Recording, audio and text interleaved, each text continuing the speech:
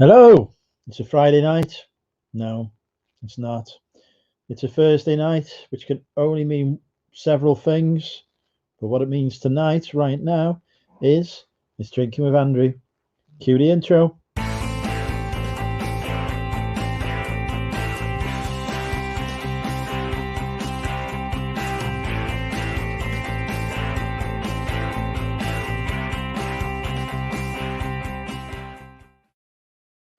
Boom, yes, here we are, folks. Welcome to the Money Mental UK YouTube channel. I'm your host, Andrew. I am, what was I going to say? I'm a part-time eBay reseller, Depop seller, also part-time, and mental health advocate. And obviously on that theme, I'm drinking myself into a stupor. It is a Thursday night. I've been for a couple of drinks with work colleagues virtually, so I decided to carry on the party in my house on my own and come live on the YouTube and say hello to all of you wonderful people. So let's see who got in the chat. Damien was first. Thursday night is sorted. Jessica is in. She wants to know how I would rank on eBay. I am the world's greatest clothing reseller, Jessica, but I don't restrict myself to just eBay. You know, I'm more holistic than that. I sell on many different marketplaces, which I believe you have to do to be as, great as me. Ellen's in, looking gorgeous as always. Hey, Ellen. Damien saying hello to Jessica and getting completely ignored. Don't worry, she ignores me all the time too. And yeah, it's a Thursday night. Al's in. Hey, Al. He's enjoying seeing me back on the pop. Yes, the elbow is now out of plaster. I'm back.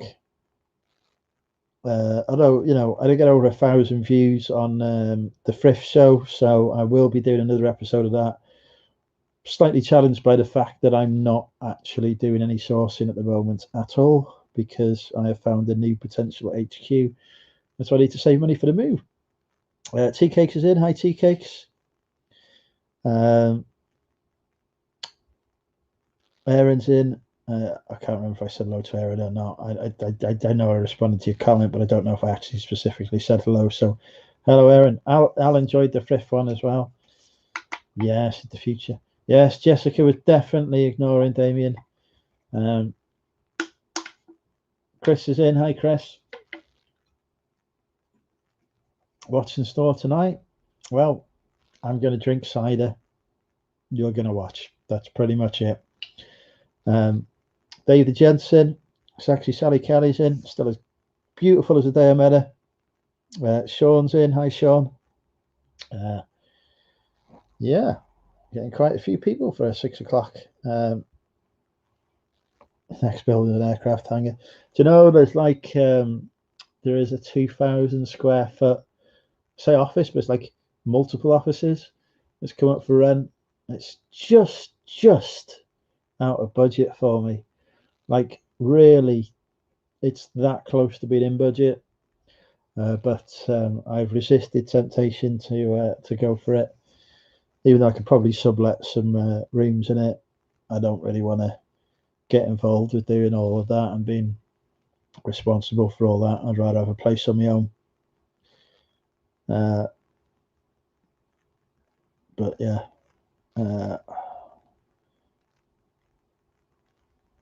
we shall see. Goes. What's wrong with your current unit? It's on the first floor, and it's shared. And like, my mum's not really come because my mum does work for me on a part-time, self-employed basis, but she's not really comfortable coming into a place that's shared. And it's not like they've actually come in to the bit that is mine and been going around turning plugs off and stuff as well. It's just like I wasn't happy with that at all. But yeah, I just basically want somewhere that's like my own space that I'd have to share with anyone that's on the ground floor as well, because like even carrying some new shelving up today was just like nearly broke me back. So yeah, I do, Sarah, if you're volunteering, So yeah, how's everyone's Dogecoin going? I'm not sure what that is, Dave. So yeah, I found a new place, but it's with an estate agent that's messed me around in the past before, so I'm not holding out hope for it. But it's places are starting to come on the market now that meet my requirements, so I'm hopeful I'll get something soon enough. There's too many days now. There's at least 3 days. You know, we need less days.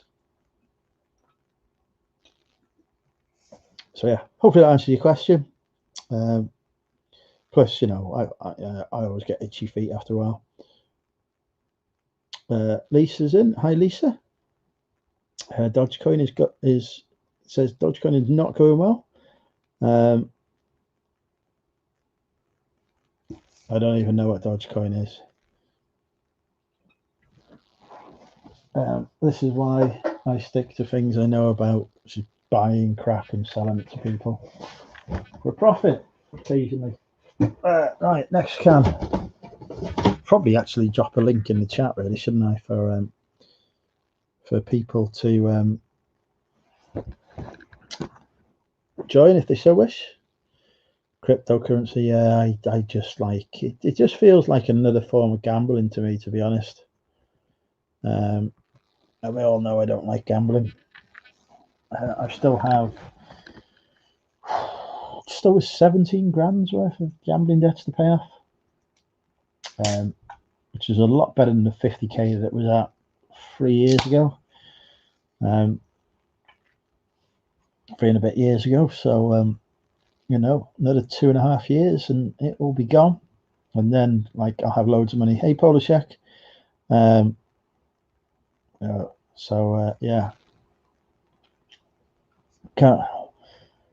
I don't know. I just feel more comfortable buying and selling physical products, even though we do occasionally have issues with returns, like with customers who are not happy with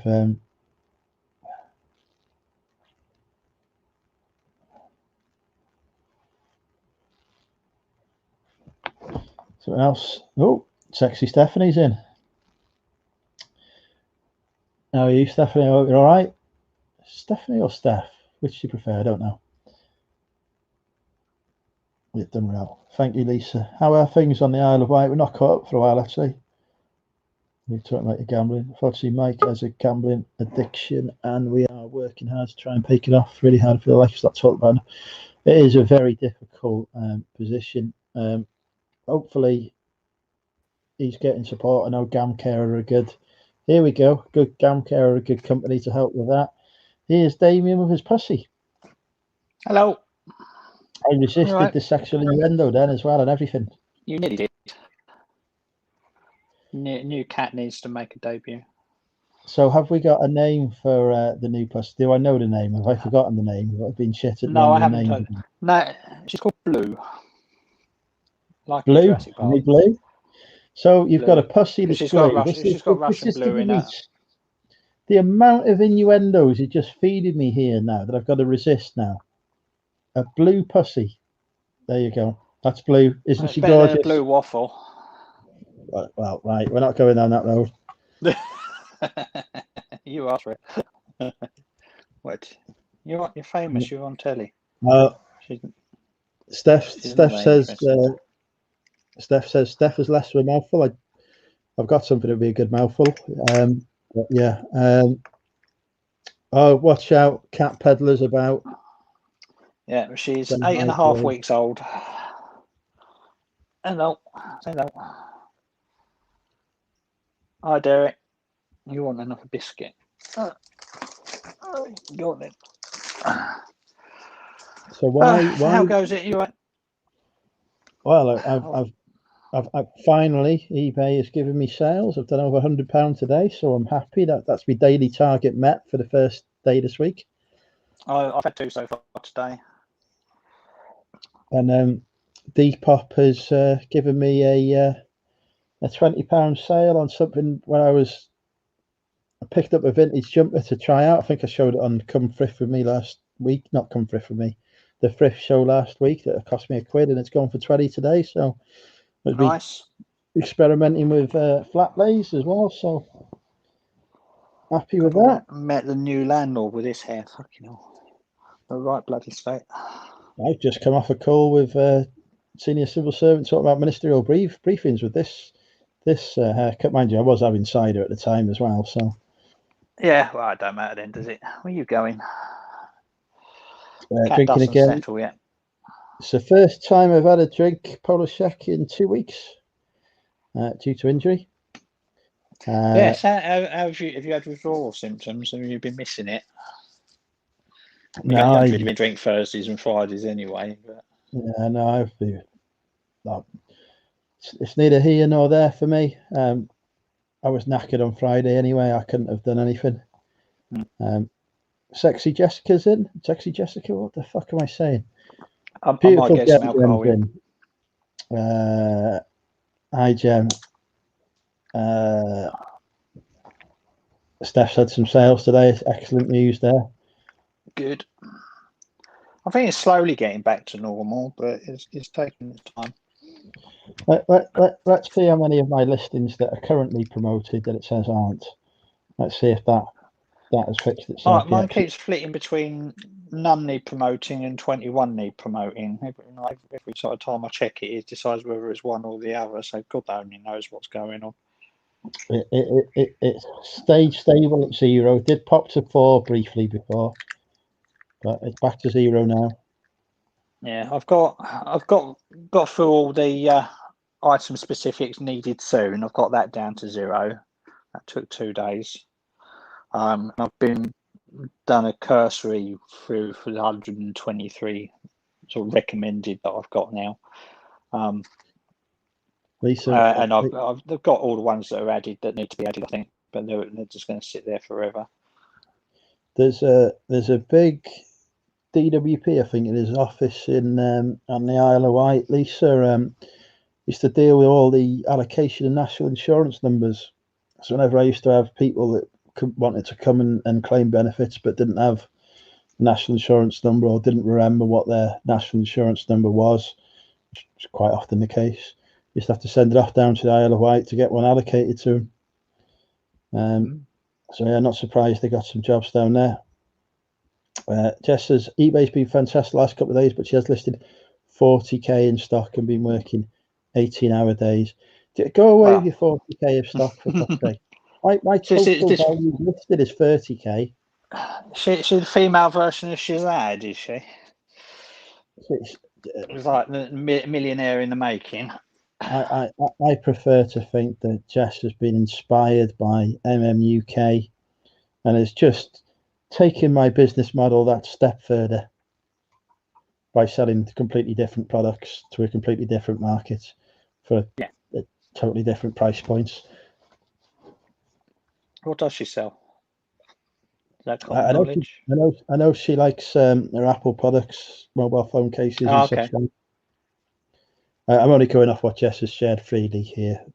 This, obviously, I wouldn't can't be giving away trade secrets. Yeah, I would never divulge any of the lady toys that she's got listed there. or Poundland's got a load of those now. Have you seen them? I have not. I was having a look to see whether they were worth R18, but there's a couple of quid in them. So you can resell. I think they're sort of like $7.99, and you can sell them for $11.99 online. So you can probably make about £1 after fees and postage. No, my headphones have died. There we go. Yeah, and don't forget the mankinis as well, Jess. No, don't eat that. Oh, the kitten's at the stage where she's just eating every little bit of crap she finds. Eating cat litter at the moment. How are the 2 cats getting on? Well, the new one is very much settled in and playful, and Cat is she's all right. She does like she growls at it and growls at her and hisses at her, but she hasn't tried attacking it. And so she just sort of "Grrr, get away. This is my house," kind of thing. Sort of, but there's been no violence except for you when you decided to launch yourself on her last night. She weren't impressed with that. You know, as they do the back legs like that. She just like bazingaed herself on from that height onto her when she was sleeping. Didn't go down well, did it? I can No. imagine. Hey, I'm not a scratch post. I'm not a scratch post. I'm going to meow for the camera. Same market, exactly. I like apple cider. Jess is selling apple products. Perfect. Don't batter on the nose. Steph would love a cat. Yeah, so the kitten's more violent than just playing. Wait. You might hear a hiss in a minute.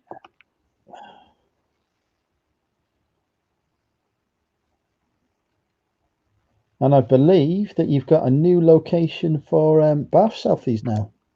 I have. I'm not doing bath selfies. There is a bath in it, yes. But not doing bath selfies. I can show the video for everybody. You go down to a messy car boot. You come back covered in mud from the field. You have a bath. You take the bath selfie. You put us in the cult. Hang on, let's put this on the big screen now. Yes, here we go. There's a light switch. Yeah, so there's a nice cupboard which is sort of like 20 square foot in there. There's a cupboard to hide the bodies. There's the home of the bath selfie. So yeah, it's two rooms. So I think the outside room I will have sort of as a photography and packing area, and then I'll just have some rows of racks. I mean, this is basically a flat. You've kicked someone. It is basically I mean it's on an industrial sort of area. I don't give too much details away. But yeah, it's commercial property. I'm hoping I get my new place, but there's no bath in it. There is just a toilet and a sink. Yeah, and so it's stupidly big kitchen. Yeah, it's 370 square feet, not including whatever the square footage of the bathroom is. So yeah, 370 square feet of usable space. So what you could do 160 at the moment. So what Cat Peddler has done is he has one of his bathrooms he's converted into storage. He's just whacked a piece of wood on top of the bath and sealed it in so he can put all his stock on top of it. Although I have heard that he's got some kittens hidden underneath the wood. Right, you hear that? You need to behave yourself, otherwise the Cat Peddler will get you. He will. Yeah, this isn't even my cat. This is Luke's cat, but she's decided that she wants to be with me.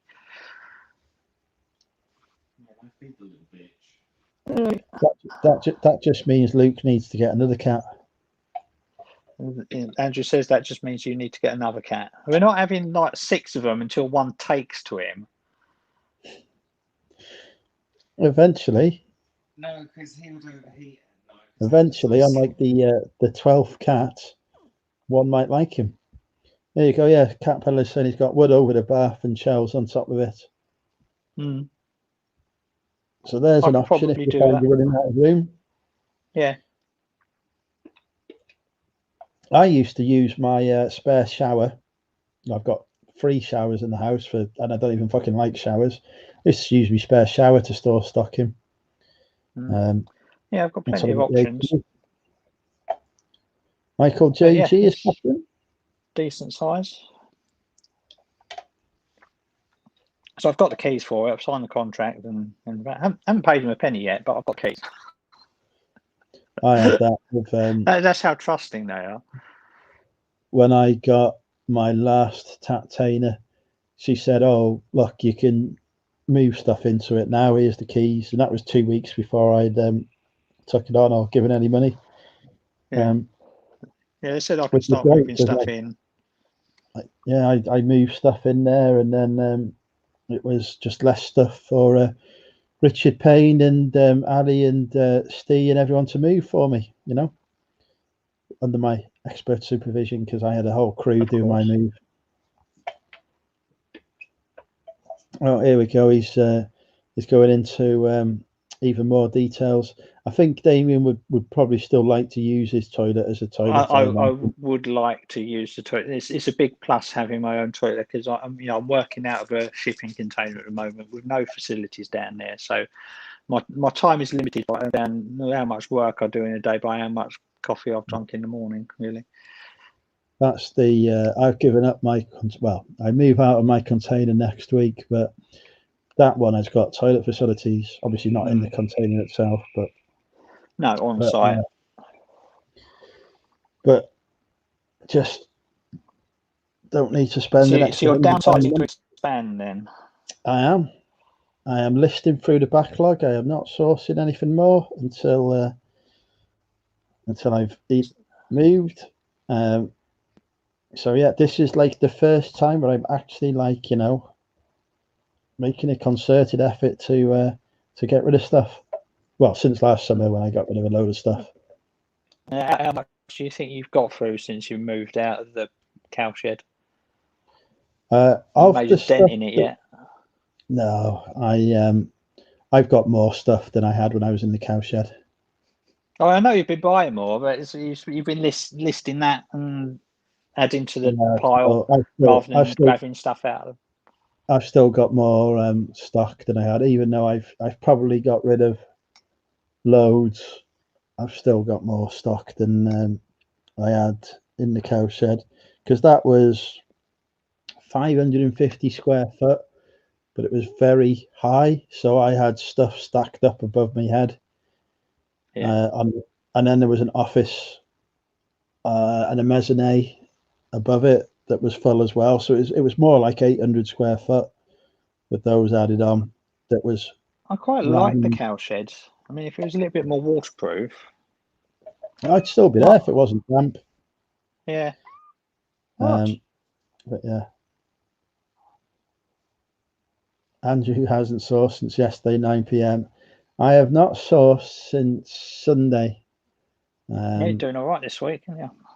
I've been to places that sell stuff that I could have purchased, and all I've done is bought food in them.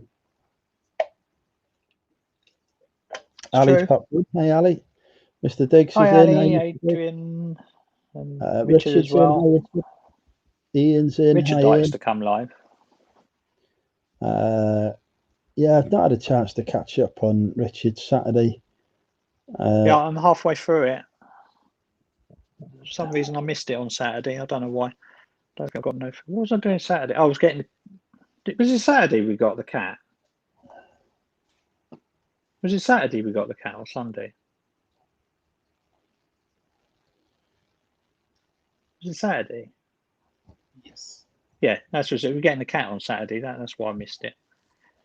I was at mother's, unable to move due to severe injury, so I wasn't watching YouTube. I was watching some stuff. Shouldn't I be at MetaFit? I should not be at MetaFit. I am still fucking injured. Some noob has popped in. Hey, some noob. Yeah. Anyway, I've told you. Where is she? I've told you. I'm ignoring you because you were bullying me earlier.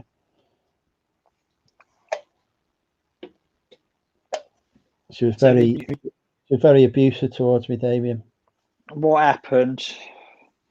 But I can't remember now. Why did I say I was ignoring her? Just got the trauma, but not the memory. She told me I was going to live to regret ignoring her as well, but I'm not. Ooh, don't ignore the women. Ali says she loves the kitty. Yeah, she is super cute. It's a bit harsh, isn't it? We don't right. I start on a fucking rant about mental health awareness now. Right, you don't need a fucking week to be aware of people's mental health. It should be something you do daily as part of your normal life. You shouldn't need a fucking week for it. It pisses me off, these fucking awareness weeks. You should be aware of it all the time. Michael JG's got a dog. Oh, here we go. My future wife Emma has popped in. Hi Emma. Hi, Emma. I've not pestered her today, so she's probably just checking that I'm still alive. She's doing some stripping today of wallpaper.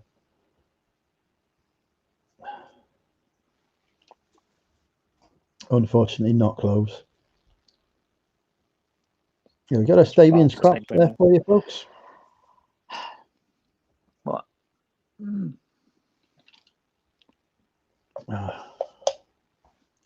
So what games is Luke playing these days? What are the games that are popular with the 20-somethings?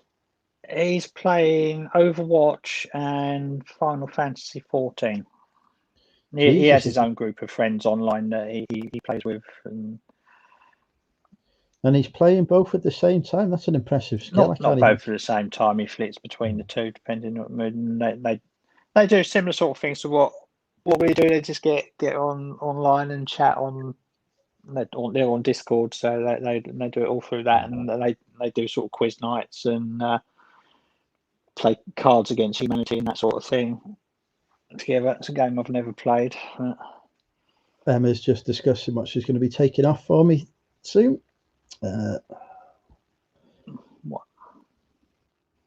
What was I going to say? I joined that Discord once because Ads was banging on about it, and all that happened is I got spammed with pictures of people's poo, so I decided it wasn't the thing for me. Well, you could create your own server as an extension of Monumental UK. Come on in. Yeah, Come down. I know you want cuddles. Come here. Oh, Mr. Diggs is gone off. He's gone to make his boss come, apparently. Have I read that right? He's going to do what? Something about his boss coming.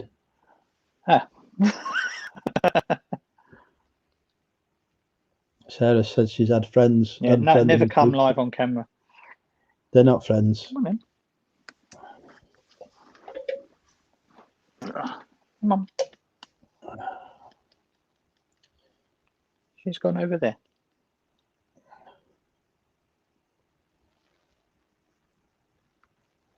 She's quite unsure of herself at the moment. She's like, not sure. She's been replaced. Well, you haven't been replaced, have you? You need to get over yourself. You know, she's all right. She's very, like she's starting. She's not hitting out or anything like that. She's just grumpy. It's like Sheldon. It's like, you're in my spot. Hey, you're in my spot. Well, it'll take her a few weeks to get used to it, but I'm sure I've put cats together before. It takes a little while to get used to. I shut them in separate rooms while we're both out of the house, so they have some time away from each other, and all that, so I can keep an eye on them. But what do you want your food? What? Din-dins. Do you want your din-dins? Oh, I'm just going to put her food down. Getting likes to eat the adult food, and she's not allowed. Well, we've got a pop link in the chat if anyone wants to join us. Where's all the usual crowd tonight? I see you've changed your name back to Damien. I did that when I logged in, yes. Thank you very much. Cat Peddler is tempted now. He's heard that Steph's got her neighbour's cats home alone. I might get some alcohol in for tomorrow night because it's going to be raining on Saturday and Sunday. So there's no car boots this week. I haven't got any in the house tonight. 3 crates. Well, that was quick. How many? I've got 3 crates of Magners because it was £6 a crate in Chester. Wow. Which is like half the price that it is in Wales. So I was like, yes.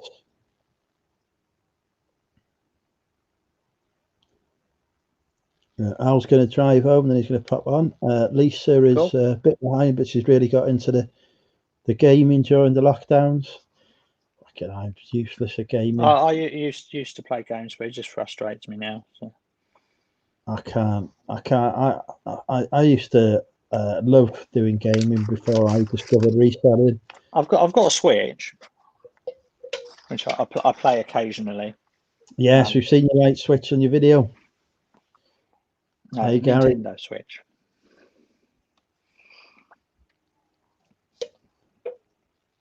But yeah, he plays all the games these days.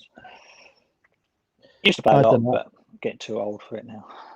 The last game I bought was Red Dead Redemption 2, which I bought on day of release, and I played it for a couple of hours, and I've not picked it up since. I keep wanting to go back to it, but we haven't had a chance. I've never played it. No, yeah, Red Dead hasn't taken my interest at all. I absolutely loved the first Red Dead Redemption and the spin-off Undead Nightmare as well. I thought they were great.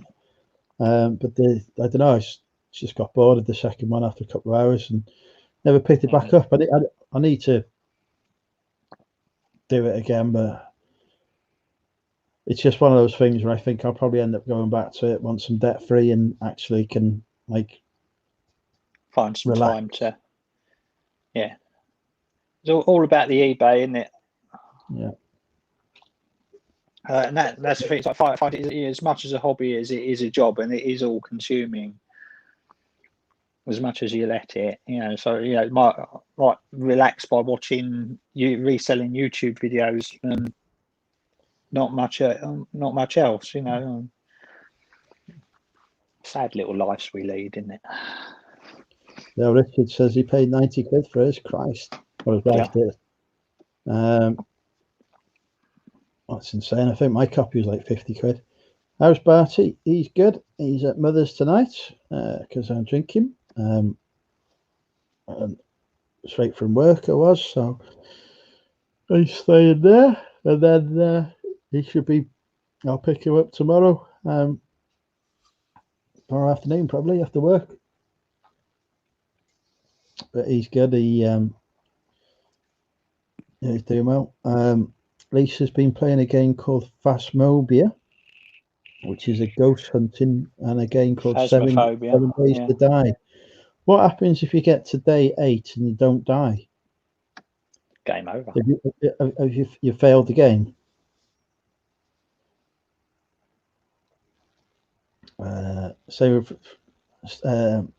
Olivia says he was the same with the Red Dead. Loved the first one, got the second day release, and haven't put it on to play yet.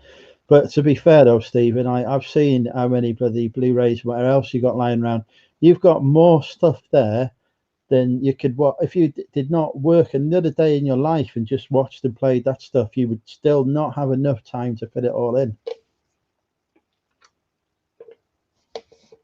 Because I have in no way listed some sealed DVDs the other week that I bought for myself and never watched. Every 7 days with a big zombie horde. If you die, you respawn but lose XP. All right, okay. Okay. Sounds like not my sort of game at all. We've got Emma's question then. Is Emma a gamer? That's Emma's question. She's told me I can't ask any controversial questions, otherwise she won't answer them anymore. So we've gone for that. Richard, your mum's in. Hi, Pat. Hi, Pat. So Emma's question tonight is, are you a gamer? We'll save the controversial question for tomorrow night when she's drunk.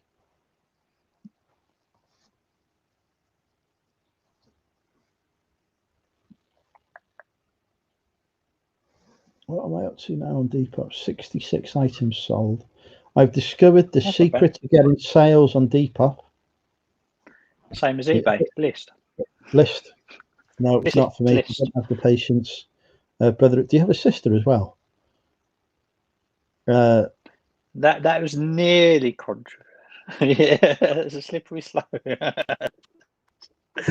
you have a sister? That was a reasonable question. I there was no controversy applied in that. It was just, but yeah, it just started. The needle was just going up a little bit because it's like, well, where's this leading? Because the next question after that is she available?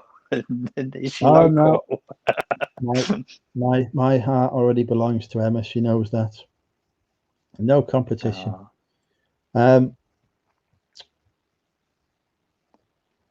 Yeah, no, I keep thinking I've got this Red Dead Redemption. I need to play it. There's some other game as well. Is it Falling Skies or something like that? That I got day of release. Never played it. Probably still in its packaging. And I've got Prey on Xbox One that's still in its packaging. That's never come out. Last game I bought on the day of release was Anthem, and that it was all right, but it was yeah, it's crap. It's been canned now.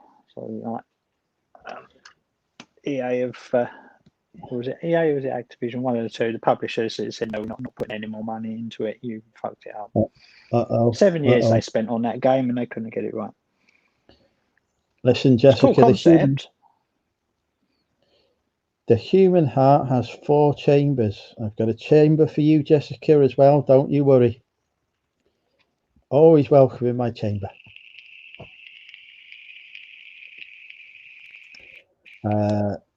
Trying to watch the end of YouTube would take you about 500 years. Yeah, but there's only one thing you need to watch on YouTube, though, and that is Money Mental YouTube. No, this channel. This one here. What's my channel for the pre-recorded? This channel for the lives. There you go. Hi, Richard. I will. So I have just scheduled my first ever edited video with voiceovers and GoPro footage and all kinds of shit going on. It's 35 minutes long because I couldn't be fucking bothered editing it down any further. That is scheduled for 7 p.m. next Tuesday. That's coming out. Next Tuesday? Yeah. Why the fuck have we got to wait 5 bloody days for it? Well, because they released a video on Saturday and no fucker watched it. So I'm not doing that again. So nobody was expecting a video from you pre-recorded. Yeah. So I've released. You're doing it as a live premiere? No. With chat? No, nobody fucking watches live premieres. They're pointless. It's just coming out. People can watch it, comment. I want at least 500 views on it. Otherwise, I'm never doing a pre-record again, and I've wasted 150 quid on the GoPro. I'll hit F5 and get it up to 499, and then I'll buy your GoPro off you cheap. No, not allowed. But then I was thinking, because I'm not sourcing anymore, I'll just do like a weekly fucking me picking orders video because people seem to watch that shit. I don't, because I don't like him, but I'll make some of those. People can watch me swear a lot because I can't find what I've sold. Yeah. I do watch. I might start doing an afternoon live. Might start doing an afternoon live once I've moved into the unit and I'm all set up and it's actually comfortable enough to spend the day down there, probably on a Thursday, because Thursday seems to be a good day. There's never any boots or anything like that. So I might do a lunchtime listing show. The only live premieres I watch actually are Jonathan's live premieres on his How to Vintage channel. I very rarely bother other people's, but because it's consistent, it's 8 p.m. on a Saturday. I think on a Monday as well, but 8 p.m. on a Saturday and a Wednesday. I'm all right with that because I know when it is. It's not, Yeah, if they're scheduled on the same time, it's fine. But it's like when you, like most of them just do a premiere, it's like, well, the video's coming out 7:30 tonight, and then you've got like 4 of them doing a premiere at the same time, and it's like, well, pick one. Yeah. They all seem to come out at once, and then the next day you've got nothing to watch. Richard kindly watched my video. Thank you, Richard. If everyone should, not now, but like tomorrow, should watch that video again, so that I can actually make another 50p of YouTube revenue. The PS1 came out in 1996 at 299 quid, and games were 20 to 35. Christ, I had a PlayStation 1. But I didn't pay mine was less than 100 quid when I bought it. But the PlayStation 2 was long out when I got my PS1. I never had the PS2. I had the PS1. Then I sort of skipped everything. I didn't have an Xbox, didn't have a PlayStation, didn't have anything like the Saturn or or the Dreamcast or anything like that. I picked up gaming again with the Xbox 360. I had PS1, PS2. I actually got the PS2 before PS3s came out, which was rare for me because normally I'm a console behind. And the PS2 was great, actually. That was a really good console. Never bothered with the PS3, and don't regret that for an instant. It just didn't seem to. I had PS3 for a little while, but I ended up selling it.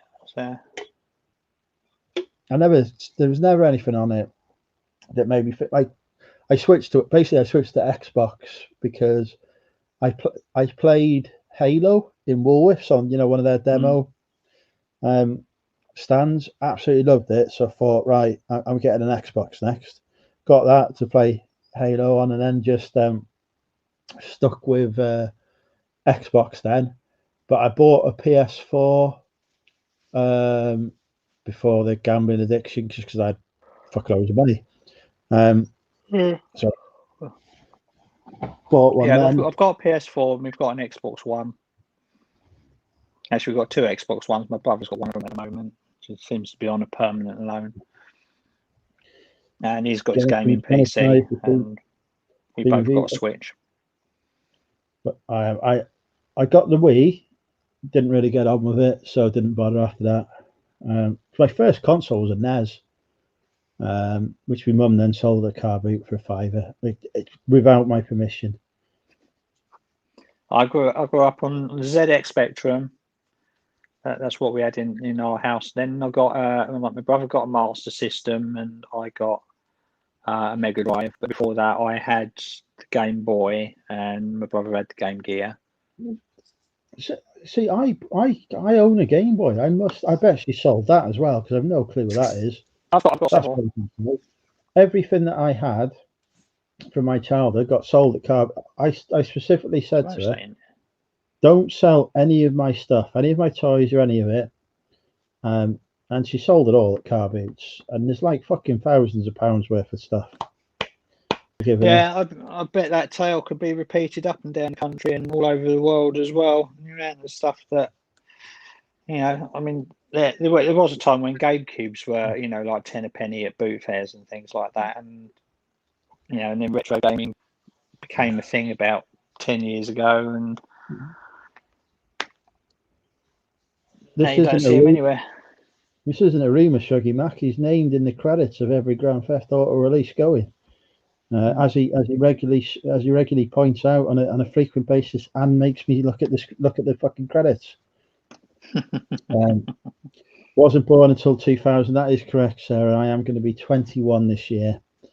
So yeah. I had to remind some of my affiliates that I was going to be 21 this year, and they needed to send me a hoodie for my 21st birthday. I was just going to comment on this. When I was monetized, it took 2 days for my review to come through and be approved. But Louise KFC reselling, she hit monetization half an hour after me, and it took her a month to get approved. So it seems to be entirely random how long they do it. Mine was same day, I think, or very least only a day. Really didn't take long at all. I was quite surprised because it says, it actually said, it's taking longer because of the pandemic, when I could actually monetize, because it was about last April or so that I hit my 1,000. Oh, I've had a sale. Time to play Guess the Price. You can't be stealing my content. Well, it's you haven't had a sale yet, so we'll do mine. It's a board game. What do you want?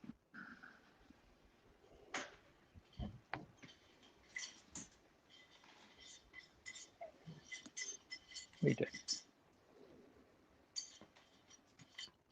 So I've got 3 orders going out today. So we've got 10.99 and 22.99. I'll give you. It ends in 97. I'll price everything at 97 now. What have you sold? A board game night? Which board game? A board game. It's a vintage board game. It is one that I have showed you, and it is one that I said I better get that listed because it was mentioned on TikTok, and it was trending on TikTok last weekend, and it's just sold for the full asking price. All right. I paid £2 for it. I know what that was listed for, so I won't. I'll let the chat guess on that one. All right, Emma's got a correct guess. Emma wins. See, not only beautiful, £19.97. not only is she beautiful, she's very smart as well. I just need to check whether that's plus postage or not. Did I do free postage or did I charge for postage? It's actually going to Wrexham. Jesus Christ. It's not, hang on, I haven't fucking bought it by mistake, have I? Because you're getting a fucking cancellation on that one. No, it's not yet. It's actually going to Argos. It's on a click and collect. I have orders for that Argos quite often. So what I do is I don't know why, but like they insist that I buy a parcel label, put it on, so that they've got the ECP number on it. Yeah. But then I cancel the parcel label and just take it there, and they just scan the label. And I'm like, okay, but apparently whatever way they want to do it. So I'm like, Hermes must love me, because parcel to go really must love me because I'm like buying labels off him and then sending it back. So it's insane the number of orders I get in Wrexham, and I won't. Right. I have delivered them by hand before, but that's always the worry. There is a certain degree of locality. It does best match does work on location to a degree as well. If there's two items that are identical, and the one that's closest to you should come up first in theory. Right, always you are not to close my Argos. There's two Argoses here, one of which you can close because it's not been open since the pandemic started. But you're not closing the other Argos. That is not allowed. Good evening, Phil. I've got a new weapon. I've got this stuff with I drink Coke Zero, and when I'm on here, I have the sort of JD and Coke Zero.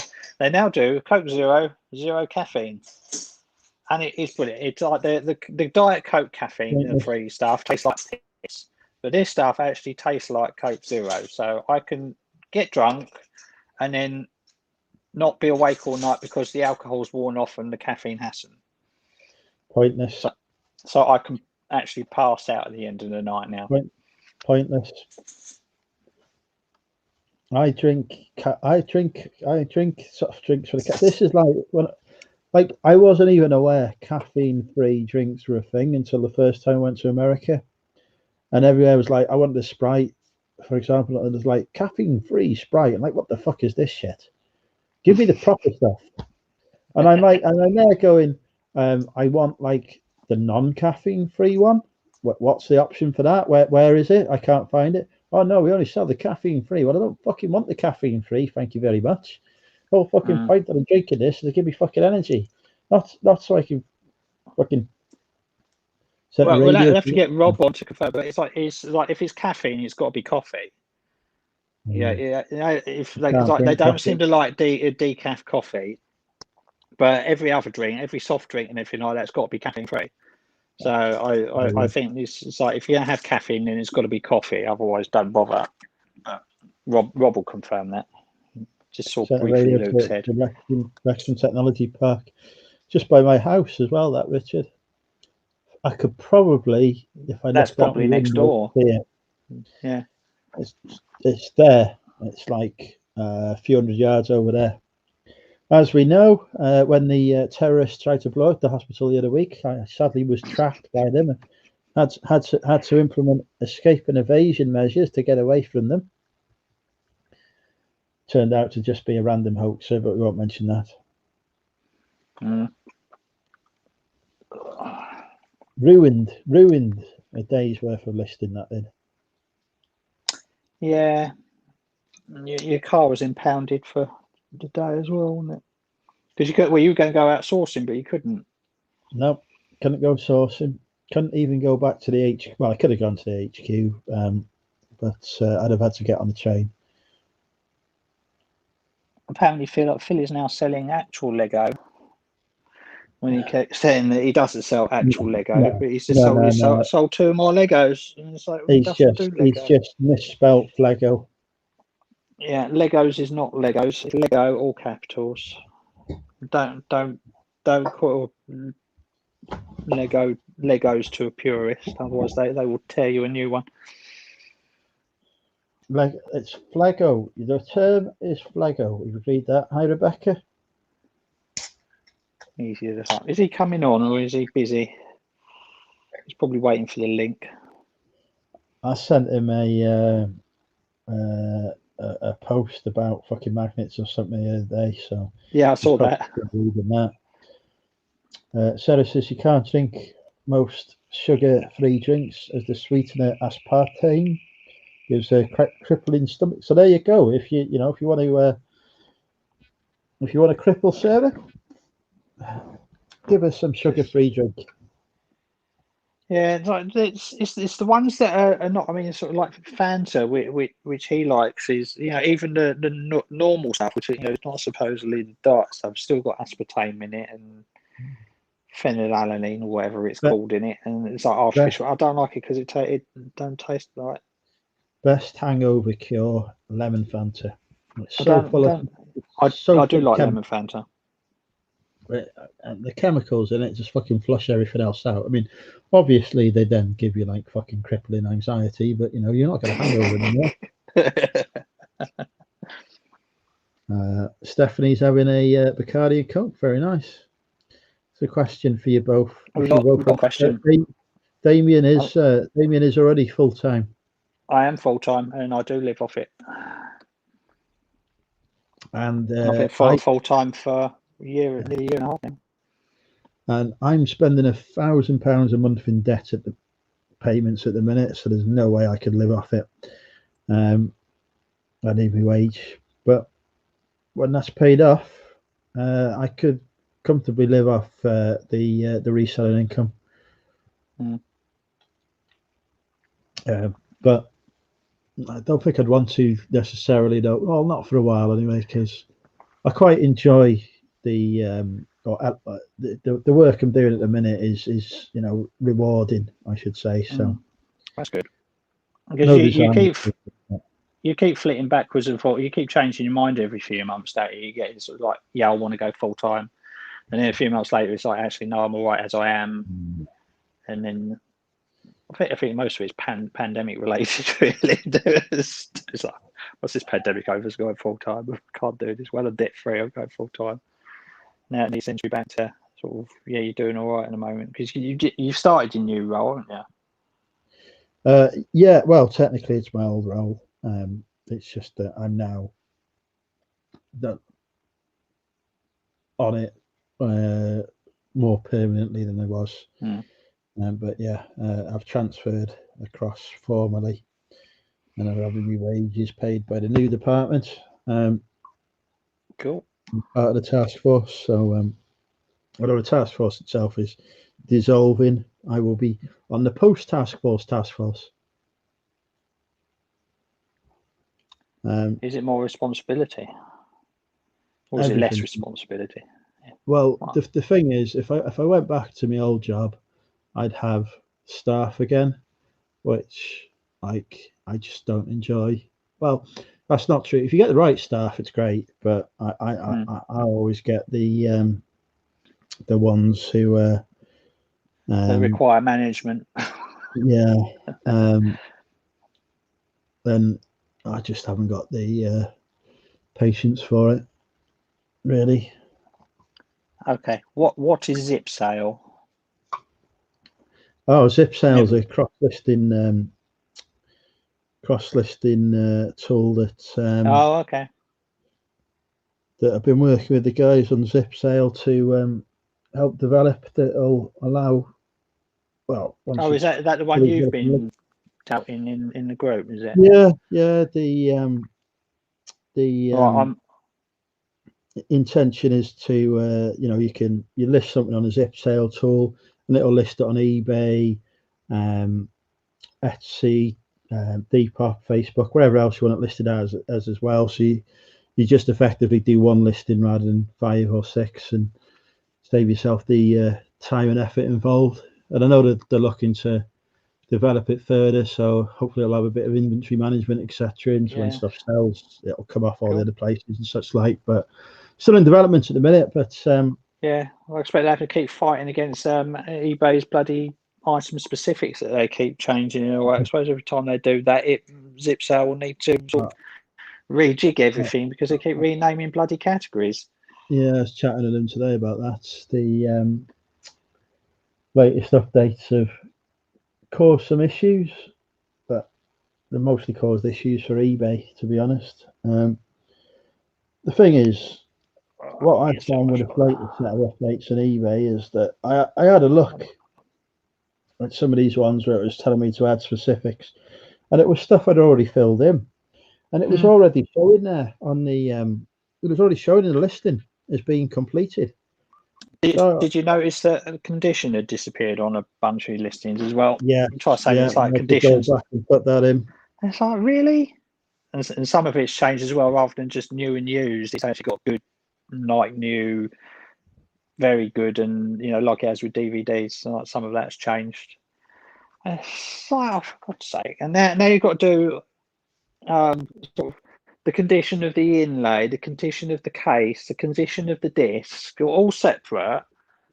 I think I suppose is but it's and some of it's got like it's like from 1 to 20 or something like that on books and like like a full grading system. It's like, God's sake. And there's a couple of things with it as well, right? More than half of the buyers on eBay now buy off the app. Now, if you go on the app, I'm damned if I can find the fucking item specifics on there for something that I'm trying to purchase anyway. Other than maybe the required ones, I've no fucking clue how to get to the recommended ones on that. So it's obviously not something that I'm looking at as a as a purchaser. No. And the other thing is, when I run that report on the new report that eBay have done on what's going on Google, what isn't, etc.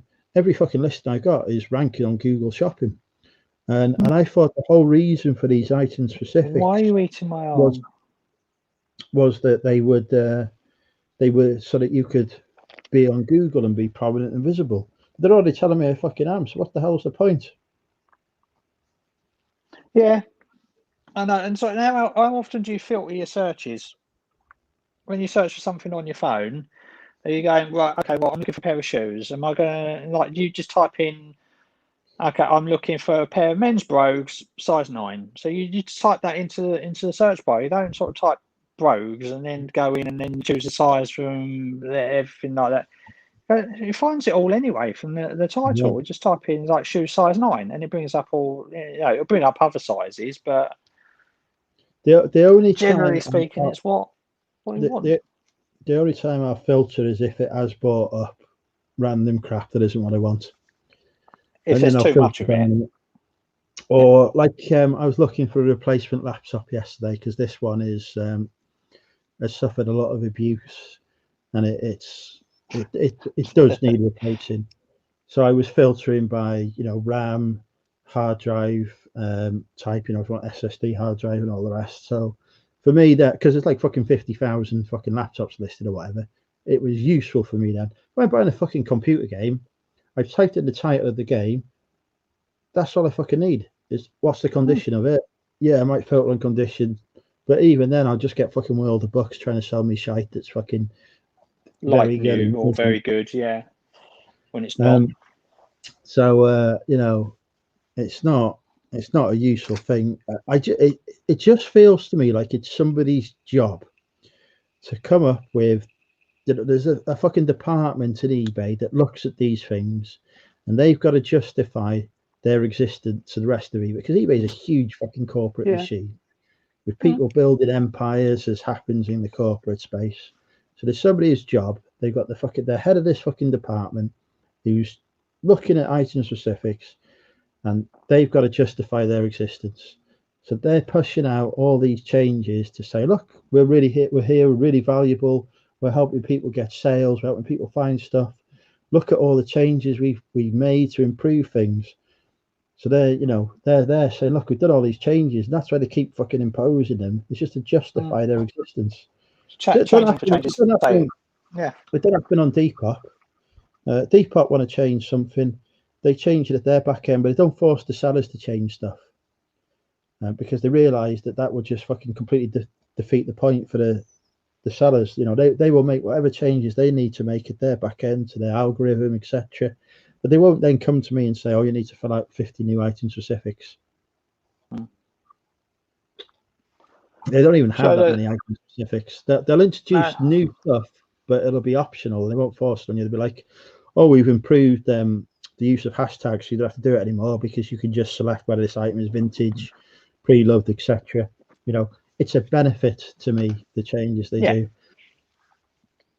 But fucking eBay don't give a shit about that because it's somebody building their fucking empire, wanting to justify their position and the work they're doing. And then saying, "Oh, it's because Google want this," but no, it's fucking not. It's not because Google wants it.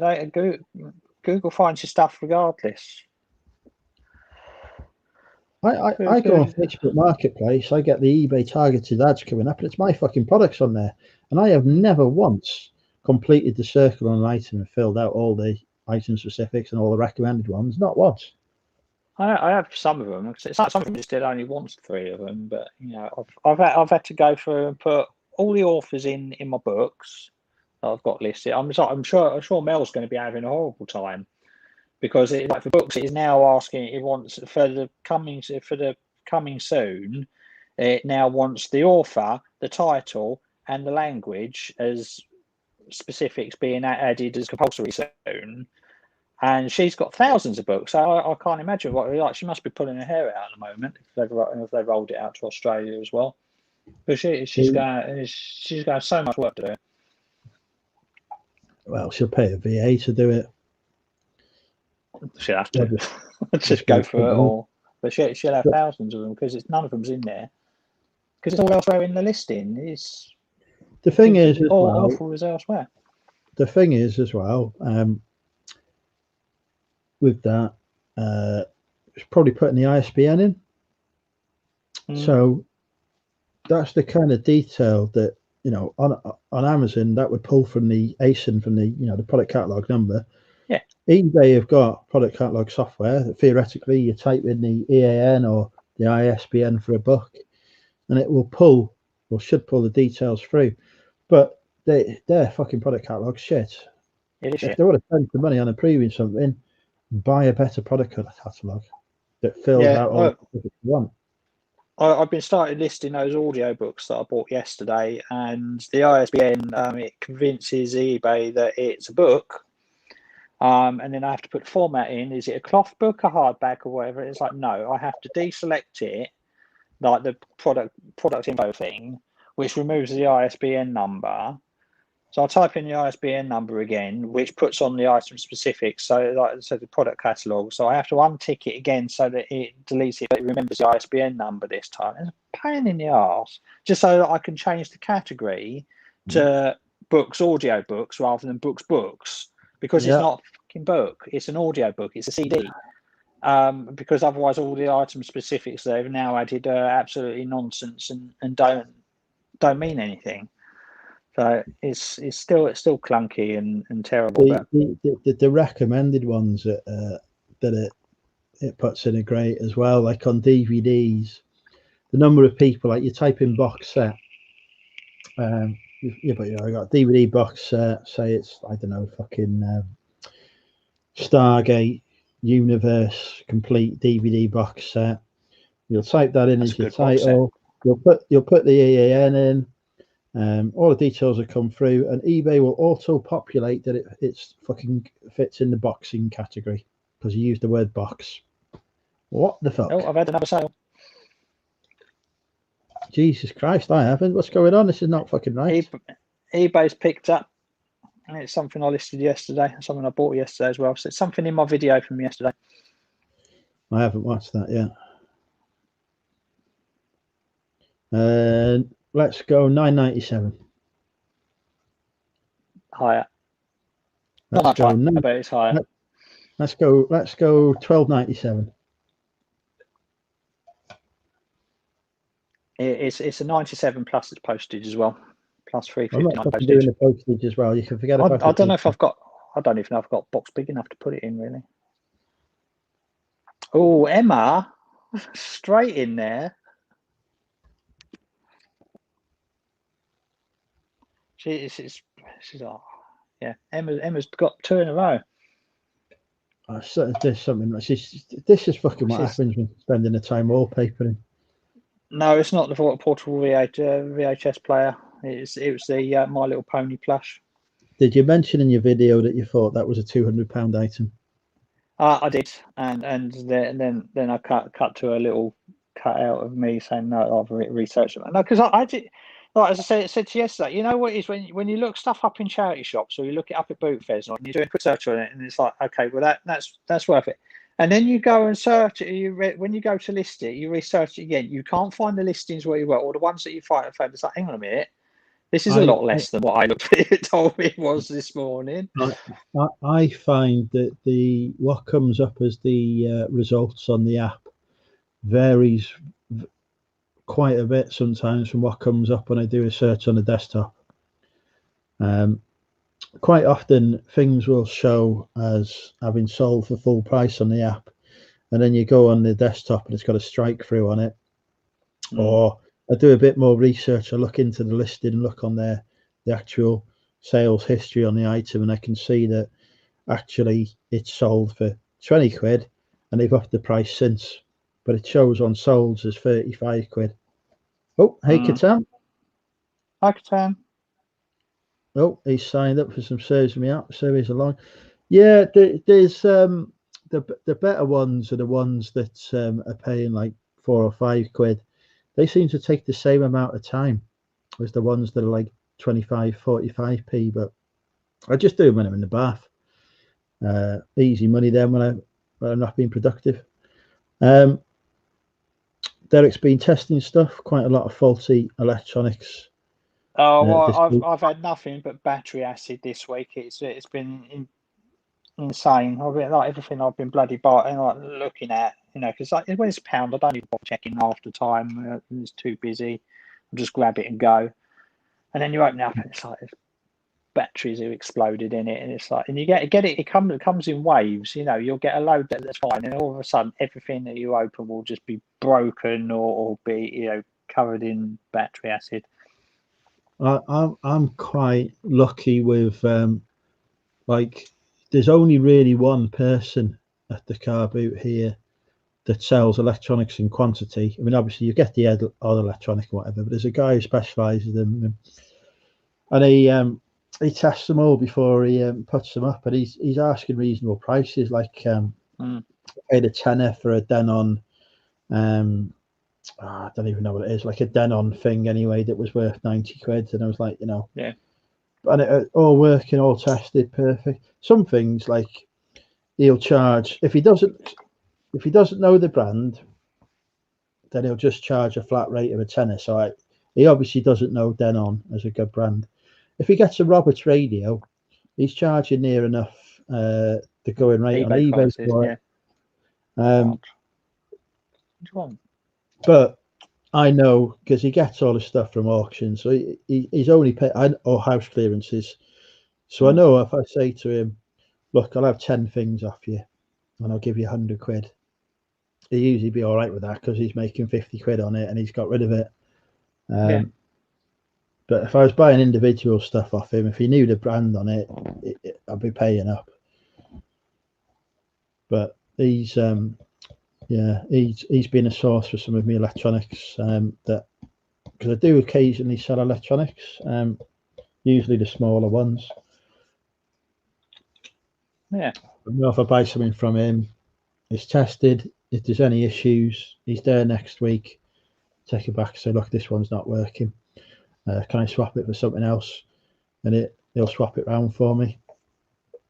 But I've got a new charity shop opening soon. Are you excited by this? I am actually, because I went when I had to look in the window. There's like they're all setting up. It was in. It's like they've got paper over the windows, but there's cracks in the windows, and I was in town today, and I had to look through the windows, and they're all set up. It's quite big, and there's going to be they're starting stock up already, so they've obviously got good stock. Yeah, you know what's like when they open a new shop, you always get the good stock in to get people in. So be interesting to see what the prices are, and yeah, that'll be opening soon. So I'm going to be down there. I'm going to be one of the first customers in for sure. I'm not going near any charity shops or anywhere, do I list it? I used to sell quite a lot of them on Facebook, Richard. I sold a lot, actually. I sold quite a bit on Facebook last week or so to fetch in some extra funds. So I have now got some big holes in my shelves where some of the electronics were, because I was just buying it on Facebook for twice what I paid for it. And we probably go to another reseller, but easy profit for me.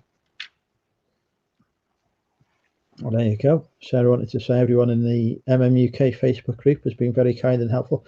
They like it if you post pictures of yourself in the bath as well. That's very popular. Gets a lot of comments, but I can't necessarily agree that it's popular. It's definitely popular.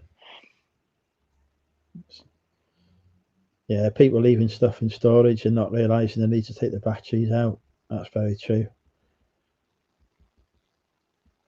But yeah. I have tested some electronics and sold some electronics in the last week or two on the Facebook. Definitely some of them have gone to the resellers, but I've listed some electronics. I listed a Humax Freeview recorder thingy. Put it up for £40 plus postage. Seems to be the going rate.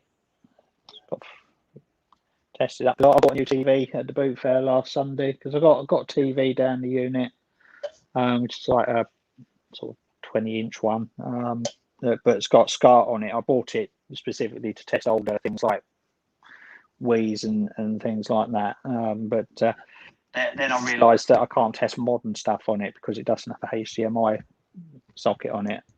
But I found one that's it's a tiny little thing. It's only a 14-inch flat screen that it's got both SCART and HDMI on it. So I'm more than happy, and I can fit it in the photos as well. I need to check some of I've still got some flat screens that I haven't put on Facebook yet. I need to check if some of them have got both an HDMI and a SCART on, because my testing TV has only got a SCART socket on it. Not that I've got anything I need to test that's got HDMI on it at the minute, but I might have in the future. Yeah, it's like things like Xbox 360s have got HDMIs on it, and these Humax players have got HDMI on as well. And down the new unit, there is a aerial socket on the wall, so I can actually test the signal as well. So that'd be even cool. I can even do it all down there. He sells bloody fake Lego, Sarah. It's fake Lego. It's not even real Lego. It's knockoff. Like Lepin or whatever it's called.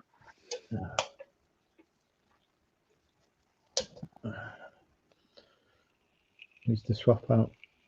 It was recently. That's it. Yeah, I got. I mean, my testing TV cost me £10, and I bought it purely because, it cost. I did a bundled deal. It cost me £25 in total. The telly was £10. And she chucked in a Freeview recorder for £15 with it that I sold for £100, which is why I bought the thing. So effectively, I say it cost me £10. It's effectively free, isn't it? If you look at it that way. It's a tiny little thing, so I can just get it in the photos as well, so I can show everything's tested. It's great. I'm going to go and have a look at this telly I've got downstairs. Actually, I've got one in the spare room that might have both HDMI and SCART.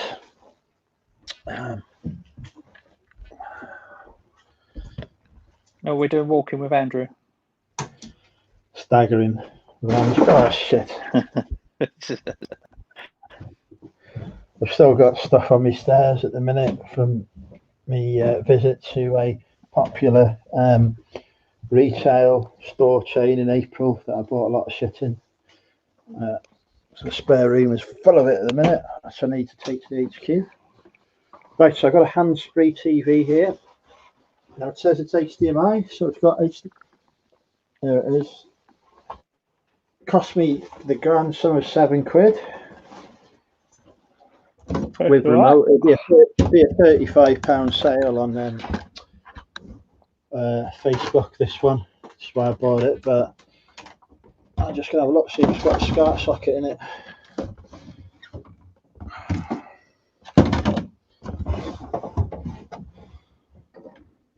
Oh, it has. Well, there you go. New testing TV sorted. Cool. Well, that was really. Oh, hello. Lost him. Welcome to Drinking with Damien, even though I'm not actually drinking. He'll be back in a minute, I'm sure. We have Kitty. Yeah, we have Kitty on a big screen. There you go. Hi. Say hello. Hi. Look at that face. Oh. You can't eat it. You know, it's not food. You can't eat it. Go on, go back to bed. You're just going to settle there. All right then. Right, so now Andrew's lost his internet connection. I'm assuming I'm broadcasting on my own. Hang on. Let's have a look. So how's the chat? How's everyone in chat? Who else is in the chat? Stephanie's in. James, Jack. Hi, Jack. Jack. She'll be 9 weeks old on Saturday, so she's still tiny little baby, and the name is Blue because she's got Russian blue in her. So if you brush her fur backwards, that seems to be disappearing. You have to come up with another name. We've got no blue left in here. I have to paint you. We'll call you a Smurf. There we go. How's my day? Hi, Stephen. Yeah, it's been all right. Been to see my new unit. Got the keys for it. So I'm moving in on the 28th. So that'll be exciting. It's bigger than I thought it was because when I first saw it, you know, it's like when you go and see things and you just get overwhelmed with information and everything like that. And it's like a family-run business. It was Friday afternoon, late on Friday afternoon, and I was like the whole family was there because they'd all met up, so they were all looking around. Everyone was chatting and everything. So I thought it was just the one room, and the other room was like a communal area, and the bathroom was a shared bathroom, and because there's like 4 units there. And they said, "Oh, there's a cupboard over there, but we haven't got key for that right now." And it was like, "Oh, fair enough." And yeah, so I thought it was just one room. So I went back to have a look at it today.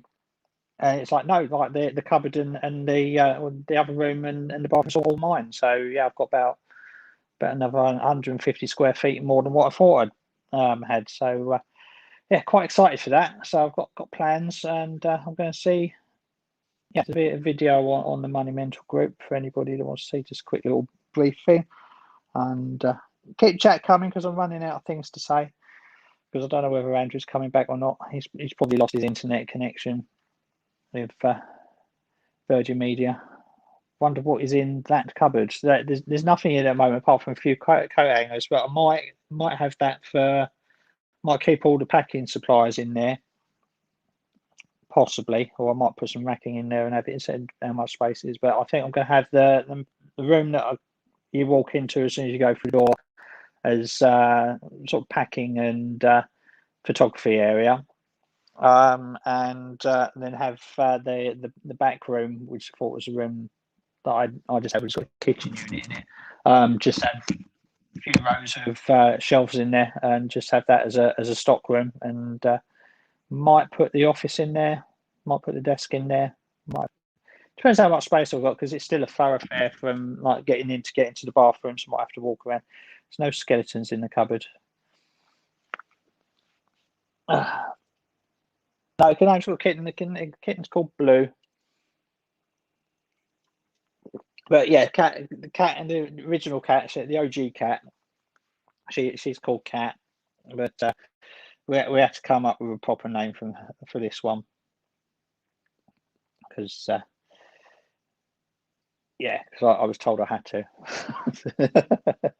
Except it's Lou's cat really, but she seems to want to sleep on my head of a night time. Where's Andrew? I'm going to message him on Facebook. What you done? Active 3 minutes ago, so he might killed his internet connection totally. So what can we do for his channel? I'm going to fill it quick with stock or graduate. Well, I'm trying to get as much stock as possible. Just in case, you know, we're still not out of this pandemic yet, so not sure what's occurring with that. Boot fairs are rained off this weekend, and they're possibly going to be rained off next weekend as well, if the long range forecast is anything to look at. So so I'm sort of eking out the stock that I've got, and I've only got a few weeks of unlisted stock left to list if I want to keep consistent. Sales have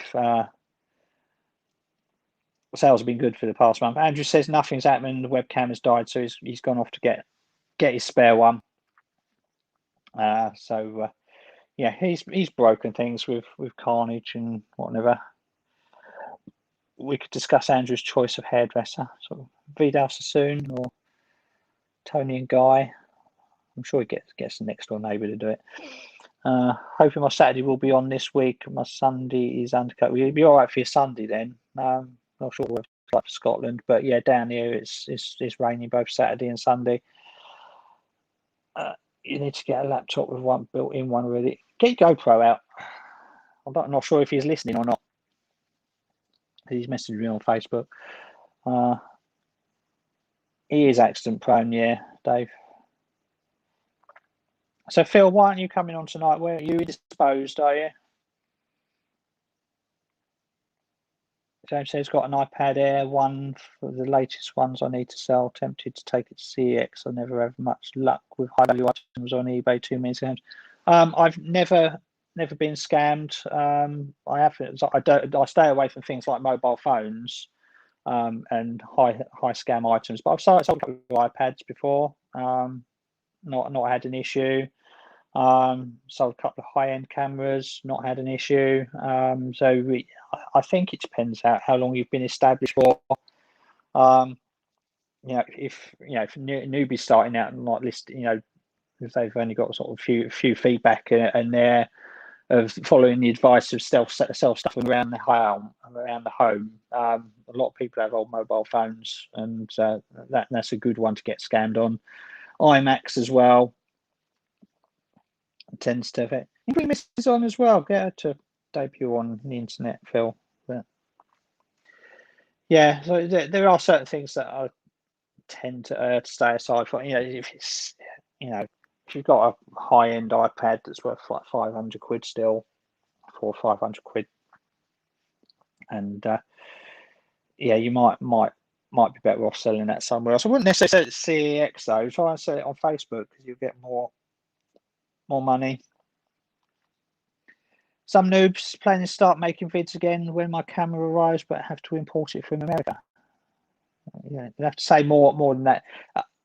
Why are you importing it from America? What is it? A special camera that you're importing? James says, just makes me nervous. Yeah, I know exactly what you mean by that. I mean, as I've grown the business over the last year, and each time that you go up in selling, an item that's high, your biggest value item, you do get kind of nervous. You think it's like, make sure it's posted right. Am I going to get scammed? Is it going to get lost? Is it going to get stolen? Are they going to return an empty box? So yeah, you do, that does go through your mind quite a lot. But as you get used to, when you start selling 200, 300 pound items, and then you start selling a few more 200, it's like sending any other item. They're good as long as you describe it well and you sell it and send it tracked. You're right. Most such scams are very few and far between. He's back. Yes, you are. Yeah. So I've managed to keep talking. I've kept going for the last 5 minutes. I don't know what I think. We've still got 64 viewers, so we're all right. I would try and fucking log on with the wrong device that's saying there's no camera. Because they had the wrong. It defaults to Logi Capture, which is just the fucking photo device, where it takes still shots on the webcam. I keep forgetting it defaults to that. So I was like, well, it's been fucking working. The webcam's broken. Nope, it's the wrong setting on it. Anyway, the long and the short of it is that I now have a new testing television. Yes, that that's cost me what we were £7. talking about. So what's your highest single item price that you've sold an item for on a single item, regardless of what you paid for it? £250 for a dress. And the sale was all right, didn't come back? No, it's a good sale. I never got any feedback on it. No, you tend not to the higher priced items, I found. Yeah, it sold in Christmas. It sold December. So what are we now? May. I think it's just about outside of its 6 months. Yeah, just about. So yeah, it's not coming back. But yeah, no. It's like James has got an iPad to sell, and he's thinking of taking it to CEX because he's nervous of selling such an item on eBay. So it's like I said it. What's wrong with Facebook Marketplace? Sell it on Facebook Marketplace, get a higher price, insist on cash, check, but probably get away with bank transfer or PayPal friends and family, and job done, no fees. That's I've sold stuff, mobile phones on Facebook Marketplace before, no problem. I have a cash point near me. I just make them go to the cash point with me so I can see that the fucking cash isn't fake because they got it out of the cash point. Job done. Yeah. Nobody who's legitimate is going to have an issue with you saying, "Oh, look, happy to take it. I want cash." Bit concerned. People have tried to scam me before, so are we okay if we just get it from the cash points near me, and I can see you getting it out and whatever. I've never had any fucking problems with people when I've suggested that. Yeah, if they're genuine, they will. If they're as long as you're not putting them out too much by being unrealistic with your demands. But if you've got a cash machine right by you, then that's I'll be quite happy with that. It's like, yeah, I understand. It's like £300 a man over. I want to check that the item that you've got is as good as what you say it is in the listing, and you want to make sure that you get the cash and not be screwed over. It's mutual understanding and benefit. I mean, I fully understand the concerns about doing it on eBay. I would be reluctant to skills upset for something like an iPad or an iPhone or a high value mobile phone. I'd be a bit reluctant to do that just because they are the most common, or PlayStation 5 or something like that. They're the most commonly scammed items. Yeah. But Facebook Marketplace, local sale. I've done it before myself. No, never had any issues. I've sold it to the gypsies. I sold stuff to the gypsies before. They paid me legitimately, no problems. Their cash is as good as anybody else's most of the time, as long as you see it come out. Quite often they give out counterfeit notes at the car dealer. We won't go into that. In fact, the same broker I sold it to was doing that, but the stuff was fine for me because he got it from Morrison's cash point. I haven't seen any counterfeit notes of the new plastic money yet. I think there's some fivers hanging around, but I don't think they've got up to 10. I'm sure they probably have, but it's not as bad as it was with the old paper ones. Yeah, Skilt. Is it Skilt or Skilty? What should we do? Does he have a name? I'm going to call him Bob until I know his real name. Hi, Bob. He's upset with his item specifics as well. Yeah, it's like, yeah, a CD is a CD, and a vinyl is made from bloody gold, is it? I mean, it's driven me up the wall this week, but I've got all mine done. For fuck's sake. Do you know what I hate? Right, since I started a separate account on Instagram for the vintage business. Yeah. Am I following that one? I don't know. I don't even log into it that often. But like, I clearly, it's clearly like a vintage clothing seller's Instagram or whatever. And I get these bloody companies, usually from Asian nations. Not saying there's anything wrong being for an Asian nation. It's just geographically where they're fucking based before that fucking rumor starts. Usually from Asian nations who are running manufacturing plants of new goods over there, following me, liking all my posts, fucking commenting on them. I've messaged you, replied to a message, trying to flog me fucking like some fucking shit fucking polo shirts that they made in a sweatshop for fucking 50p.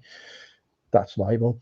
And I'm like, I just get fed up replying to them to say, look, the clue in my username is vintage. Why do you think I would be wanting to buy new stuff from you? Yeah, why are you fucking hounding me on this? They got some fucking shit bots, isn't it? doing their fucking Instagram, and it's like, just fucking sack him. Bob is now called Theo. Hi, Theo. Who the fuck's Theo? And who the fuck's Bob? Skilty or Skilt. Oh, okay. It's Theo. Is that my Theo? I know a Theo. I don't. Are you my Theo? Me.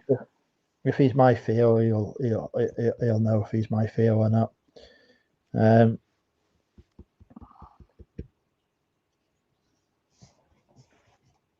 I've messaged Emma asking for a bath selfie, and I've had a emoji face with a tongue hanging out back as a response. I don't fucking speak emoji. No speak emoji. No speak the emoji. But yeah, I keep getting. I don't think they're 50p for a polo shirt. I was just fucking plucking a figure out of. I've not asked them how much they are. No. I keep getting somebody emailing me via eBay. They seem to have got my email address from somewhere, trying to sell me Funko Pops for like, it's a distributor. It's a sort of wholesaler, and they keep sending me weekly emails like all these Funko Pops that are crap, and there's not enough profit to set. I've looked at some of them.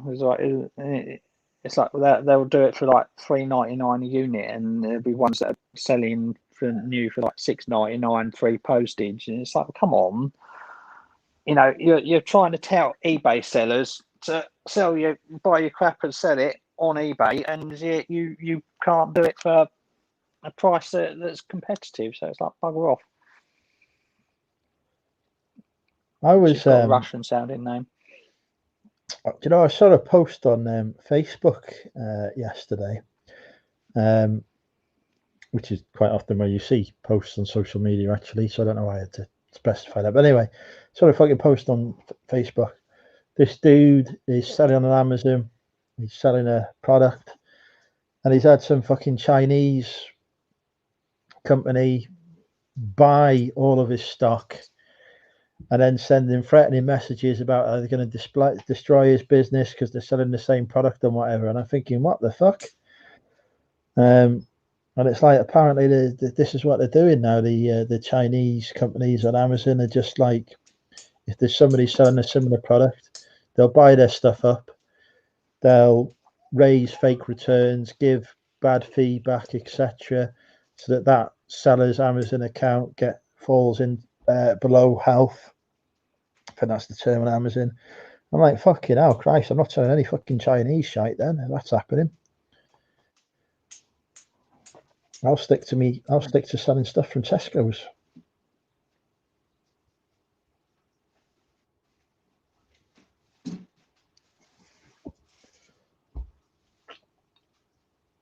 Lex from Bad Biscuit ordered rings from Wish that all stamped 925 silver, and they were all fake. Yeah, fucking Wish is another one. I don't want to go on that. Saw that post. I've seen some of the stuff people get from Wish. I ordered this rug that's like 4 foot by 2 foot, and what came is like that size. It's perfect for getting that off. It seems like a dodgy a bit of a dodgy site still. They're trying to legitimize it, aren't they? Though they're trying to establish themselves as a rival to Amazon mainly. But yeah, the problem is they've got all these dodgy sellers on there that they haven't been able to eliminate in the way that we complain about the Chinese sellers on eBay and whatever, but they're not as much of an issue as we perhaps feel. They're not like I'm not being crushed by any fucking Chinese sellers on eBay. Bloody batteries going now. Yeah. Oh dear, am I back on my own again in a second? Oh. He's gone. It's me. Hi, how are you? Keep up with the chat. Where are we going? Let's talk with Wish. Pro search 50p. Hi, Carl. Hi, Bibi. I think we need to take care of that one. I'm just going to put that in a timeout just in case. Hang on a minute. I'll get Andrew to put the link in the chat. We're going to have another guest on in a minute. Andrew's.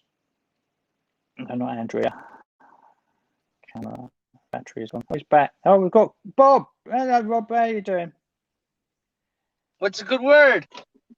It's all right. How are you doing? What the fucking thing is faulted? Oh, I hate this damn phone. Can you put the link in the chat, please, Andrew? We've got another one coming on.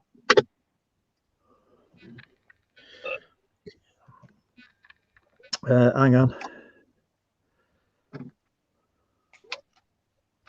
And how's America today? The weather is very nice today. It's lovely.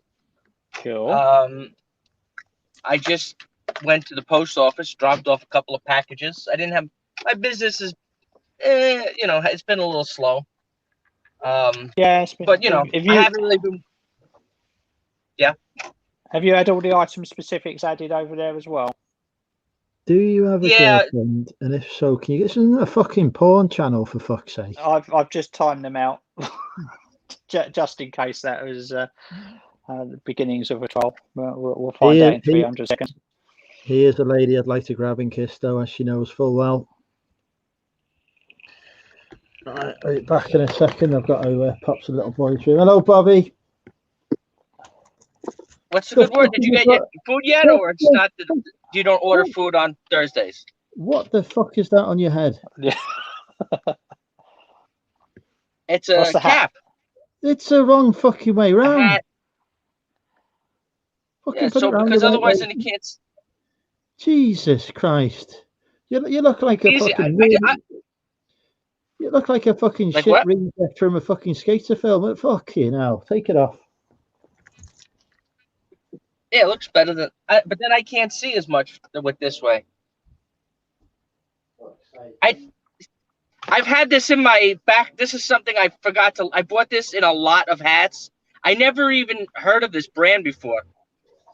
What is it? I can't even find it on eBay. I bought it in a lot. Like a big lot. At a garage sale.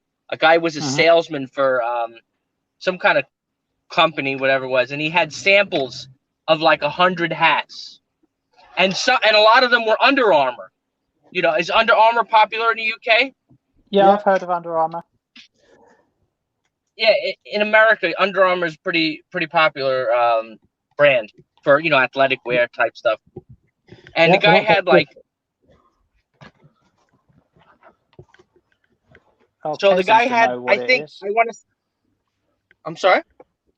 Kez 18 inch. It says Warrior. Yeah, but they used to make Liverpool Football Club's old kit. Yes. Yeah. Yeah, I've got a fucking Warrior Liverpool jacket. They were tagged, so they can't fucking shift. They need to win a fucking league or a cup again. Kez, tell your fucking team to get better. So, no, he's having more technical difficulties. I'm not. I've just left the camera. Yeah, I bought that lot. It was like I think it was like 50 brand new hats, and a lot of them were Under Armour, but they were from golf courses from all over America. He was like a salesman trying to sell the hat, but he didn't do that anymore. So What is Telescope this internet peddler. doing? Oh yeah, Hi, Tommy. In the chat. that's he's still there hiding. from He's another lurking. chat I was in. Hello, Damien and Rob and Hi, this Nick, how you Welsh doing? bloke. I'm good, thanks. Yeah, What's going on with your hair? You got a George Ross quiff going on there. Say hi to Nick. I Say hi to Nick. Hello. was on a leaving do, and I was hoping there was an attractive work colleague going to be there. So I thought, you know what, I'll put some effort into the hair. But I don't own a fucking hairbrush or a comb, so it's not gone well. It's quite bouffant today. And this is actually the same hair gel that George uses as well. I kid you not. He sent me a link for it. His hair's getting quite high up as well lately. He's had a haircut because it's all shaved at the sides and the back, but it's going upwards. He's going to turn into Marge Simpson, just dye it blue. Yeah. I've gone back to Tintin style, little tiny quiff. Oh, mine needs cutting. It's like I've had a shave, but it's like I need to do the hair as well because it's getting to the stage where it's getting unruly. you need a haircut. You need a blooming you need haircut. a Blimey. Do you know what I was thinking about doing? I was thinking about doing the what do they call that? The donation. You give it to somebody like somebody who has cancer. Yeah. Yeah. So, but I thought that this guy, what's his name, did that like a few years ago. Remember here? Remember he did that? He shaved it off and was sponsored to shave it off, so he raised money that way. Yeah, but I understand, but he didn't do. I asked him. I said, "So what do you do with the hair?" He's like, "Oh, I threw it out." I'm like, "What the frick is the point of growing all that?" I thought the whole idea is that you have a long hair. Yeah, I think it needs to be a certain length to be able to donate it.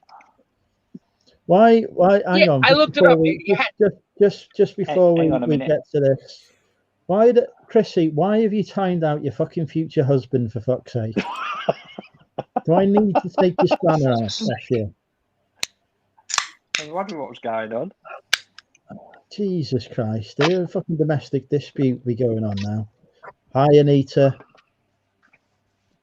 So do you guys want to go into the takeaway? What are you getting today? Where are you going? I ordered just a steak. Nothing crazy, just a steak sandwich. Oh, I could do it with a steak set. I'm having Thai green curry, chicken curry tonight. Yeah.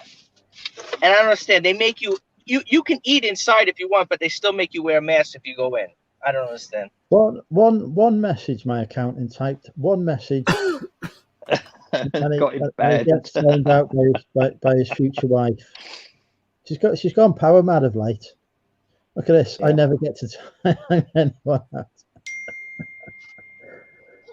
He's been complaining about not having a spanner on my channel for some time. So I think I might have to give him one to avoid this drama in the future. Well, you can't just give them away; they're expensive. I've seen people pay ridiculous money for your spanners. That is true, actually. Lucas, if you want a spanner, it's 40 quid to be paid for. You should know the details in the accountant. And if you want me, Aaron, you can have mine for $5. It's fine. If you want me to take Chrissy's spanner off her, that's 60 quid. Again, to me PayPal, and it is so worth that. So 100 quid to me PayPal. Think of the power you could wield over your future wife. We won't find out his answer for another 5 minutes because he's been timed out. Stephen wants a spanner as well. You have to pay for spanners on my channel. You have to give a donation to charity. If you give a donation to charity, £5 donation to the Samaritans and send me the details, you can have a spanner. Or if you're a hot lady, you get one for free. So Stephanie's having a spanner. What did I do? How did I end up with a spanner? That was before I started charging. Somebody else will get timed out in a minute. Hold on, hot ladies get them for free. This isn't sexist or anything, is it? How you doing? There Yeah, we go. Bob, Well done. Right, it's sexist against men, yes, not against women. Before that rumour starts. Oh, that's all right then. Yeah, let me have a large Diet Coke. Fucking who's Chrissy timing out now? Jesus Christ! Stop timing out the trolls. I like to have. No, fun. that one was. And an extra napkin. What was the message? It's like they were spamming asking Nick to get Andrea on the channel. Thank you. It's like get Andrea. So it was like, calm down. I am a hot lady at the weekends. You know the price? £5 to charity. Not for me before that bloody rumour starts again, because I've been accused of that before. I have never had a penny from anyone for being a spanner on my channel. My copy? Always for charity. Okay, thank you. Robbie, you've got your finger over the fucking camera again. He's probably put it in his pocket. There we go. That's it. Not a nice healthy bottle of water to go with that unhealthy steak sandwich. He don't do water. He'll be on a Diet Coke. Can you lend me £50? I will give you £20 back. I cannot. No. I haven't got £50 to lend. Right. While he's gone, I'm sure I've got a cap somewhere around here. No, don't undo Shadow. Shadow was all right. Here it is. This. Shadow's been talking. Don't time him out. Wear a cap. Hang on. Olivia's popping in. Hey guys, Stephen. Is this your Hello, attempt to prove? Is this your attempt to prove you're a hot lady? Because it's fucking failing. No, I wanted a spanner, so you know. No, I just thought I was going to say hey. I was going to say hey before everyone came on, so I do apologise. How are you doing? Yeah, I'm not too bad now. Not too bad. I've just had to run a bath for Luke because the tap was playing up, so I just had to stand there for 10-15 minutes while the bath ran. Chrissy, stop fucking banning legitimate viewers for fuck's sake. You're going power mad now. Fucking ban Shadow X. That was not a troll. No, Shadow's fine. I don't know how to untie. No, it's only a timeout for 300 seconds. Shadow back a few minutes. Don't go away, Shadow. It'll be fine. Sorry, Stephen. He was just discussing how Manchester City have won the league again. I was never going to mention it, to be honest. You know. You've not come on here with your Man City top on for any particular reason. No, I just thought this looked nice. What are you wearing a hat anyway? Well, because I wanted to show Bobby how to wear hats properly, but he popped off. I mean, he's got his telescope you're looking like oh yeah, you definitely look a lot cooler there. I picked up a cheap telescope with a tripod for 50p. Hey, no, but it's a bit cheap and nasty. Hello, mate. How you doing? Yeah, not too bad. Not too bad. But I've listed it for 20 quid anyway. Hey, profit on that. Where's he gone? Bloody hell. He's back. So I tell you what, that's a cracking view of a takeaway there, isn't it? Hey, Rob. Hey, what's up, guys? Not too bad. How you doing, mate? I'm hanging in, just doing my eBay work. You know, Slaving away. Hey, so Bobby, and you're on I'm wearing a hat the right way around. I just wear it just to get the hair out of my face. Do you know what else could help with that? What they have, they're fucking brilliant. They have these things called hairdressers now. Hey, you're one to talk, aren't you? Excuse me, I've been to a fucking hairdressers. That you paid for that? You guys, I thought everything is locked down by you. I thought you guys are still in lockdown. Yeah, that's what I was going to say. I thought it No, was still that's lockdown. the last fucking month. Ah. I thought you were still in lockdown, to be honest with you, Andy. Week on Saturday, I'm allowed to go. I'm actually going to a pub with another human being No. inside to consume alcohol. Bloody hell. That's when you'll find out how expensive it is. Right, Chrissy, you can time him back out now. He's been a twat. Put him in timeout. We've got a fucking troll here. Troll accountants.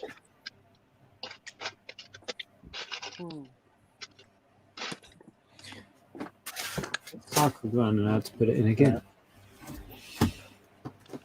Stu, I'd like to say that this isn't true. I already own a pair of binoculars.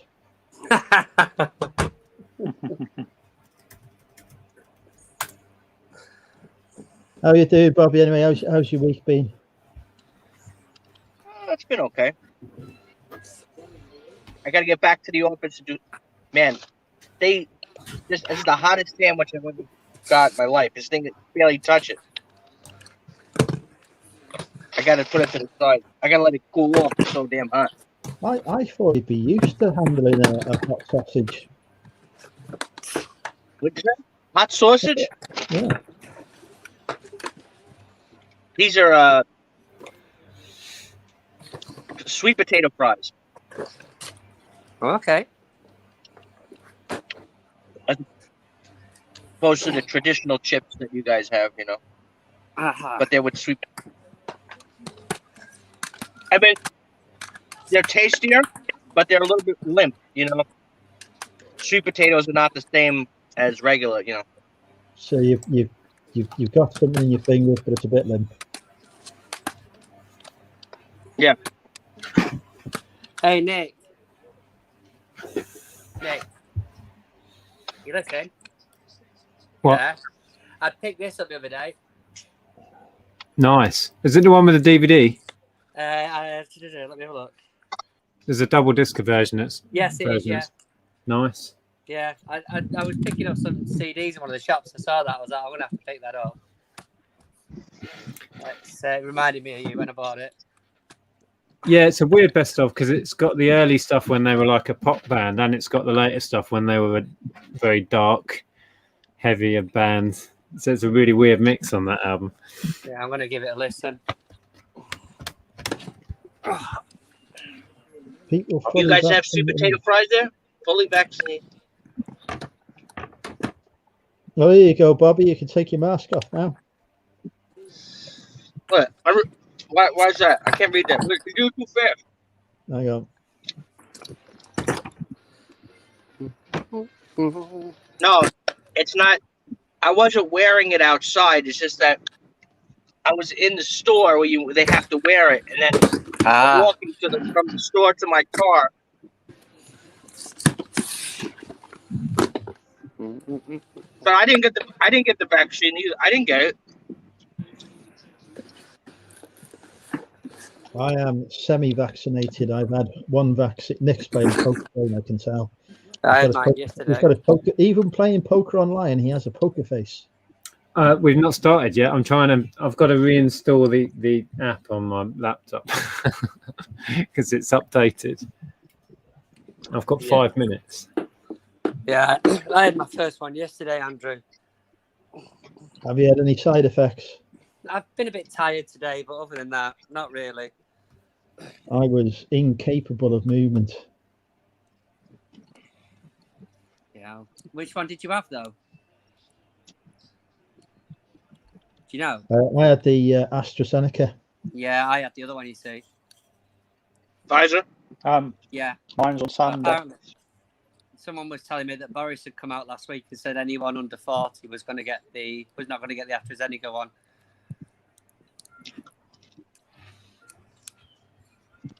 But yeah, it's been all right. I was a bit nervous about it because everyone I know has been poorly. But... How many days ago you had it? Just yesterday or a few days ago? Yeah, yesterday. No arm soreness? Well, all right. My arm's been a bit sore this morning, but that was about it. Just the top of it, like aching, really. Like someone to punch you in the arm, sort of thing. Yeah. But yeah, I've been quite fortunate so far. I've still got a big, like, kind of bluey green bruise where mine was. Really? Yeah. Now, when did you get yours, Nicholas? What is it? About a week or so back. Okay. Is that your first one? Yeah. And that's AstraZeneca, right?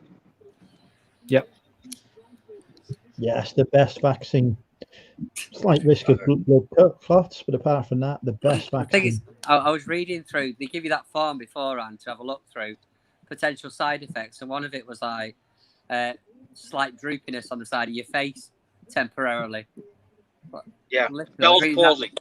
Yeah, I was literally reading that before I went in, going, "Oh my god, bloody hell!" Can you imagine? But it gives you like a percentage out of how many people, doesn't it? Could suffer with that sort of thing. Mental.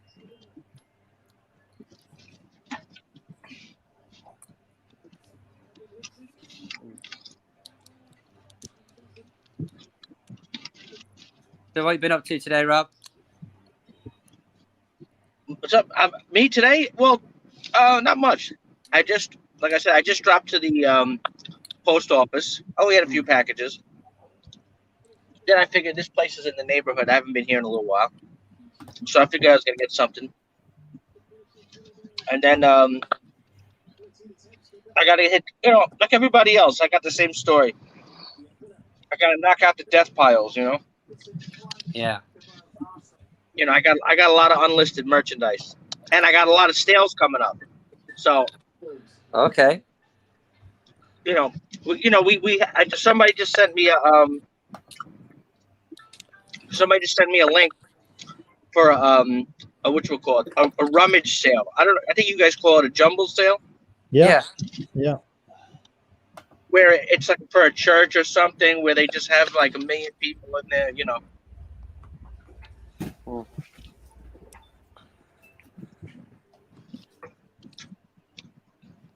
You can make a lot of money. I've done really well with some of those sales.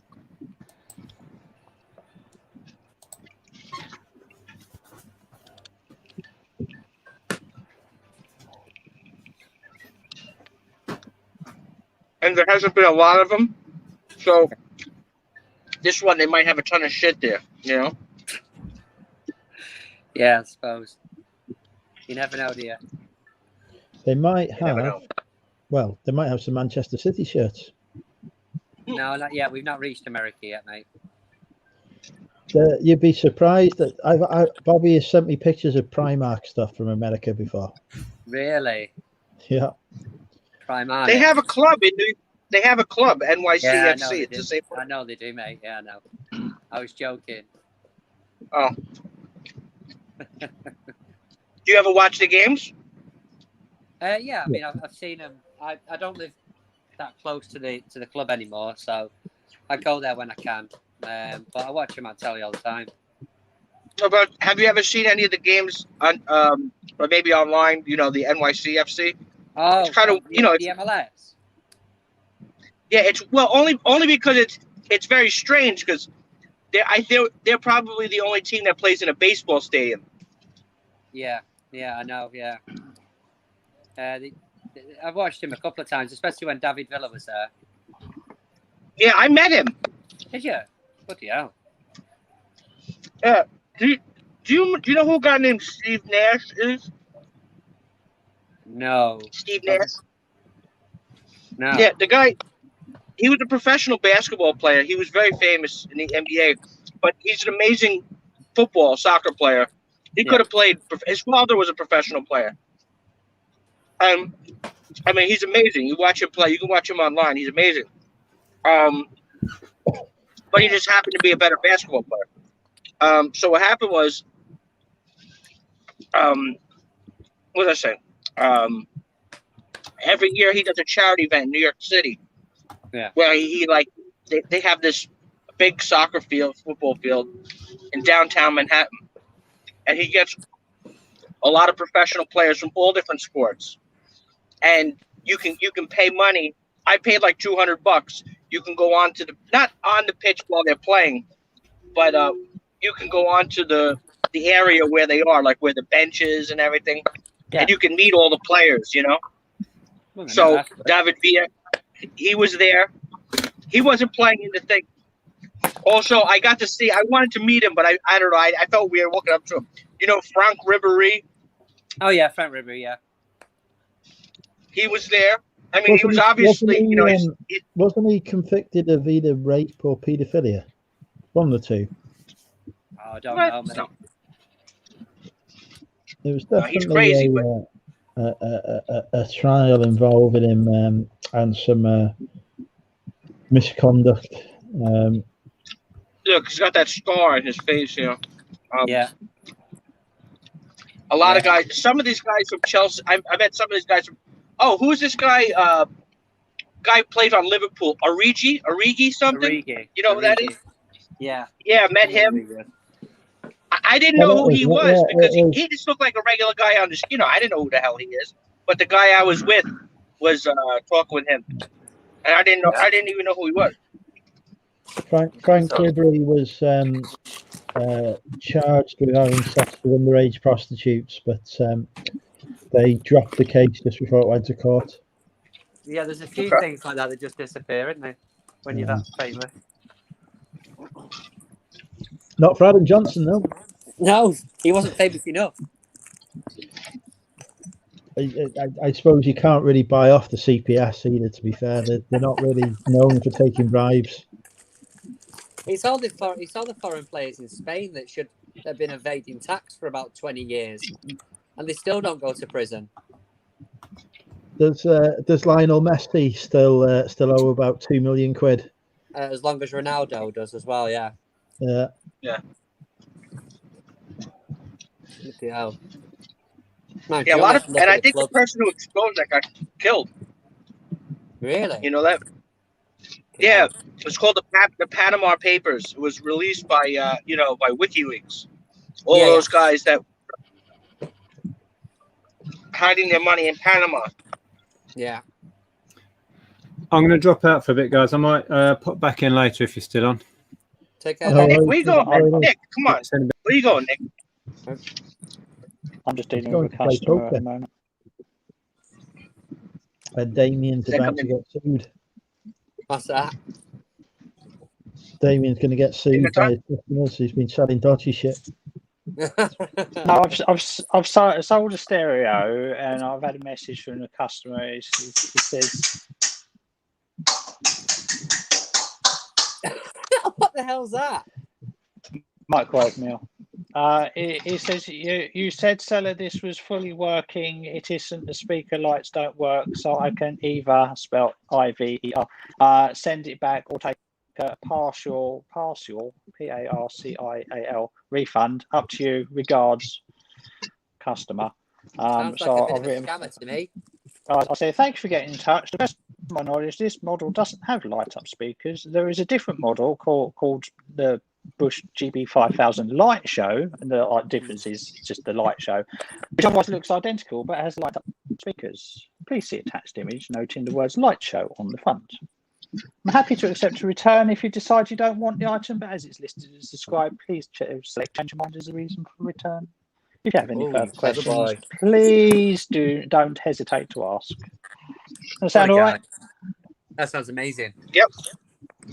Yeah. Sounds like the corporate office. Like, the customer service is that's being sent. So I had a return request opened as an INAD today on an item because the buyer wasn't happy they didn't get their spare mouse. Sorry, that's probably coming back and getting them. But we agreed a partial refund. Apparently there was supposed to be 2 mice in this brand new item, and she only had 1. Fuck it, just yeah. When you said mice, I was thinking computer equipment. Yeah, it's like, why the fuck would 2 mice come? I mean, she may have had 2 mice and just thought, I'll try it on, but I couldn't be fucking arsed dealing with her getting it back and whatever. So I just said advertise it. I still made a profit giving her a £5 refund, so I just thought, fuck it, get rid of it, done. Fair enough. So I take it they've given you the opportunity to deal with it before they leave any feedback. No, well, she messaged me and she was like, "This should come with 2 mice," and I was like, "I've looked at the description and the pictures, and there's only one mouse listed." Yeah. And then she sent me a picture of the box, and it says 2 mice in the box, and I was like, "Well," I said, obviously it's a brand new sealed item, so I've got no clue what's in the box because it's sealed. But look, I said I'll give you a partial refund because it's. Well, this is it, isn't it? If it's a brand new sealed item, then it comes with what it comes with, surely. Yeah, I mean, she may have been trying it on, or it may have been a fucking mistake. I mean, I paid a £5 for it. That might have been why I paid a £5 for it. I don't know. Oh, fair enough. So defects, missing a mouse. So fuck it. Yeah. She's had a partial I think they're refund, about to- and yeah, now I she's think on the they're about to blacklist. She return. can't buy from me again. So Sorry, did you say something, Damien? Yeah, I'll say I think they're going to open a return. And that'll be my first return since January. Bloody hell, mate. So yeah, I'm doing all right for returns. It's £20, but it was over 2 kilos. So it'll be interesting how they send it back. Because that went Hermes. maybe a cat ate the extra mouse. My return rate. Yeah, I've just had to do some research and look it up. 1.98% my return rate is at now after today. Mine's something like, what's my return rate currently, which is about to go up. Hang on, let's have a look. But if he opens return as an INAD, then it is. I will exercise my rights as a top-rated seller. Mine is currently 0.53. Five returns out of 940 transactions. Bloody hell, that's good, isn't it? I am. I can't even Touch wood, it stays that low.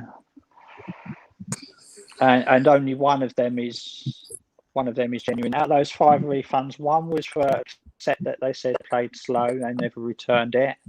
One was for an Airfix kit where the paints had actually dried up, so that was actually a genuine. Or was that brand new? Yeah, brand new sealed, but it was old stock, so the paints had all dried up. Another one was for the biggest one I had returned over Christmas. Was the one I opened on Boxing Day for a Wii U. Said it didn't work. Well, they said the game didn't work. Got it back, fully tested it. It worked, but that was £100 refund. So that wiped out my payment between Christmas and New Year because obviously it's so slow over Christmas, and that's the only week I've ever had on managed payments where I didn't get a payout because the refund wiped it out. So that's 3. The one I've had this year, I had one last year, was for should be dropping off around about next month or so. It was for a £2.50 video game, a DS game that arrived damaged. So I just refunded there to get rid of it. And the 5th one was a PS2 game that they said didn't work. And that was £4, so I just wrote that off as well. Yeah. It wasn't worth having it back. I don't tend to try. 11% is crazy. 11%. What are you doing, Al? 11. Yeah. You must be on the 4% fee, extra fee for that.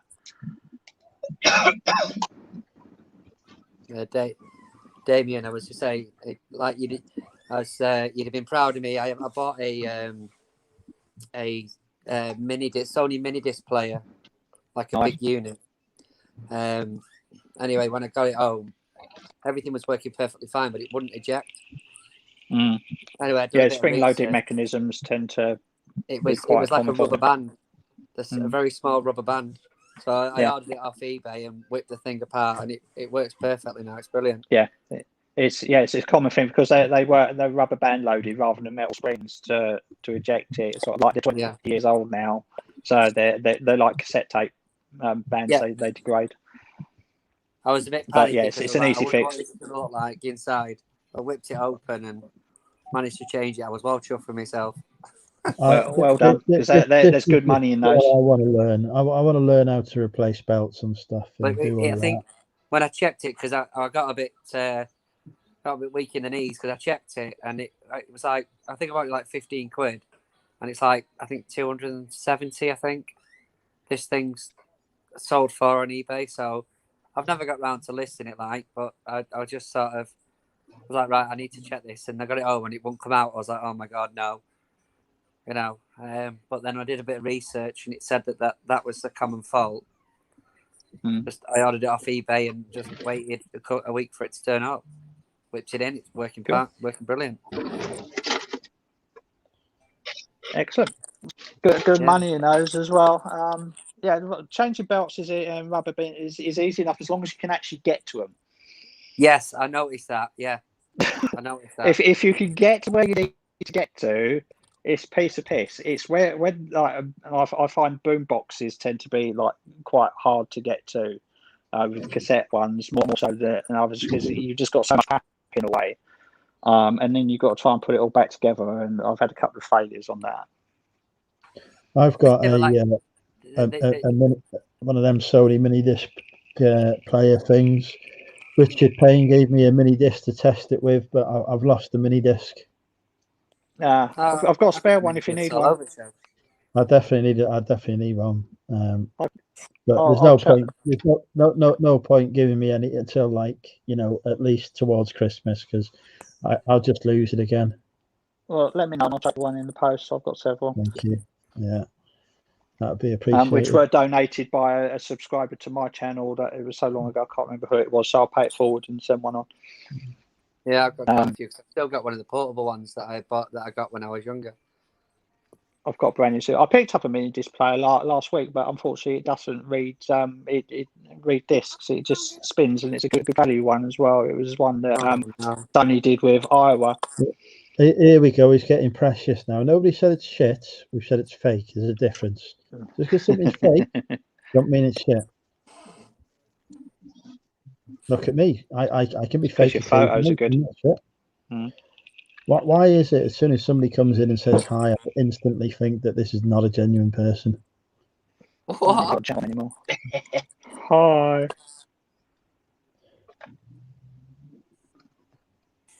Yeah.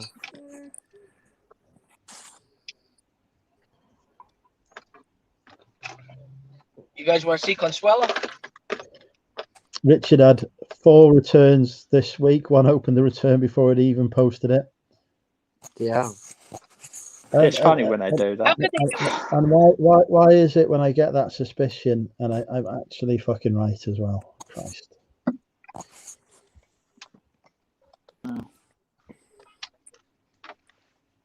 Jack, I know you're fucking real. Don't even try it. Are you on the lookout for fake people today, Andrew?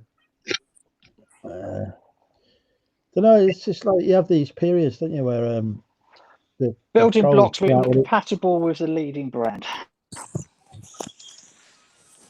It just happened to look the same. It's Flego. Flego. Is this the same as Furch? Do you block the buyers after returns? Not always, no. I've tried that, Richard. It's not having it, and it's not even coming up with a TOC error, which is usually the case. It usually just can't read the table contents, but it's the disk's just spinning and it doesn't do anything. I've tried cleaning the lens and it don't do nothing. So I think the lens might have died because it's not doing anything at all. I only paid £3 for it. Generally speaking, yes. I tend not to. If it's well, you learn whether it's a genuine thing. It depends on the return. Somebody's returned something just because they've changed their mind and they've selected their return reason as change of mind. I've no reason to block that person. They're legitimately exercising their right to return. If they sometimes a false return, a fake false sign ad just to avoid postage, they will be blocked because they're taking the piss. Sometimes you can get repeat customers by offering good customer service on a bad product. I'd say so. So if it's a genuine return, then I don't block them. Right, and Matt, and Phil, who's got no returns, is saying he blocks everyone who opens a return. So I'm not quite sure how that one works.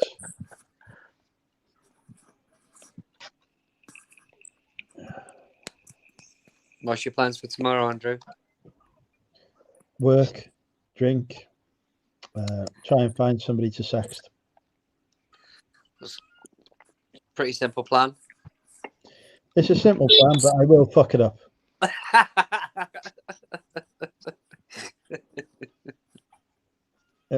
At least 2 out of 3 things will go wrong.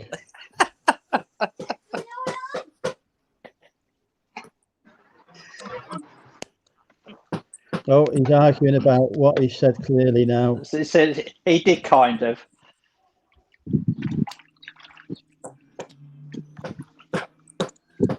He's had no returns in his last 591 transactions. So there you go. Oh, excuse me. Which part will I fuck up? Probably all of them, Jack. Let's be fair. Hey. You okay? Oh, Sorry, did I wake you up? Never said sex, Sean. I said sex with a T on the end. This is the apocalypse.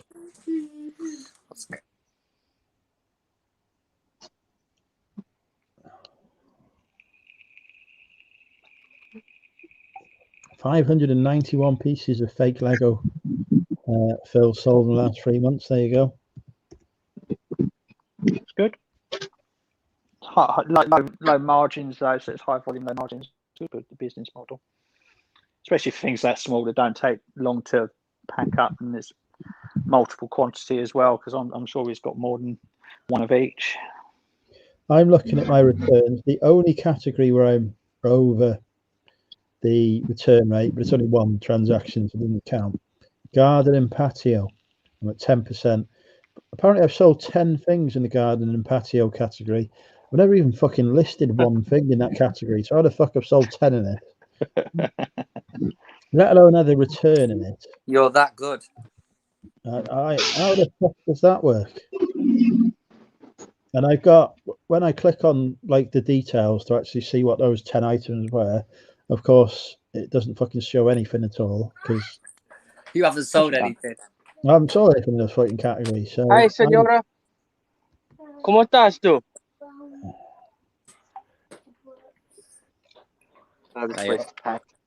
block every return by even changing mine as it costs me outgoing postage. Well, I think that's a bit extreme.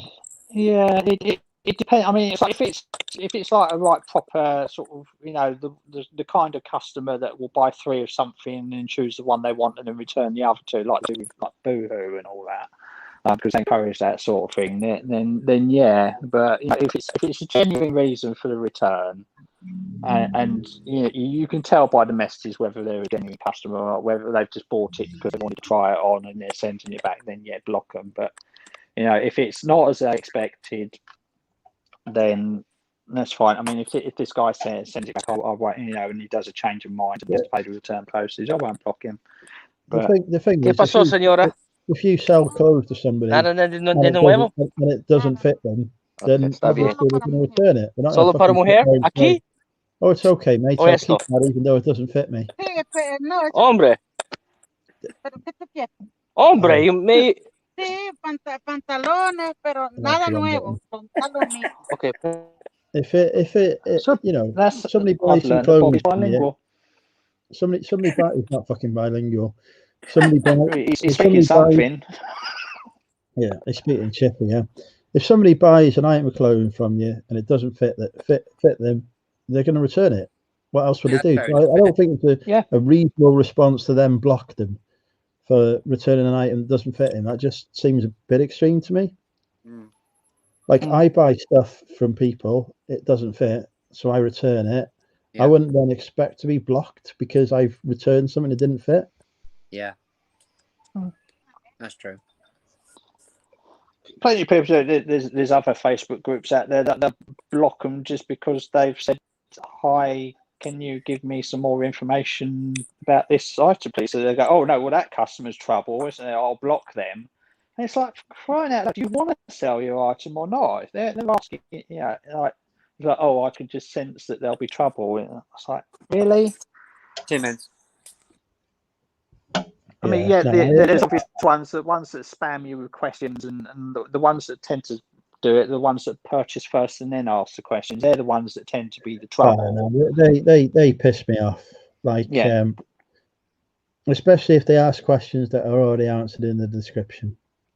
Yeah, the ones that ask before they've bought, you know, they tend to be the genuine ones that really want to know, unless they start going, you know, with a laundry list of questions that, you know, like nobody in their right mind, unless they, got autistic levels of knowledge about a category, you know, like trains or something. Again, Carl, this is an extreme reaction. I think it's perfectly reasonable to ask the fit on an item before buying it. Because in your shop, you're going to be able to try it on. Of course, you're not going to fucking ask the pit to pit or the fucking length, because you literally can try it on. But you can't try something on eBay. So you want to know what fit it is, because manufacturers, as we know, don't always produce stuff to the same standard. You can have a large is not a large is not a large. Yeah, you can have Adidas stuff that's made in one factory that's totally different sizes to another factory. Levi's made in Mexico tends to be different size to the Levi's made in Vietnam. It's so I think it's a reasonable question. Some stuff I wear is a medium, some stuff I wear is an extra large. I'm mostly a large, but you can take it home and then go back to the shop and return it. So I think you should always list the pit to pit and the length on a piece of clothing if you're putting it up. Yeah. Also, look at a soccer top from the 1990s and a soccer top they make today. Okay, the old ones. Look how loose they used to fit. Remember? In the old days, and then now they fit. They look like the guy's wearing. It looks like the guy's wearing a condom. It does. If you measure if I was to put an extra large football shirt on that was made by Adidas, it would be a different size to an extra large Adidas gym top. And I've no fucking clue why. But the pit to pits are always different between the two. And it's usually the same fucking top with just without the fucking football club's logo on. Stu often sets fires to people's cars. I've returned stuff to Stu before, but I don't buy from him on my main account, so he doesn't know it's me.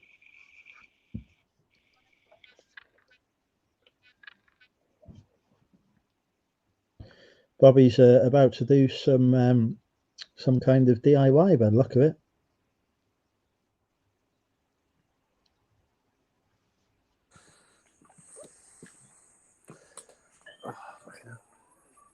They have a few tops here, but I don't think they're legit. You see that? Who's that? You guys know who's that team? That red and orange Turks. Galatasaray. Yeah, that one. So not Fibonacci. I don't think it says authentic, but I don't know. It probably is, to be fair. That looks like pull it down. Show us the tags. All right, hold on. Señora, ¿dónde está la cosa para arriba? Oh, Allá? So he does speak Spanish. ¿Dónde? Allá? It's people who buy off the app, Carl. This is what I was saying earlier. Like that's different. They buy off the app and they just see the fucking picture. Awesome. And they don't even realize that they can press the description to see the fucking what's in there, because they're fake. That's why I always fill out the condition description and do it on the website rather than the app, because when you list on the app, unless it's new, so if you're doing used, when it says like put item condition, if you list on the app, then you don't get that box to fill in. So when you look at a listing on the phone in the app, what's on the care label? Show us the care label. It looks genuine to me. Yeah, like show us the care label. All right, I'm coming. I'm coming. Bottom right hand corner. Yeah, but like that. Hold on, I can put the phone down. That's the left. Fucking hell, I don't know his left from his right. Yeah, but shouldn't it be on the side body? No, inside bottom right hand corner usually on a Nike. Yeah, Yeah, usually it's supposed to be like right here. Is that the inside of the shirt? Because that looks like the outside. No. Yeah. So, See here, that's that's- it. It's there. It's been cut out. Cut. Oh, it's cut out, or it's not. Yeah. It's not the real McCoy. Yeah, it looks like it's been cut out probably because Yeah. you didn't like the Because stitching the on it. stitching is like you can see, just changing the stitching. Yeah. That's But yeah, it looks a it's real got a top. serial number. It's got a serial number on it, so that looks genuine enough to me. No. They've just cut the care label out. So I cut care Yeah, labels mate. out of my clothes because they irritate me. Yeah. Look here. You see like that? I don't know. It's fine. It's not like Turkey's a big fucking top to be faked either. To be fair, Where's the Oh. Schneider? yeah, I'd say Where's that it? looks like a legitimate top to me. I mean, I'm only looking on the fucking video. I can't feel it. Does Oh, it you're right feel? here. Yeah, right. How does it feel? Galatasaray. How does it feel? I know that's borderline. Feels all right, Yeah. but I'm not here. Look, it's ripped. Oh yeah, if it's ripped, then fuck it. There's no point. Oh, bollocks. Not the limit. But she only might. Sometimes for these tops, she only wants like a few dollars, not like $10. You know. Yeah, but the thing is, they're not. Well, I don't know what the market for them like is in America. Here, that's a £15 top. Yeah. Really, even with Wesley Snyder on the back, or he's not popular anymore. It's not going to make a huge difference, really. If Not anything, bad. it might even limit the value. It'd end up going GSP, wouldn't it? What, the Netherlands or So, Turkey? I would so imagine yeah, that's Turkey. it's not a huge value top over here. It might be different in America. All right, here's another. Put those in there. Yeah. Oh, well, who's this guy here now? Fenerbahce. Yeah, I did that ages ago. Right. What's in there, so- Son of a bitch. I've just looked back down at my phone and nobody's around. Yeah, what? Hang on a minute. All right, now let's see. Andrew, isn't this supposed to have the thing on the side too? That's Or no? Turkey, isn't How it? do you?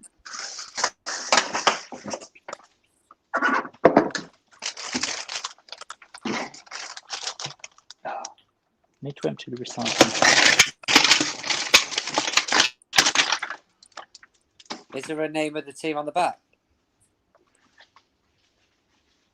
The same. Galatasaray. No, this is Fenerbahce. Oh, Fenerbahce. Yeah. But where's Andrew? Isn't it supposed to have this here? Like, see, like you see here. I don't know if Yeah. I can see close up. Like, you see how the stitching is not like. It doesn't. I can't see him being fake, mate, but I don't know. You know, and then.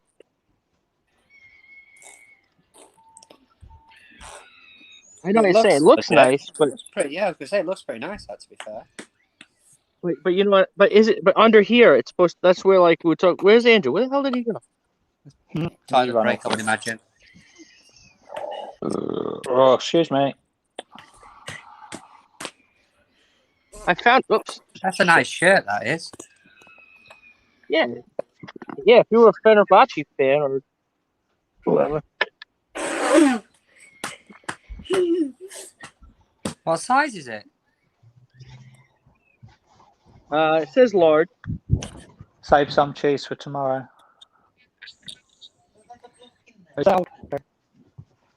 Adidas will only have the date of manufacture if it's after, if it's at 2003 or something now. So if it's older than that, it won't have. Yeah, no, this is newer than 2003. Yeah, it should be It didn't have. as Carl says. Then it'll be date of manufacture and the care label is Adidas. Yeah, no, it doesn't have. Sometimes, occasionally, it can be at the top next to the. Depends on what it is. Sometimes they don't put it by the care label. Sometimes they'll put it on the line at the top. I think this one, for example, yeah, this one's got the year of manufacturer here rather than by the care label. And I know this is legit because I got it in Sports Direct.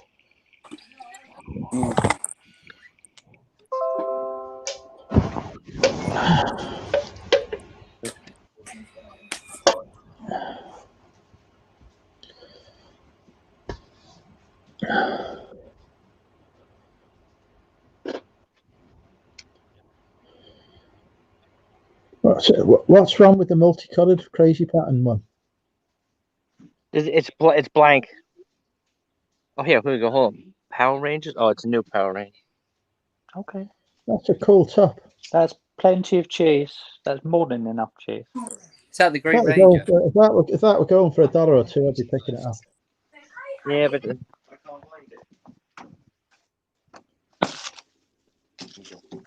Where you left it. And that's still plenty of cheese. More than enough. Twice. Have some of that with yours. That Rangers top I've got, I think, is Adidas one, Carl. It's worth like 150, 160 quid. There's no year of manufacture on that one, but that's because it's late 90s. But yeah, okay, I'll come back. I'll see you later, Senora. don't ignore them if they haven't got a date on them. If they've got a vintage Adidas tag on, because it just means that it's before they started popping the years on. They've got a blue Adidas tag with series of flags beneath it. That's the 90s tag. Worth looking out for, because that stuff can go for 3 figures. Hi, Al. Hello. Nice, You've gone for your cap as well. Hey, 11% is a bit high. is it too white? Fine. Is the picture okay and everything? Yeah. You look like the fucking Lone Ranger with that moustache. Oh, I tell you what, his first day back at rugby, everyone did a moustache, and I think as soon as we get a bit more drunk, I'll tell you about an injury I've just sustained. It's not very good. Yes. I'm too old to do. That's All I'm it, going to say is I'm too old to do this. definite money. I'm liking your cap, Andrew. Looking cool, mate. What have I got on Ron John's surf shop in Key West, Florida? Nice. I think my nephew got me this one.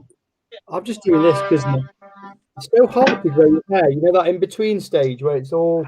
You know what I mean? That's fine. Have you come up with a name for your pussycat, Damien? Sorry, what? Have you come up with a name for the pussycat? Blue. You? Oh, I like it. Cool. She's part Russian blue, even though she's black. And She's absolutely tiny, isn't she? yeah, she is. She's tiny. That's a nice name, Blue. I like that. Yeah. Phil So how old said is she's 9 weeks. Nearly 9 weeks. Oh, 9 weeks on Saturday. I didn't realise.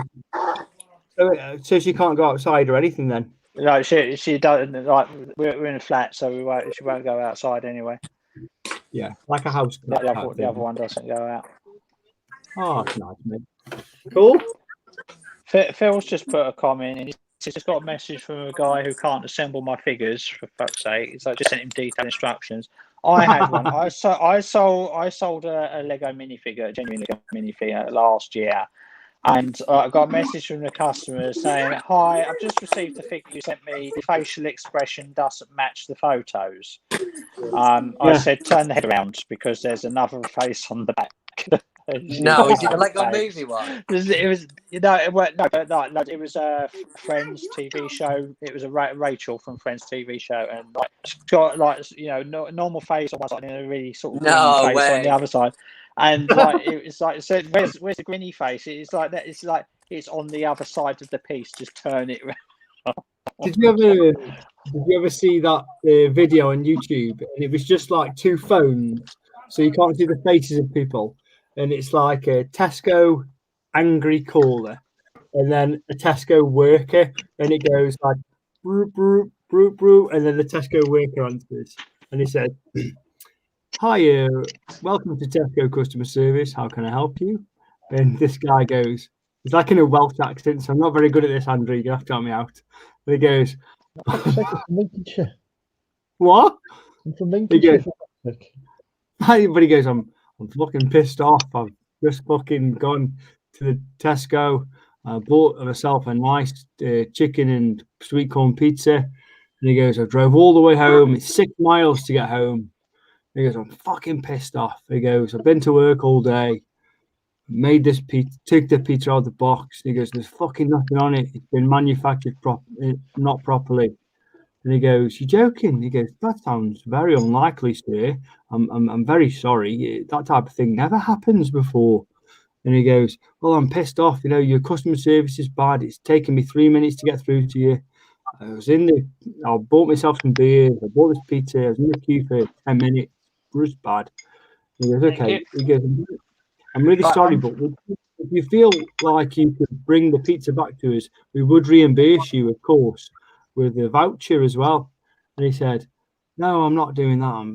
I'm pissed off. I'm dead angry. He goes, just out of interest, sir, could you turn the pizza over? He turned the pizza over and he goes, Is that like YouTube video? I'm so fucking sorry. He goes, yeah. The customer service one, yeah. video. I'm jumping off 20 minutes. I'm going to eat my dinner. I'm going to eat it on camera. I'll be back on in a bit. See you, man. See you in about 20 minutes. I'll be in the chat. I'm going to make my dinner live now. It's time for cooking with Andrew. What are you doing? I'm going to make some fajitas. The stretches that this bloody channel will go to. How are you doing, Bobby? On the hunt, mate? Oh, for fuck's sake. What are you doing? Take us to the kitchen, Andrew. Let's go on set. Fucking piece of shit. Fucking. Make sure you do some of them Ainsley Harriet.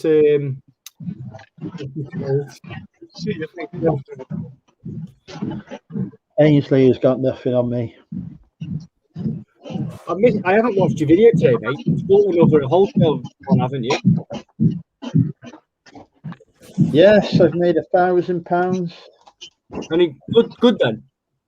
I don't know. It's all right.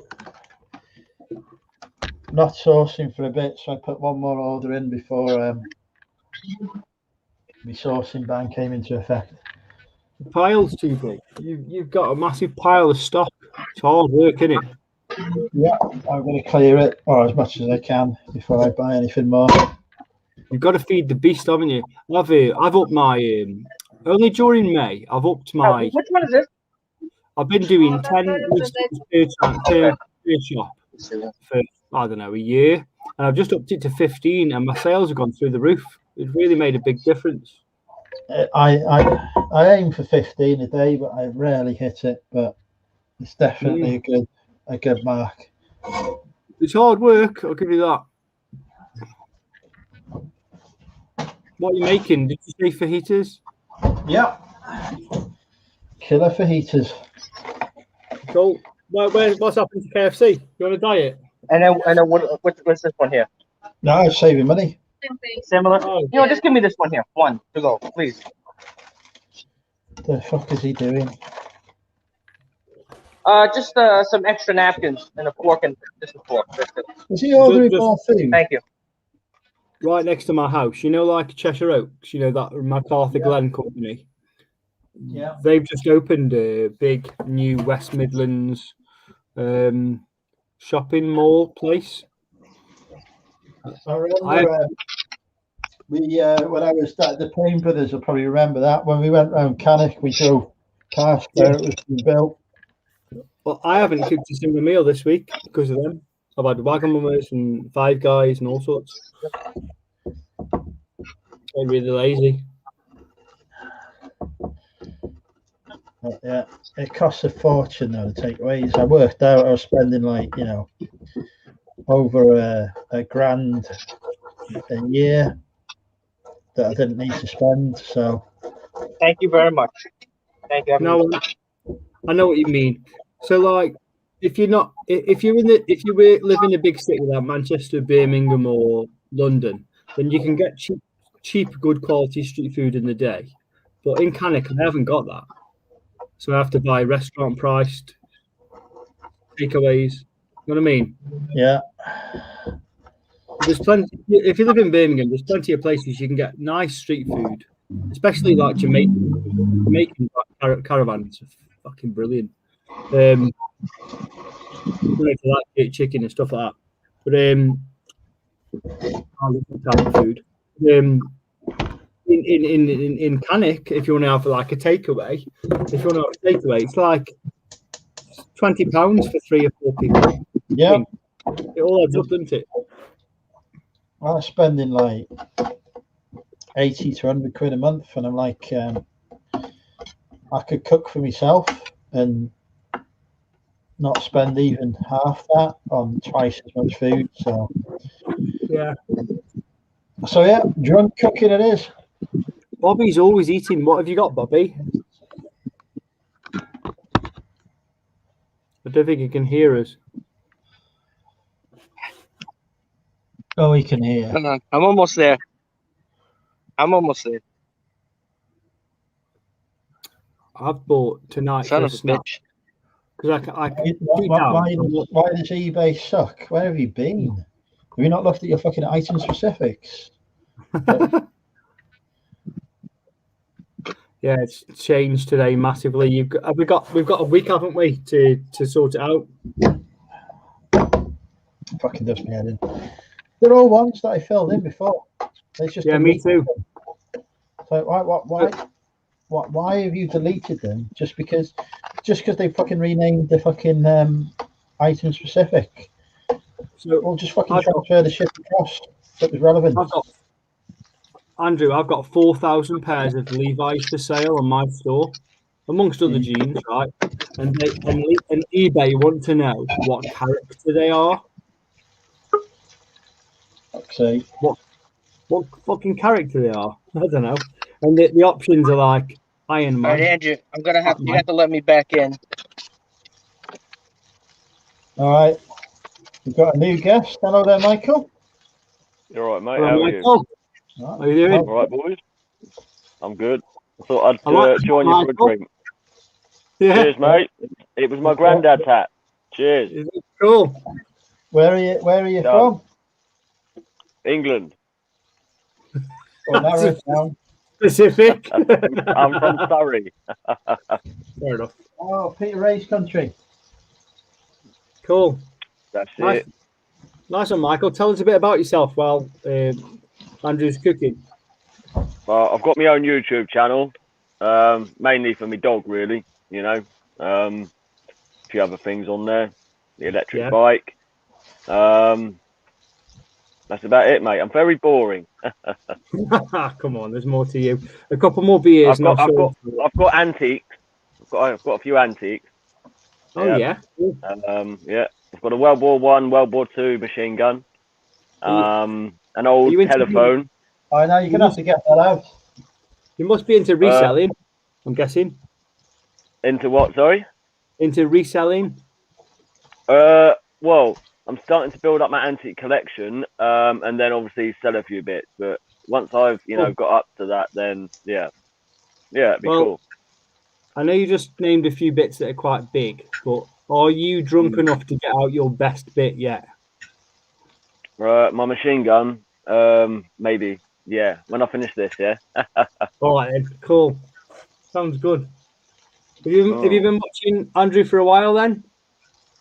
I have actually, yeah. Probably only about maybe a couple of weeks or something. Oh, cool. Yeah, get the machine gun out. Yeah. Go get it. Go get it. Yeah, it's just the missus, man. She's going to grab that for me.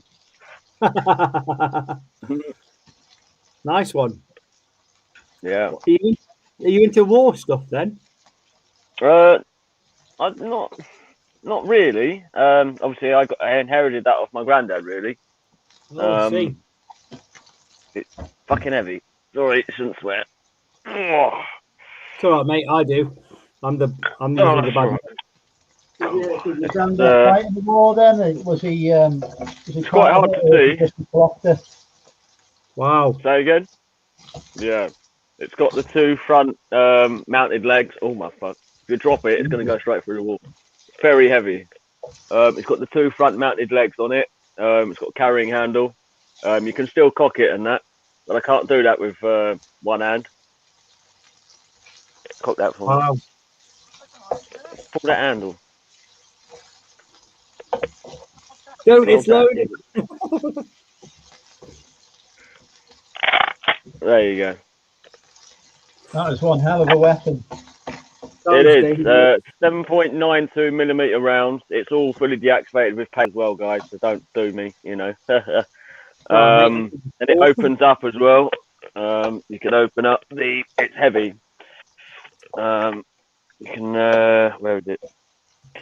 You do that. If your neighbours, if you ever get into And you an can argument, open it up. Yeah. Oh, if I get into the argument, the missus will just throw it at me. It'll do more damage.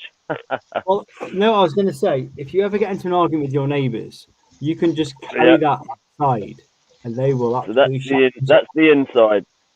That's the inside of it. It's quite hard to see on camera, you see. So it's nice. I'll have to do a video on it. I haven't yet done one yet. So I've yeah, never seen anything like that out in the wild, like at a car boot or a charity shop or thrift Well, store. you say that. My granddad, he died last year, and he used to love car boot sales. He used to have this on his stall, and the amount of customers that used to come over and try and buy the gun, obviously it wasn't for sale. You know, you can put it back now, babe. Thanks, darling. Yeah. Was your granddad a bit of a character? He was a collector. He was an antique dealer, an antique collector. Very, what's the word? Very different. He was a hoarder kind of thing of antiques and collectible items, you know. Yeah. I have got some other weapons, obviously, but I'm not getting them out because they're a bit sharp. No. Blokes like your granddad. Blokes like your granddad disappear. Yeah. Because like kids now are taught to declutter, aren't they? Yeah. And you shouldn't really. You should collect. I think so. Anyway.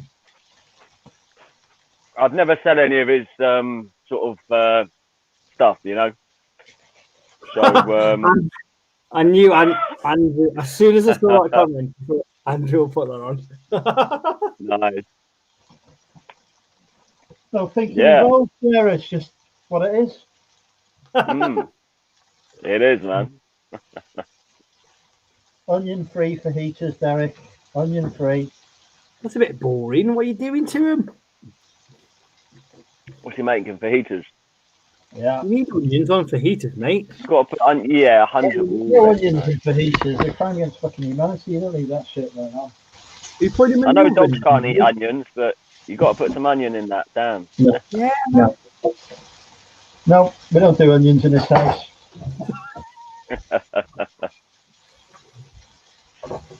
Is that because they make you cry when you cut them up? No, they make me cry. Onions.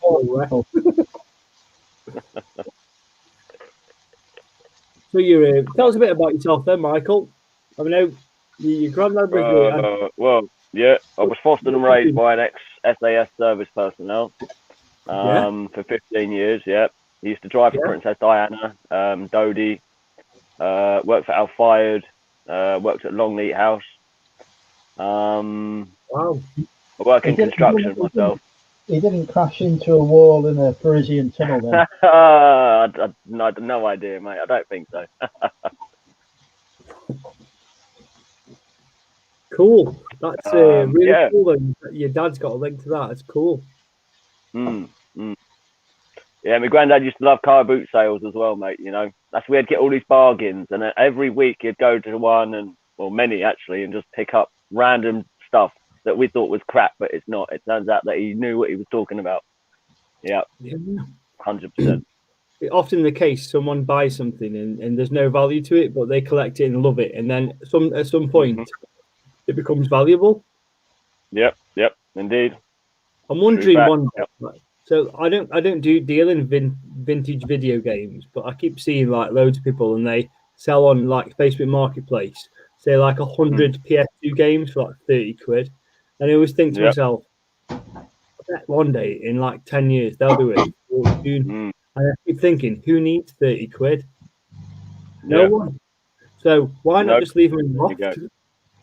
Well, yeah, I was in CEX the other week, and they had a game in there. I think it was £80 or £90 for this game. I think it was PS1. I think, or it might have been Nintendo 64. Yeah, it was a classic game, and I can't remember what it was called now. It wasn't Zelda. Yeah, when I next go down, I'll have a look. Like makes you think, doesn't it? Like, I know we all need money. Everyone's skint. No one's rich. Like, I don't know anyone. I don't know many people who are well off, and we could all do with a few extra quid. But if you put two and two together, and you think, well, PS2. Just let's talk about PS2 for now. I know they're like massively produced, and there's millions of copies compared to, say, Nintendo, right? But you've got to assume that in 20 or 30 years, when we're all 50, 60, 70, that there'll be a few less of them around. And I bet you they'll be worth a few quid if they're in good condition. Yeah. So why not? Don't sell them for your 30 quid, for 100. Then why don't you save them? Because I bet they're worth 3 quid. You pass the grandkids. It's not much. Yeah. Cling film wrap it or whatever you call it. Yep. I mean, I'm a real hoarder, I am, so I'm the worst for it. I'm a bad hoarder. Yeah, this place is all right at the moment. It's not too bad. Yeah. I have a I've got that Flying Scotsman train thing. Yeah. That's it. Now I've got the back car and the front train bit. Yeah. Yeah. That comes from Grandad. That's expensive, I imagine, isn't it? I reckon value-wise about £100 to £150. I reckon it's in good condition. This one as well. So I must admit, I've got a bit of a thing for trains. I never used to have, but my little boy, he's 2.5, and he's well into them. Yeah. And we watch programs now with trains on. Been to one train station with him, and he really loved it. He couldn't believe he was at a train station. Like, I'm not into trains at all, but you know, when your little boy's eyes light up, it was really special, you know. So I'm going. I've got a forum now. Have you got any kids? No, mate. No. No. Too busy. Yeah, that's my problem. I've got a dog. Yeah. I've got a dog. Yeah. He's on my channel, man. The channel's the same name as like my name on here. Yeah. Put your just a few random things. Put your name. Right, put your name in the old in the chat, and you'll get some reply. Comments. Right. Okay, I can see the comments now. Yeah. What have you had for your dinner, Damien? Topping chicken curry. Oh, nice. Homemade. Look, nice homemade. No, it's not homemade. It's out of a packet. Oh, yeah. Have you heard of microwave pop-off before? I had a curry microwave. It was in the oven, but yeah. I'm loving just knowing Andrew's cooking's making me well hungry. Freaking things aren't going well. I tell you what, you want to try my wife's cooking? It's absolutely lovely. Oh, I had chicken curry tonight with poppadoms. Banging. She a good cook? Very good cook. Yes, mate. Probably very good cook. I should hope so. She's been cooking for years. I cooked the other day. I cooked spaghetti bolognese. Didn't turn out too good. So I don't cook. I stay away. I stay out the kitchen, man. What's that? Is that tiramisu or something, Bobby? Yeah, this. I was just. If you just heard me, I was just in the non-English speaking part of town, and they had the hell? I can't see myself. Can you see me? No. No, I can see your cake. Yeah, the top bit is that the top bit, Bobby? Is that a pudding? Yeah, I don't know what the heck. Yeah, this is like a. So why can't I? Why would this thing work in the front? Can you see my face? No, we can see out the window. We can see the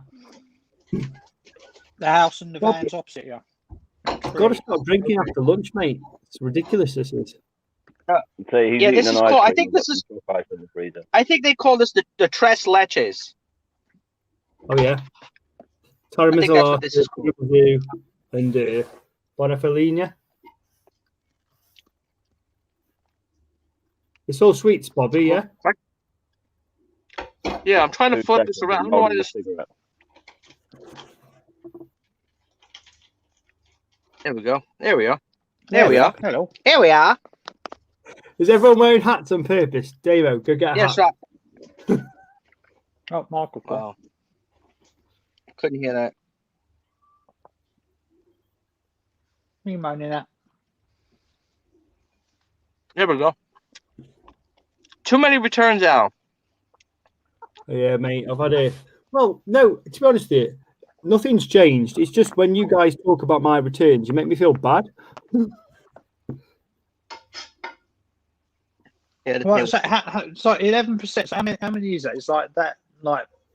Well, I can tell you 110 exactly out of 1,000, or I can tell you exactly if you like. So I've got 2 eBay stores, and on one of them I'm at 11%. I'll tell you, Damien, and you can figure it out for me. So all right. On the main site, and I don't want to share too much stuff because I do want to keep some stuff private. And the stuff I'm selling, you don't have to be a genius to sell, but you need a good eye. But people could creep up on me, and I don't want that. So I sold 2,940 items last year, or thereabouts. 2,940, yeah. On the main site, and I had 8% returns. So it's about 250 returns. 240, 250 pounds. Six or seven a week. And to be honest with you, as a clothing reseller, don't forget my ASP is quite high, so we don't mind it. It's cool. It's just part of being a reclothing. It's just part of being a clothing reseller. Probably 1 in 50 is item not received as described. Nearly all of them doesn't fit, by the way. And most of the people who say item not described are trying to fuck with you, to be honest with you. But we know that it's just part of the job. I don't even argue it. I don't spend the time on the emails arguing it. I just go, no worries, return, sound. And I tend to raise the price by £5 when I resell. And it sells because the way eBay's algorithm works, it's quite tricky. So if something's sold and then been sold, it goes up like this, bang. And then if it's been returned, it still doesn't go down, it stays up. Do you use the out of stock option? Yeah, all the time on everything. Yeah. So when you get a new one, you relist it. So rather than a new listing, it just adds 1 to the total. So if you had 1 and you sold it and it returned, then you've got 1 sold, 1 available. I've spent £2,000 today, right? And I bought. Have you ever heard of that band Fit Flop? Nope. So there's there's like a group of trainers and flip flops and all that type of shit. They're really nice, quality, comfortable. I've only bought men's, but you can get women's as well, like wedges. They're just like I'll show you. I'll show you in a minute. In fact, give me a sec. Okay. Well, it's just me. How's your fajitas doing?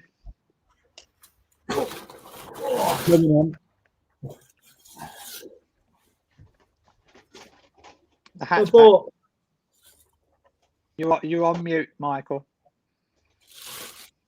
So some things are more fashionable than others.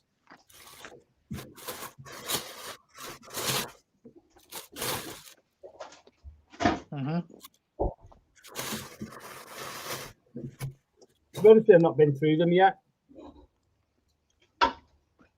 All of the soles look like this. Red dot. Yeah.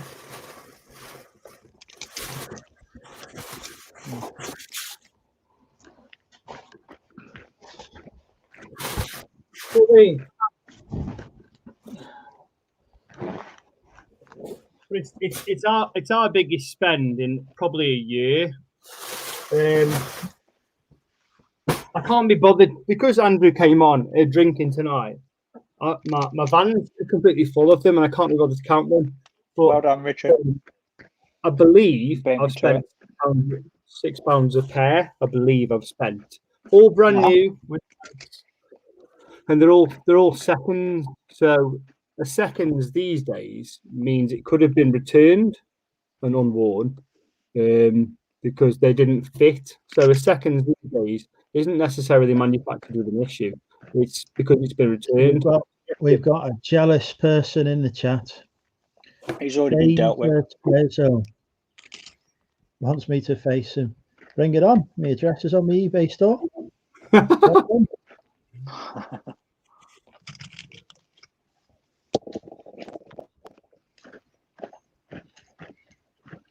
Andrew, give me a shout, man. You know I've got your back.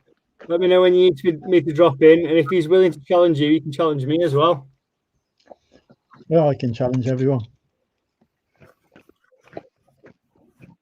Going off his profile picture, I wouldn't have much to brag about.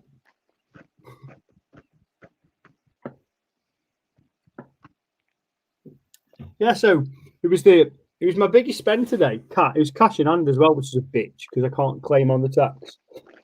And it's this guy. I've known him for about 7 or 8 years. He's proper. He's a bit of a naughty boy, but I can't say no to him. He comes up with these amazing deals.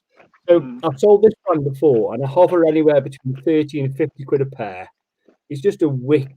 The deals he gets me are absolutely wicked. They're probably stolen, but you know what? I'm not going to listen. But let's be honest, I'm not going to listen for 6 months because the way I always look at it is like this.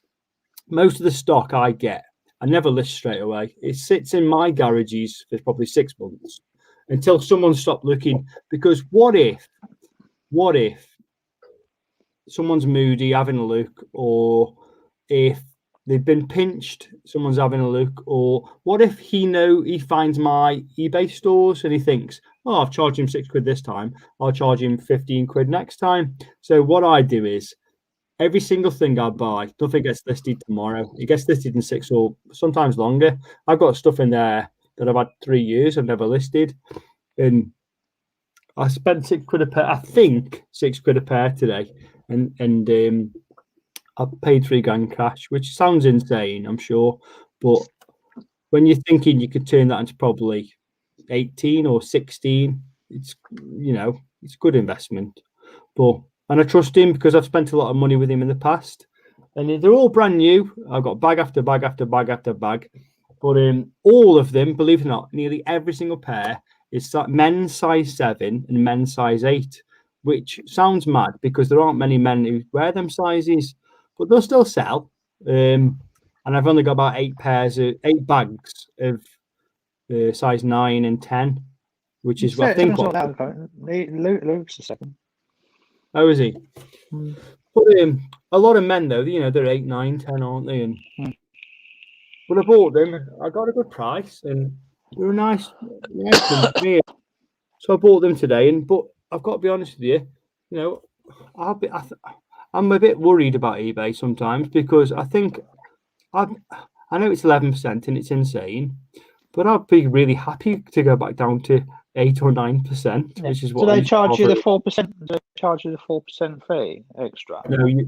No, I don't charge. Charge 4% extra, and I always get my fee back, which I think is quite good. We hover around that 13% mark, same as everyone. They'll only charge you the extra if it's INAD. It's changing mind returns. Yeah. Okay. So if it's returned on their request because they've changed their mind, that doesn't count towards your return rate. Then right. I mean, it counts towards your return rate, but not against the INAD. Yeah. Not against the because it's not your fault. The only one that goes against you is item not as described, whereas all the rest are from the buyer's personal point of view, like change of mind and doesn't fit. Most of the time it doesn't fit because I sell vintage clothing. So if you were talking about damage must count against you as well, doesn't it? No, because I mean, I've in the past 3 years on my main site, we've sold just short of 10,000 items, and the damaged items we just refund straight away. I think I've had 4 claims in 3 years. No, I'm saying, but that does count toward, not as a reason. So your INAD and item damage, because item damage is down to you because you obviously haven't packed it securely enough. Well, if it was like a vase or something like that, and it's been booted across the field. So my items I send in a poly mailer on the outside, and then on the inside it's insuffocable mailer. It's like so kids can't suffocate on them. Yeah, so it's the clear through one with the warning labels on and the holes. Yeah, and there's holes at the top, middle, and bottom. Yeah. Because 99% of the items we send are 16 by 11, so they're flat and they're 2.5 inch, so they can go through a letterbox. So I pay £3.44 as a business through Parcels to Go. We have a business account. We get a bit of a discount, and even on a 2-day, they still get their guaranteed 2. They're never 3-day. Yeah. And I think I paid £3.22 on Parcels to Go. Yeah. Is that track? Yeah. And that's tracked, signed, even though signed means fuck all these days. Yeah. Tracked and signed. It's because we have a trade account. We spent £13,000 on Parcels to Go last year. So they go Hermes. Go Hermes then. Yeah. So we used to use Landmark for anything USA and out of Europe, and we used to use. In fact, I can tell you. Let me look at my spreadsheet. So we used to use Landmark for anything out of Europe. Spent £6,000 with them while they were open last year, the year before 11. Hermes, everything UK and Ireland, which that's changed now. And then we used, and then it was a bit, and I swapped all of a sudden. So we used FedEx Europe, which doesn't even exist anymore, and DHL for Europe, which was quite sizable. But the crazy thing about my items is 99% of them come from America. So I buy huge bales, but I don't buy them by the bale. I buy by weight. So like 2 tons of jeans from America to UK, and then most of it goes back to America. So it's fucking weird.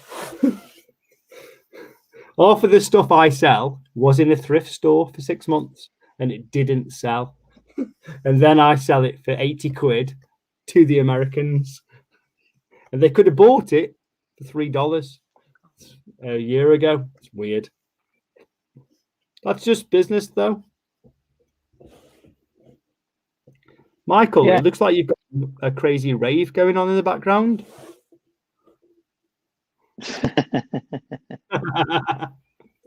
Right, so you obviously sell a high volume through Hermes. So what's the loss rate like at the moment for them? Because they've been improving a lot over the last year, as far as I'm aware. Damien, so you're sending dozens and dozens a week, obviously. Well, a bad day is 7 items, and the best day I've had since the start of lockdown was 21 items with not Amazon, just eBay. Because I saw since I've started coming on your on Andrew's channel, I've been a bit more heavily involved with my accountant because he now rents a space where one of our lockups is, and not through time spent with him paid, just from chatting. I've had a few pints with him, and just had a few beers, just around the lockup, and just being friendly. Nice guy. And he's told me more in my time out of the office than he did in. You know what I mean? Just as a pal. And so I'm paying him his money anyway. And I suppose he just sees it as he's going to help me and he wants a proper customer. But Hermes have lost me 7 parcels in 18 months. And the reason I like Parcels to Go is as soon as Parcels to Go are wicked as a broker, because if you lose a parcel with Hermes, it drags on a little bit. But with Parcels to Go, they're a broker. They're SLAs. It means service level agreement. Yeah, they're SLAs. I understand SLAs. Well, you know what I mean. Their SLAs are better than Parcels to Go's. That's why I use them. You can always chat to someone. They're never in England. They're always Eastern European. I think their chat rooms or customer service is Eastern European. But I know this sounds crazy, but because there's a language barrier between us and the Eastern European person who's helping you out, they're more efficient. So when you're speaking to an English man or an English woman, there is a big grey area. There's a huge grey area where common sense comes into it. But when you're talking to an Eastern European, and their language there's a small barrier. common sense doesn't take into account. It's just black or white. There's no grey area. As long as you talk to them in plain English, and don't use like too complicated. Yeah. Not trying to dumb it down, but as long as you speak, you speak clearly and get your point across. I find them quite all right. When you start using sort of like abbreviations and colloquialisms and I can't say a rate duck. How you doing? Any of that bollocks. But I use Parcel to Go for anything. I use them. I mean, I don't sell it enough through them to I have a business account because I've got a business account with Royal Mail. So 95% of my stuff goes through Royal Mail, and then it's anything else is like over 2 kilos tends to go me. So I use Parcel to Go. I know you're selling different stuff to me, but 95% of the items I sell is 0.7 of a kilogram. It's clothing, so anything under 40, we're hovering on that 32 waist to 36 waist. That's about 75 grams. It's not a kilogram. And the only reason we changed to Parcel to Go about 4 or 5 years ago is because we were going to save about $5,000 a year, which is a good enough amount of money for anyone to change. You know what I mean? No one's a millionaire. I'm no millionaire. I'm selling a lot of shit, but I'm not. I'm rich. And I'm $5,000. I'm interested anyway. So someone from Parcels to Go literally called me up on my mobile phone. Never spoke to them before in my life ever. Never showed an interest to them. And a customer service person rung me up and said, "We've noticed you spending a lot of money with Royal Mail." And I was thinking, this sounds like a scam. Talking to them anyway, they sent me a few emails, and how did they know how much you're spending with Royal Mail? I've got no idea. I've had another one as well, only about a few months back, from a company called Dispatch Bay. Have you ever heard them? Right, it's ringing a bell, but I couldn't tell you not specifically. So, I sell a few items, but I'm no I'm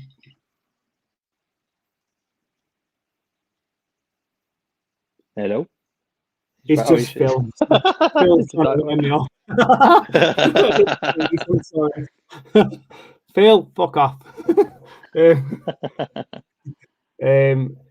So I sell, on an average day, 7 items.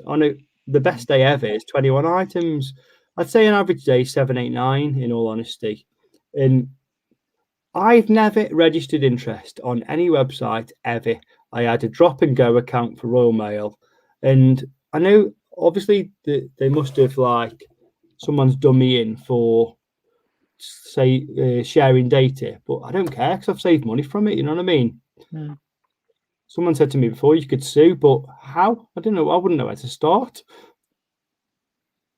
No, yeah, I mean, it's like you bill with eBay and bill with Royal Mail would be, it's private information. But I mean, I'm assuming they might just be looking at your solds and just go, well, they found you looking at bigger accounts, and they go, okay, well, you're using Royal Mail, you've sent 100 items in the last month, so that's what. I'll tell you another amount of money, and I'll tell you another really cool thing that I never knew even existed, and I wasn't involved in. But Chris Hayden. I do. Chris, Corbett Chris. Yeah. Talk to him regularly. Well, when I was on Instagram, Chris messaged me. I bought some comic books off him, and he linked me for an invite for Quidco or Top Cashback. I can't remember which. Anyway, so at the time, I wasn't using either, and I had nothing to do with them. Andrew likes this sort of thing. I love it, right? So you're better off with complete savings, though. You get 10%. I'll have a look at that, mate. But after 18 months because I linked my Quidco account to Parcels to Go, and that's dived now. You have to do it through Top Cashback. After 18 months, we had made £900 for free from Quidco. And we spend that on my daughter. We bought her. Sign up for complete savings. It's £15 a month. You get 10% cash back. So you'd be, Quidco's 1%, I think. So that £900, you could be on 4 or 5 grand more. Well, yeah, it didn't used to be 1%. At one point, it was 4.2%. And I was thinking, this is going to change quick. But it didn't for about 7 months. It went on and on and on. And eBay, and during the COVID, the first COVID, I'm not trying to brag, but COVID was good to our business. We made more money during COVID. It was good to most online businesses. Yeah, you know what I mean? Mm. And I know it's been horrible for lots of people. My nan died from COVID, but as far as business is concerned, more people bought shit online because of COVID, especially clothes. I got all my hype bits out. So as soon as COVID happened, like I got nothing to do. And instead of lifting 15 items a day, I was lifting 30. And I was listing loads of hype bits. Bits that one day I was thinking I'll get out one day on a rainy day and it might make £200 on a Vans t-shirt. But I was lifting everything. You got some funny people in the chat tonight, Andrew. Just go through comments. Well, anyway, you've talked about fucking postage long enough, all of you. This is fucking far too much reseller chat for fucking drinking with Andrew. Well, now you've finished eating and you're back with us, like you can lead the conversation again. Well, if I lead the conversation, I'll just end up. Where's Steph gone? I just end up flirting with Steph or Emma. And I'm supposed to be being well behaved these days after too much fucking drama. How are you enjoying the new? You've had. Are you getting to grips with the new storage space, Damien? I don't move until the officially the 1st of June. I went this afternoon and picked the keys up. Like you've seen the video I put up in the in the group. Yeah, so that's just a quick video I did today. But what? I thought you were getting the keys straight away. I'm sorry. No, I've got the keys, but I'm not moving in until the 28th. So I'm moving over bank holiday weekend because obviously I don't have to ship Saturday, Sunday, Monday. So I could get it in, get it organised, and get up, and I've got that 3-day window. I mean, if I did it any other time, I would have to either extend my delivery days or I'd have to shut up shop. You're going to spend some money so I can. Or have you got enough? You're going to spend your money on some racking, or have you got enough? I need to buy some more racking. I don't have enough racking. I'm going from 160 square foot to 370 square feet. I sent him a recommendation for some racking that was at a cheap price. I bet he didn't buy any, and the price has gone up a fiver now. I haven't bought any yet. I didn't know how much I needed. Now I've got more of an idea how many racks I need. So now you've cost yourself an extra 50 quid probably. So there'll be other deals. There'll be bank holiday weekend sales. There's always a deal. There's always a warehouse shutting in there. He's open. He's open. I ordered some racking and it's come and I've saved a fortune. Job done. I'll order some on bank holiday weekend that like B&Q or somewhere will do some racking, or the Screwfix will do a deal on bank holiday. Don't get the Screwfix one. No, not the ones that you've got, because I asked you about that and you said they're crap. After a year, it goes like this. But someone will do a bank holiday deal, and they'll probably start it early as well. I know a boy, right, an Indian fella, right, and he's in Birmingham, so it's a bit of a trek for you. But his stuff, he does second house warehouse racking. It's mega. You might need a van. No, not travelling. We're renting a van for the Friday to get the stuff shifted. It's probably going to take most of Friday to shift it, and then I'll spend the weekend sort of getting it organised. So I've still got car boots to go to. Are you setting up an office in that space so you can work there, or will you work from home? I'm thinking because when I first went and saw it, I thought all I was getting was just the back room with the fireplace and the kitchen.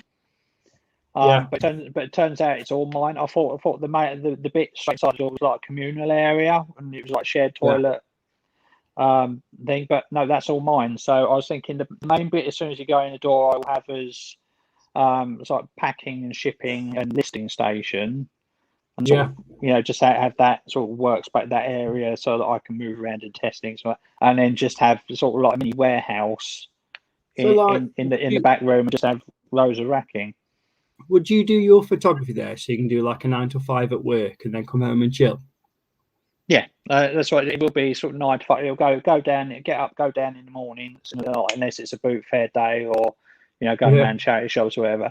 So go to the unit, do what I need to do at the unit, and then knock off about 4:30 to take the Yeah. parcels down to the post office and then go home. That sounds really good, mate. I like the sound of that. And keep it roughly 9 to 5. So I've still got my evenings. And the beauty is, you're self-employed. If you want a day off because it's nice and sunny, take it. I know. It's the best job in the world, isn't it, mate? It is. I enjoy it. So, yeah, but I think that's the Yeah. plan. I think just have a workstation in. I've never rented a big space before now. I've been lucky because the last house we had a double garage, and then we moved to here. I bought this place, and I got outbuildings. But if we didn't have this and I had to rent, I'd always be a bit nervous. Like what you're doing. What can I say? Like I don't know what I mean. I mean, like you must be doing good to offset the cost of it versus your profits. But at the same time, it's taxable, which is nice. Yeah, I mean, it's more of a cost involved than a shipping container, but the business is doing enough, and it's growing. I'm still a growing business. I've been in like a year and a half, getting nearly 2 years in now, but I'm still growing. This month is my best ever month so far. My last 31 days turnover is higher than it's ever been, even through through the lockdown. Could you have a word with your vendor, or what do you call them, landlord, and get a naughty receipt each month on your rent? No, it's all above board. Well, right, okay, hang on now. All above board. No illegality. Any dodgy. I have to put the fucking message on again. We're not advocating any dodgy accountancy practices or anything like that. What I mean is, all money needs to be paid to the tax man so that I get my wages paid. What I was trying to say is, you shouldn't do that, Damien. But if you could you? No, I wouldn't. Neither would I. I do everything above board. Even if it costs me more, I'll pay more. Pay my taxes. Pay the correct fees with here and everywhere. Me too. I don't game the system. No, I'm not saying that just because I'm on stream for 77 people to say, but I pay my way. I'm always sort of like that, and it does me when people don't. And He's off the phone finally. Oh, you were on the phone?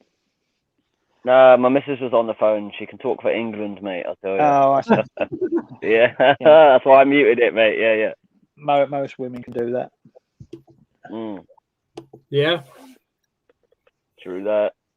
Babe, you know you love me. I beg you, go and grab me a beer. Go on, please. I'll give you £1. £1.50. Bribing the missus with a quid to go get her a drink. Wow. Yeah, you know that, mate. Yeah, I used to. You said about Hermes earlier. I used to work for Hermes, and I used to do nights. And the way they like chuck people's parcels around is unbelievable, mate. Like, I know. Imagine.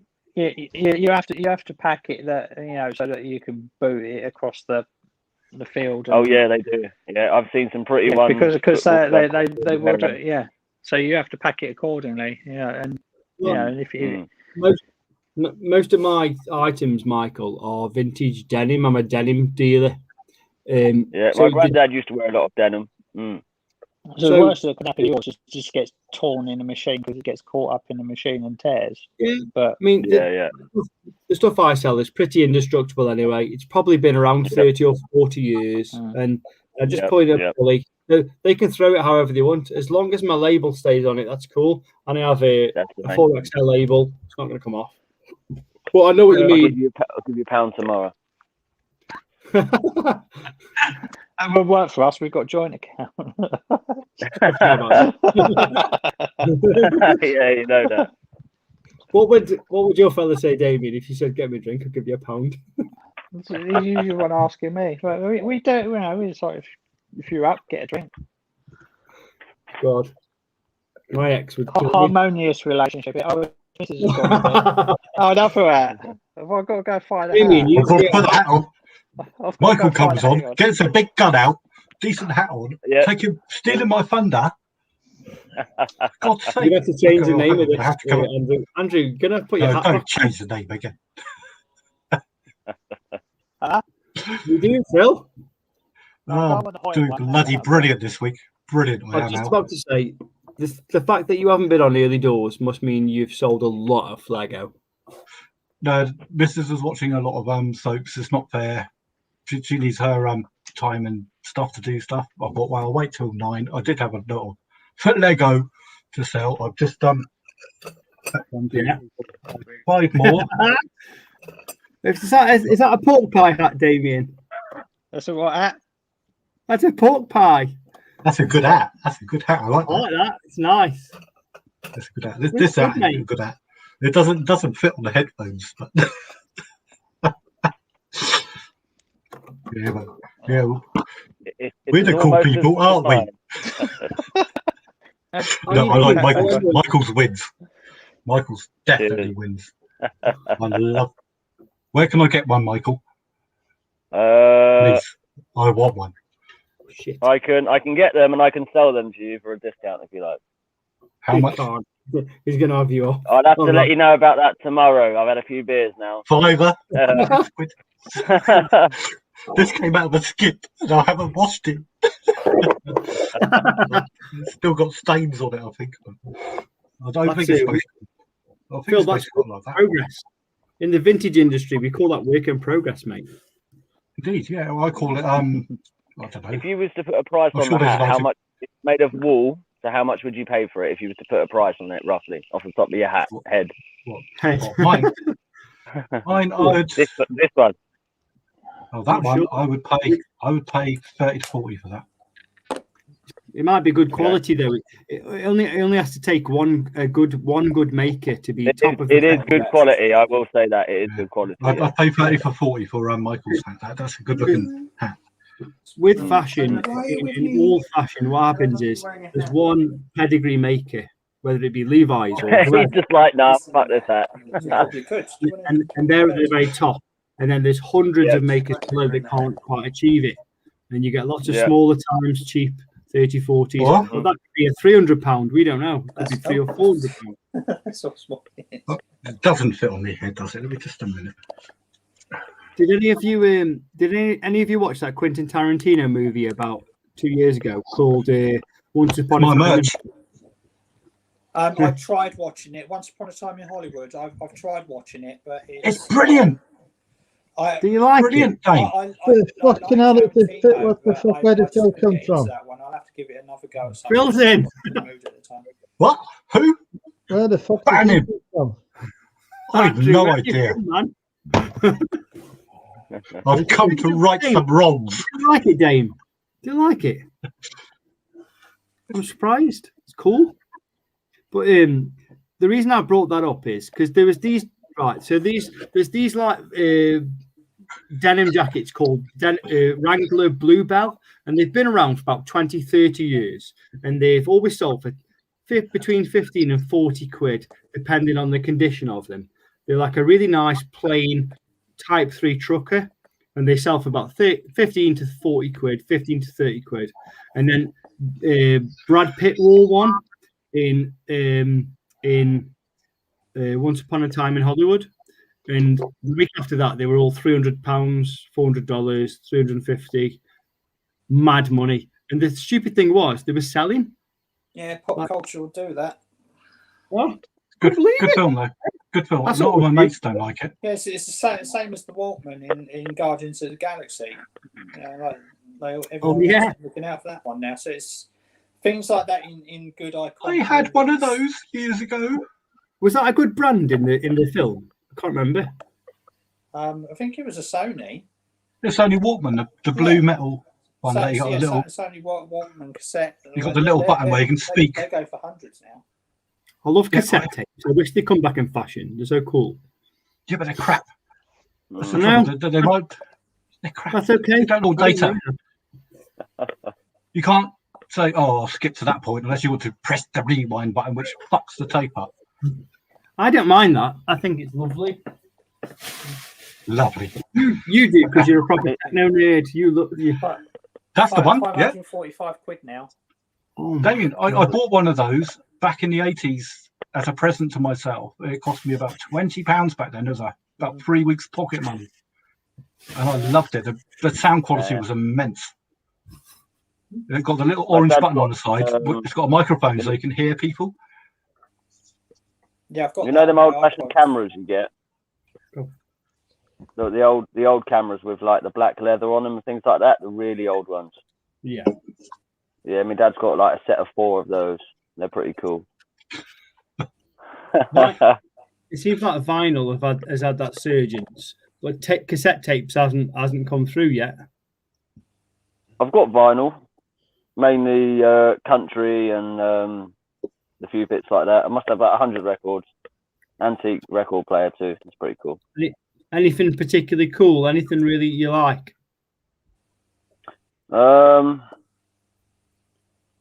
I'd have to go through them. I've not got them out for a long time. I'd have to have a look and let you know on that one.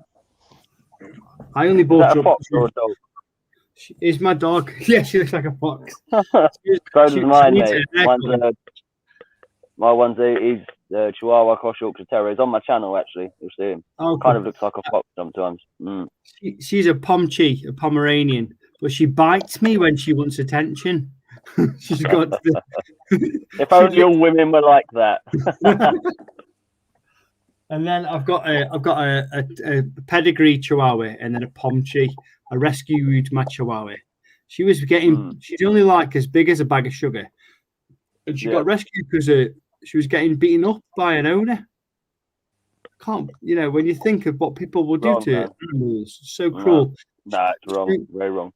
She's only as big as Damien's new kitten, and someone had beaten her, and she couldn't walk when I bought her. It's just, I'd love to spend. I don't get people like that. I know. You know the guy who did it. I'd love half an hour in a locked room with him. You know what I mean? Oh, just give me a couple of minutes, mate. Yeah. I mean, I haven't got a temper anymore, but these people who hate animals, it's just wrong. It is, yeah. They should be hung up, man, or whatever, you know.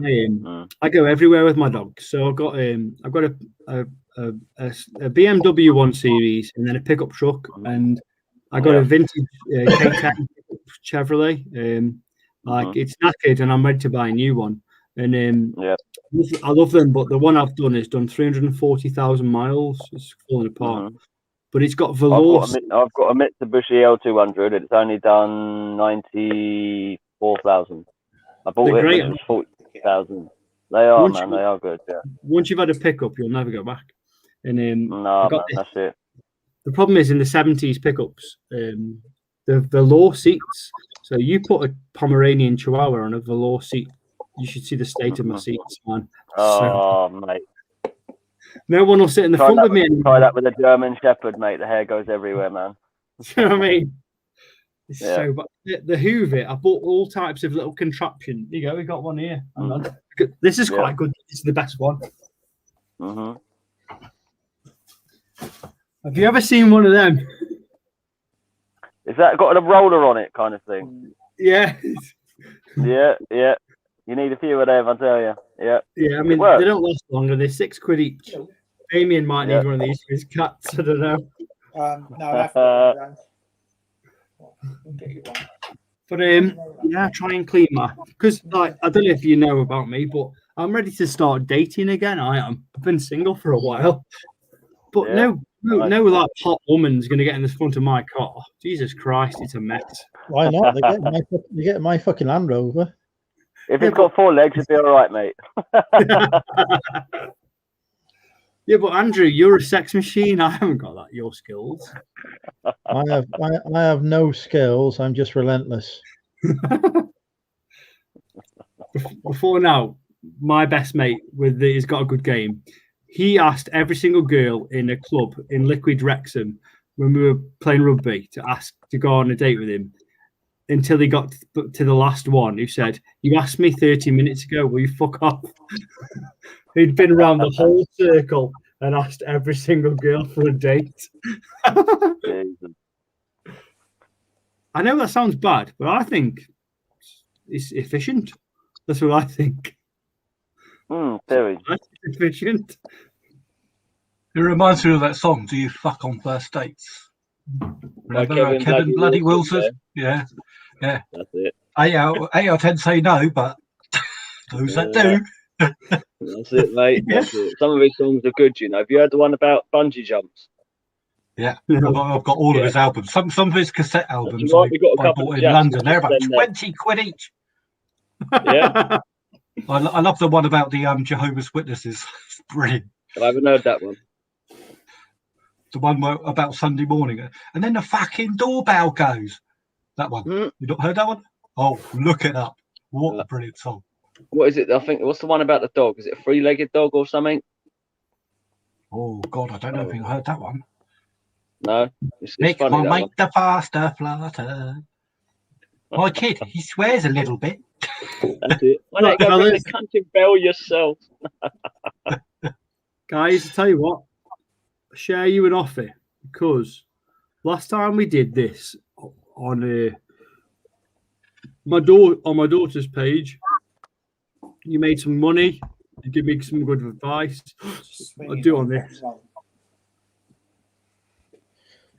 Hey, Todd.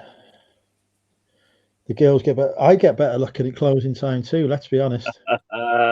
Join the club on that one, mate. I don't. I get worse looking. There's got to be a few that have woken up the next day next to me and gone, "Fuck me, what did I do last night?" What was that? An alien? Andrew, I'm with you, brother. In dark lights, I look great. I'm sure. You know that, man. If I'm in a different room entirely, I look brilliant. Well, we've got the perfect. To be honest, we've got the perfect judge here. Damien can tell us if we look terrible. What's that? He'll tell us. If we look bad, Damien will tell us. Will I? I look like Damien, shit. straight up. Damien don't lie. I'm up for an honest opinion. It's like a sequel to The Untouchables. That bad. 4.1 IMDb. How fucking dare you? I'm gorgeous. That's him being generous, mate. Damien, I made a lot of effort to come onto this channel tonight. Did you? So what's with the moustache? That's a new thing. Is it a new thing you're trying? Is it sort of... This is the best place to pick up. Is the takeaway, Shane? I pick up far more people. Normally, that's where you get the fights. Yeah, no, I don't get involved in that. I'm too busy. I tell you what, I was in a fish shop. A fish shop. That's the beer. Not fish. A fish. A chish pop. A chish pop.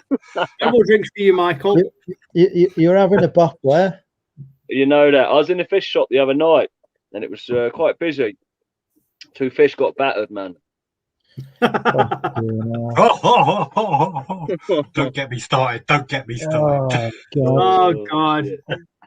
We're doing dad jokes. Is that where we're at? No. I've got some amazing dad jokes. I've got shitloads of new ones, but I can't remember where to look them up because I'm old. That's right. It's Damien's turn for a joke. My turn for a joke. Oh Christ. Pass. Well, you're Okay, doing I'll that. start. I'll start hilarious, again. Damien. I I haven't love had that. any alcohol tonight, so I don't know. I'll start you then. I'll start you then. Hey Todd. My mate had a penis extension. His house looks shit now. It's the thing. You know, I have you blokes beat on the head thing. Oh, hey, Silver Hey. Todd. Good to see you once more. Hi, Todd. Nice to see you, Todd. Welcome to Andrew's I'm Never Going to Do a Thursday Night Stream Again channel. Technically, what I said was, I'm never doing a Thursday night again. I'm getting quite like your hat, though, I did Ted, last Todd. time. I'll just check my watch. It says Thursday. Yeah, but Hey Todd, Michael's got Todd at envy. The important quantification, new word, was that I wasn't going to get as pissed as I did last time, and so far I've maintained that. I've even eaten food. We're picking now. Picky. To be honest with you, Andrew, you have been a bit of a lightweight these past few weeks.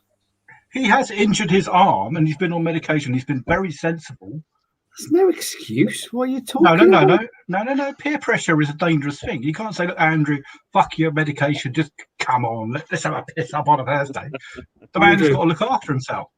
Andrew, me and Andrew come from a small group of people that play proper sports, that play proper contact sports, and we drink every day of the week. You come from this soccer society who cry when someone walks past you. We play proper sports and drink. I don't play soccer. I play nothing. I think you call it football or something or other. I can't remember. We play rugby. I drink whiskey before I play on Saturdays.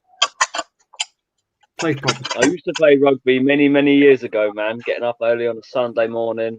Oh, damn. You won't see me getting up early now on a Sunday. Only for the car boots, obviously. Well, there's a big difference. Andrew's from Wrexham. No one gets injured. No one. If you break your collarbone on Sunday, you go to work on Monday. He's from Wales. They haven't even got. Andrew, have you got the NHS in Wales?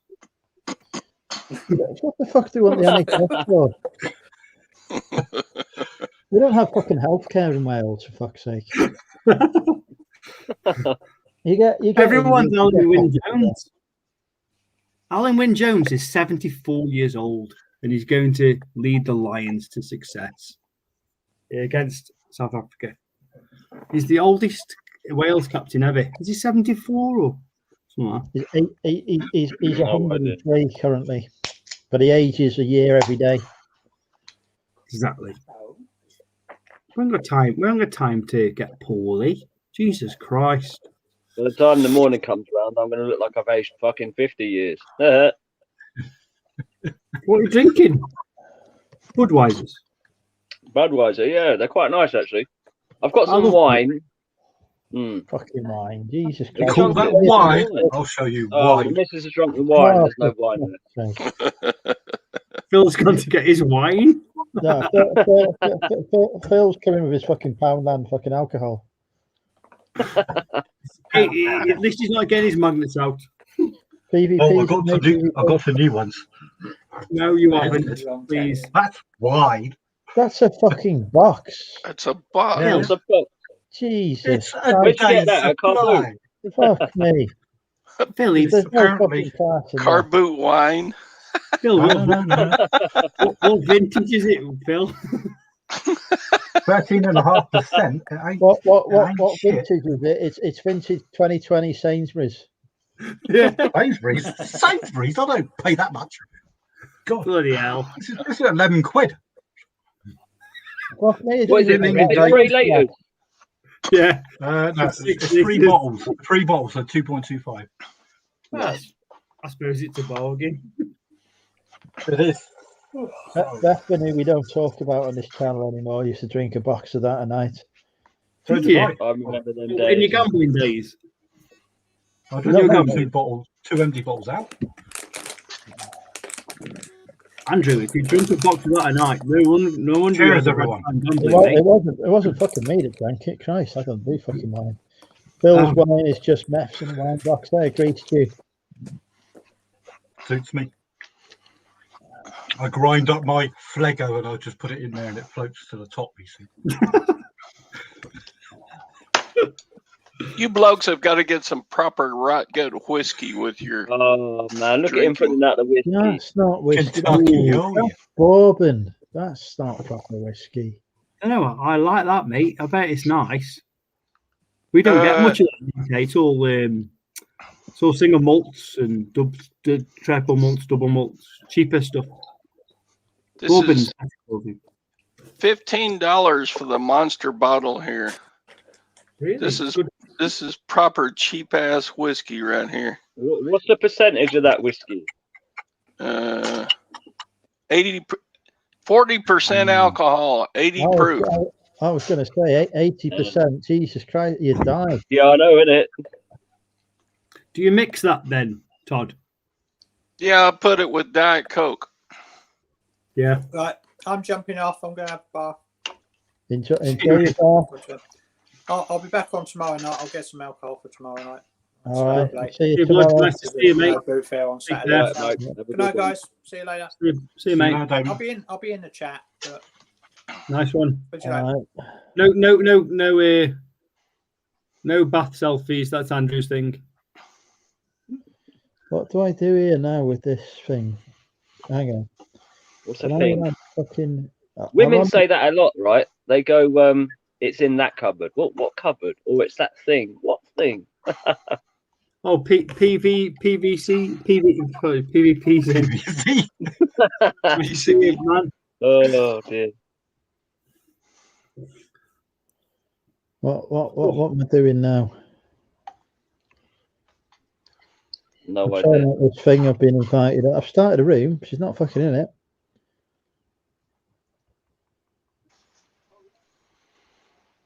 It's been a funny night tonight. I feel like it's wrong when Andrew doesn't eat KFC. He's had his I don't know what those bloody Chicken things. fajitas. I feel like we've been cheated. Fuck eaters or whatever, yeah. I like to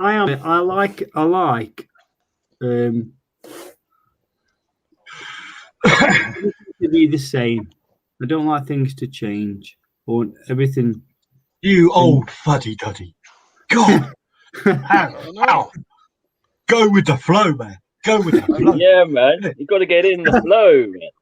Yeah. Just the fact that Andrew, Just on a because health jeans were tip, really good back in the 1950s. he's doing yoga. He's eating fajitas. What next? Jesus Christ! He'll be having silly haircuts next.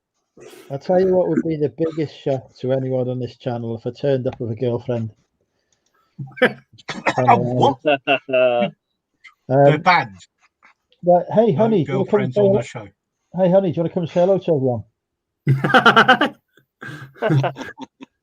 He's married. It'll be this big gruff woman. Hello, blokes. How you doing? He's been married for 6 years, and it's a big joke. I am in fact married. I've not been married yet.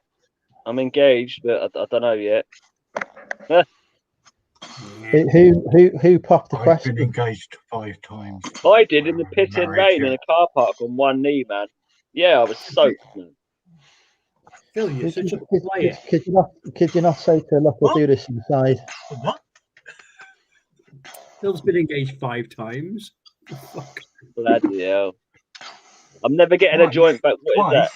Twice on the is that a dog or a 29th of cat? February when they had to ask me. Remember those horrible Yeah, days? Todd, that looks 29th? like you, man. Jamie wants to know if I have many girlfriends. I don't do relationships, Jamie. They're too much of a stress for me. Being autistic, relationships, any kind of social interactions are difficult. So I tend to avoid those kind of things, to be honest. Sex and move. I think they call it sex and move. Now there's a beautiful face. Todd, your face has improved markedly. I'm telling you. This is Jenny. Hey, Jenny. What is it? Like a pug thing? No, it's a Boston Terrier. It's quite cool, man. Where's he from? It's a bit bigger than He's from the US of A. It does sound like you got him off a farm, though, Todd. Got some breathing problems, Todd. Is it okay? That's the pug. All pugs do that. He looks like he's running inbreeding. winter. I can imagine that dog snores like really bad. Oh God, like a freight train. Yes. Freight train Sounds like a snore? pig off a farm. Todd, I think it's trying to clear its throat.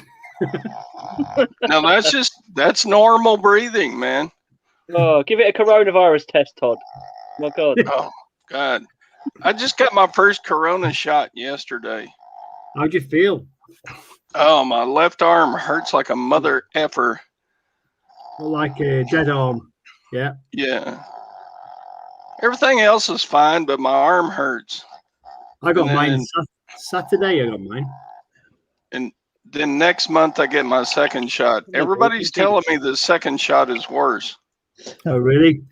You should get your second shot in 11 weeks, otherwise it doesn't work properly. Not the next month. No, it's recommended by the manufacturers for the Pfizer one to have it every 4 weeks.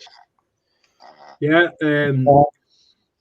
I start training with the kids. So amateur sports starts now in the UK again, end of May, and I've got my first training sessions coming up. So I've got mine on Saturday. But I've got quite an easy weekend. It's going to be rainy, so no car boot sales. And Michael's got his dog out as well. Yeah, that sounds fucking dodgy, that man. I'm just looking forward to a quiet weekend. I've actually got no kids this weekend, so I'm looking forward to just being on my own. It's going to be my first weekend on my own for probably a year. I'm just going to chill out, watch crap TV, have my jab, buy a load of beer. Hope something's good on YouTube. Yeah, it'd be us sitting there having a piss up. Well, you don't tend to get on. I'm involved, do you, Andrew, at the weekend, mate? It's just Friday. That's when I need to focus on the eBay. Yeah, I'm going to list them shoes. I might list some shoes early, just the best ones. So I spent a fortune. It'd be nice to recuperate a bit of the money back. You know what I mean? So, who else bought a Canon AE1 today? You want about a camera? Yeah. I've got one of my granddad's. It's cool. Look them up.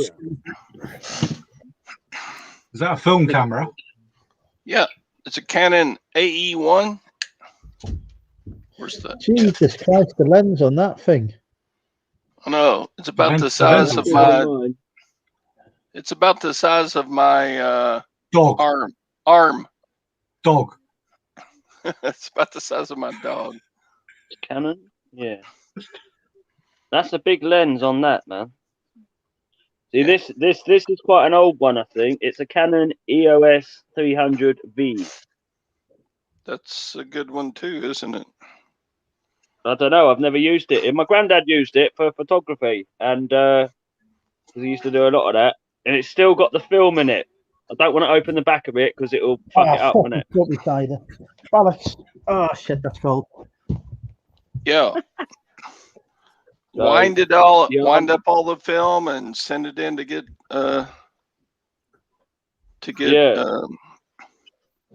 exposed. Not exposed. This is my latest camera. It's a pen. Yeah. If you look very closely at the top, I don't know if you can see the top. There's a small camera. If you open it, if you open the thing, it has quite a tight jigger. Come on. If you open it, it has a port for power, so you can download the photographs, and a little slots for your micro SD card for very interesting, naughty. Oh, I got you on camera, boy. I've tested it, and looking at it, it's being on the top of a penny pig. It's got to be a shit camera. It's still about, I don't know, it's at least 480, maybe 720. I'm thinking, yes, could be very handy in certain situations. Well, it only cost, I don't know, I think it cost a tenner off of what these stupid Chinese sites, Wish and all that crap, Ali Whatsits or whatever. Yeah, I thought this is bollocks. I'll plug it into the computer and see if it works. Bloody does. I'm impressed. I pressed the wrong button. Oh, okay. Yeah, but no, it's an EOS. Michael, can you turn your camera Can you turn your phone that way? You can get a bigger picture. Hang on, folks. We're gonna have to stop the conversation because guess what? I've just had a sound. Yeah. It is time to guess the price with Money Mental. Turn it the other way. It worked. Did it work? Yeah. This is an epic sale. Ah, didn't know you could do that. Happy days. My God, you for today. Right. Anyway, guess the price. We know the rules. We can't continue the conversation until the correct price has been guessed. Number ends in a 9. Bollocks. Wrong button. What is it you sold? I sold a DVD. A DVD.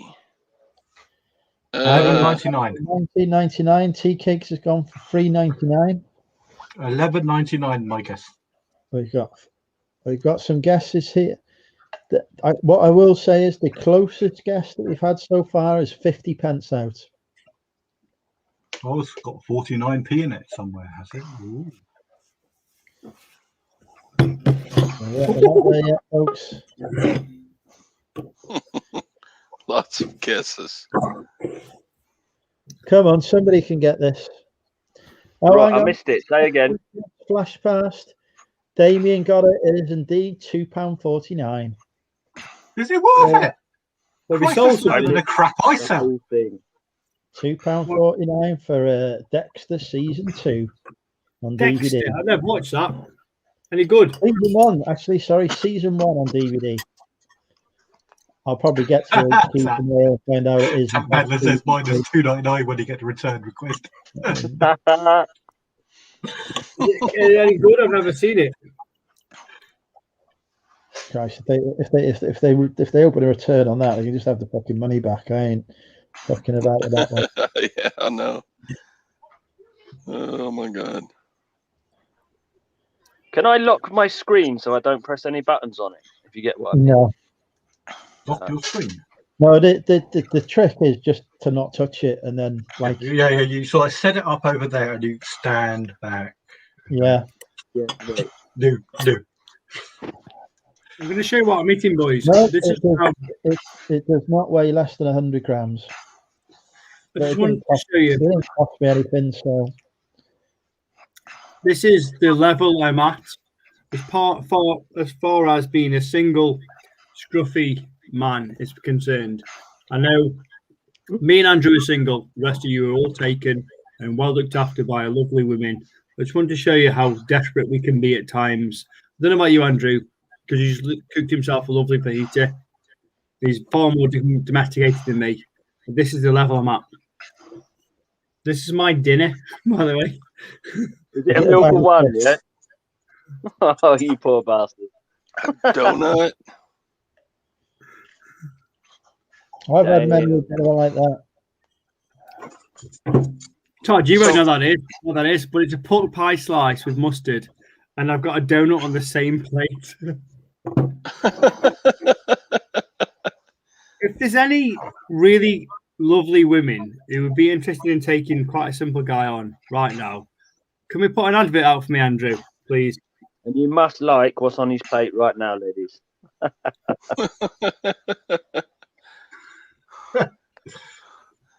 A pork pie and a donut. Your profit on it, Sean, would be 34 pence. I've just worked it out. Andrew put a post out on the group the other day about certain devices that I might be interested in. I got the last 2 bits. How strong do you think these are? How strong do you think these are? What have we Not talked very. about? Not bringing No up magnet talk. We're too sober, Phil. No magnet talk till 11:30. We'll see. This is the minimum it can hold. It can hold about, I don't know, about 80 of them. I thought we had a rule: no magnet talk before 11:30. No, we also had a rule that there's no drinking streams on a Thursday. So this is water. I'm not drinking. No, I have to put a spacer between them. I can't get these apart. I said I was ending Thursday drinking because I got too drunk and I didn't want to work with a hangover. Now I'm being sensible. I'm only on my 5th can of the night. Well, that went to shit straight away.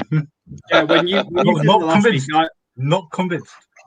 When you said that last week, I thought Andrew can't last 7 days from this stream. I wish that was available as a bet on Bet365. I would have put £1,000 on that. I would have got we have a serious bloody program all about reselling and shit. What the fuck? I was looking for a good beer and all that. And injured elbow. I'm not This drinking. I'm going to have is a serious drink. What? This is a reselling channel. There will be reselling content on it. Is there going to be a second one? There will be a second one at some point, but I'm not sourcing at the minute. It's really fucking difficult to do a show about sourcing when I'm not sourcing. So you use the Friday slot to advertise this channel that isn't actually going to happen for a long time. Yeah, at the time it was going to happen. Meanwhile, depriving us reprobates of a good drinking session. Goodness, Andrew. Have a bloody... What you don't realise is you've actually created 5 monsters. Yes. Oh yeah. Drinking's overrated anyway. Yeah, but wasn't the title the biggest regular criticism I get is that I'm a mental health advocate who does a drinking YouTube show. Apparently, I will defend you there, Andrew, because a lot of people that have issues in the mental area, which is a hell of a lot more people than people imagine, do decide to see if they can find the answer at the bottom of the bottle. It's a perfect opportunity to discuss things because people open up their minds more. I mean, how many decent conversations have we had on this situation before? I'm not going to get too serious about it. But no, people drink. For Christ's sake, are we saying that anyone that has any mental health issues is not allowed to drink? Exactly. That's what I always say. I've opened up to Andrew. I've opened up to Andrew just privately, me and Andrew, a couple of times when I've been really drunk. But I'm a typical man. I would never dare do that when I'm sober, just because you just don't do that, do you? But when I've been drunk, I've spoken to Andrew, and we've spoken, haven't we, mate? I'm too ashamed to do it if I'm stone cold sober.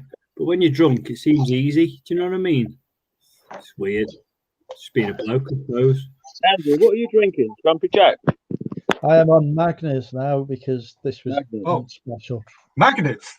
Oh, we like Magnets. Sean says he's going to buy some off me in the chat. Sean, I'll message you. Sean, I'll message you. Or message me. I've got 15,000 magnets. I've got big cuts. And I've got little bitty ones that can hold up a bloody wrench. You tell me what strength you want, I've got them. See, Stu, I don't know if Sam's watching, but I reckon we should get Sam to come live. She would love to have a chat with me. I know that. Although obviously no reselling talk would take place. Stu has a beautiful and very lovely partner called Sam,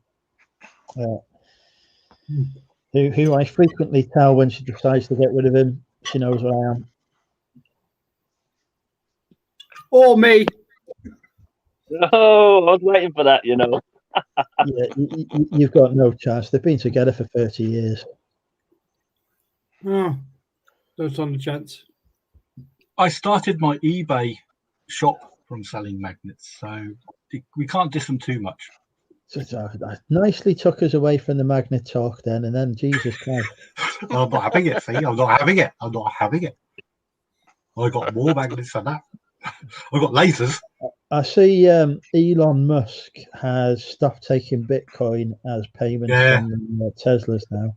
But it only knocked the value of Bitcoin by about 10%, and it had already gone up to 60,000 by then, and then dropped down to about 54, 53, which is well above the 50 grand it was above the week before, so it didn't really give much. Do you not think as well it's slightly cynical given that he's got his own cryptocurrency that he's promoting now? So I think he realised, didn't he? The fact he is buying Bitcoin is well against climate change, because in order to mine the fucker, you've got to have about 10 trillion bloody graphic cards. Well, he's saying that, but I don't think he gives a fuck about that. I think he's just thinking that actually... he's a typical sort of like super intelligent bloke, isn't he? He doesn't realise basic stuff.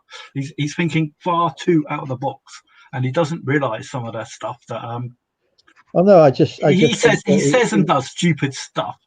Yeah, but I think he's just thought, well, if I make this move, I can up the price of my own crypto. So you know, but it went down 10%. No, Bitcoin went down 10%. That's not his own crypto. I've got a mate. I went to the pub with him on at lunchtime today with one of my boys, and he paid for our round. We've had just at Wetherspoons like a pizza each and a pint, and he paid on a cryptocurrency credit card. You ever seen that before? No, I have not. Yeah, so you can now. I don't even know what cryptocurrency he's got, but it's blue, and the logo on it looks like Avengers. No, not Avengers. Transformers, Ultron. It looks like their logo. And I said, "Is that a Transformers card?" And he went, "No, it's cryptocurrency." I was like, "Shit off, no way, mate." And he's like, "Yeah." That's crazy. He was telling me about it. He invested. I'm best friends with him. I see him every day. My mate Dan. He invested about 10 grand 2 years ago, and he's up to like 35 grand in stocks and shares. And he's only doing it half-assed. He was telling me that he's been way above that. At one point, he was at 50 grand, and it's gone down to 36 grand. So I don't know about you boys, but I probably wouldn't bought out a long time ago. I'm a coward with things like that. As soon as I see something's losing money, I would go, I'm out. I'm a coward. You know what I mean? It's too volatile. It's too volatile. He's Say stuck you go in. in at like £1, right? You go in at £1 and it goes up and then it goes down. You're still in, right? Yeah. Yeah. Oh, He told me. I thought when it goes down, you lose your money. No, I was talking to him today, and he said in one day, he told me that in one day he lost £6,000 in one day, and it like broke his heart. But then after about 2 months, he went back up and he got his £6,000 back. But I don't know about you, but I am a bit jittery as a personality. I'm not a very patient person. I reckon Are you a Gemini? Virgo, but I've never been tested for anything, but I'm just a bit too wild. Like I would have got out quick, whereas I suppose the whole point of stocks and shares is to take advantage of the people who jump out in and out, in and out, in and out, and you stay in and you reap the rewards from all the people who can't hang on. Do you get it? Yeah. So if I put £1 in somewhere, say, and I leave it, and it goes into the red. Yeah. I've still got my £1, haven't I, until it goes back up again? Well, no, your pound doesn't exist. When you throw that £1 away, it's gone forever. You can withdraw when you're up, or you can not withdraw when you're down. And it's up to you when you withdraw. £1 in and it goes down, I'm still in, aren't I? So when it goes back up again, then I can cash out. If your pound is worth £10,000 tomorrow, you still haven't got your pound back unless you withdraw, and then you've got £10,000. But you might be able, it might go down to -5, and you've got nothing. The point is, when you put that £1 in, you've got no pound left; it's gone. Yeah. And if you're lucky and skilled, whatever it might be, you can withdraw at the right time and make some money. But the key is to be patient and don't withdraw until you need the money. But if it goes into the minus, you've lost it, basically. Just so you know, you're talking to someone who knows nothing about it. I'm only talking to someone who told me yesterday. Yeah, there you go. You remembered though, that's good. Well, it is today. So, but yeah, I mean, it sounds really clever, but I don't think it's suitable for me. I'd rather spend a tenner on a pair of shoes I can sell for 50. That's my vibe. Yeah. I need something tangible. Posted in packaging. Well, something it's tangible, it's believable, it's real. I suppose there must be lots of millionaires who can do it all from a laptop, who can just wear pajamas all day, who never leave home. Yeah. The difference is we might have £1,000 to invest in stock, and they might have £1,000 to invest in stocks. You know what I mean? Right, yeah. Just reading comment. Yeah. Is Andrew getting any hot girls asking him out on a date yet? Me? Come on, ladies. Where's the ladies? I'm unavailable anyway, as we know. You put yourself out there earlier on. I'm surprised by this time you haven't put your fucking mobile number out on there on the old scroll along. Message me if you want a hot date with me. Jesus Christ, I'm not putting my mobile number out in public. I get fucking destroyed. Mate, I wish I'd get destroyed. I'm up for anything at the moment. Ranted. I'm joking. I'm not that I'm too joking. old. I'm too old for all of that shit. Been there, done it. And you've got Had my fill of all this woman stuff. God. and you've got a partner, allegedly. Yes. Well, it's not allegedly. I can show you. But I don't think you'd like it. Still has. Otherwise, Phil would be playing the game with his magnets and fucking lasers. What do you make? Lasers? Yeah. Oh, yeah, I was watching some program on CT5 or some shit, some weird thing, and they get in this group and they use lasers to contact these like spaceships and shit. And it was proper like I must have had a few drinks because I found it fascinating. You know, do these compare to your guns? Do these compare to your guns? This motherfucker is a 7 watt bitch. 7 watt. It will blow the crap out of my ceiling if I turn it on. Do it, Phil. Does that burn things? Banned? Well, it depends on what you call banned. I'm not allowed to shine it in airplanes or nothing. Phil, burn something. Show us live on telly. Burn something. I have right above my head a smoke detector. No, if you want to watch these videos in action, I do have a video channel and you can see them. I've watched them. Phil. No, right. The last fucking time I put that video channel on, you cost me £2 in advertising revenue. Is that what you're coming on again? No. That was a different one. That was a completely different. Fucking Gangnam Style took all my fucking revenue. Phil, I've got to be careful. That it doesn't touch the camera because it will blow the camera's sensor to death. Monumental UK earns thousands of pounds a year on YouTube, and he'll deny you £2, Phil. Fucking thousands of pounds a year, I wish. Hundreds of pounds a year, maybe. Definitely not thousands. It's just selfish, as far as I'm concerned. If you need me, Phil, I'm here for you, bro. Fucking cost me £2, Phil. He's not even fucking super chatting me back the fucking money he cost me. I am on here earning you money because people love to see my lovely stamps. And my coins and my magnets, so you know, I'm holding the viewers for you. So as far as I see it, you owe me money. Every time you bring that shit out, I lose 20% of my viewers. In fact, it's not £2 in advertising revenue it cost me, about fucking £10. Phil, we made an agreement last time. Can't you remember? You aren't allowed to get your things out till 11:30. No, I did not agree to that.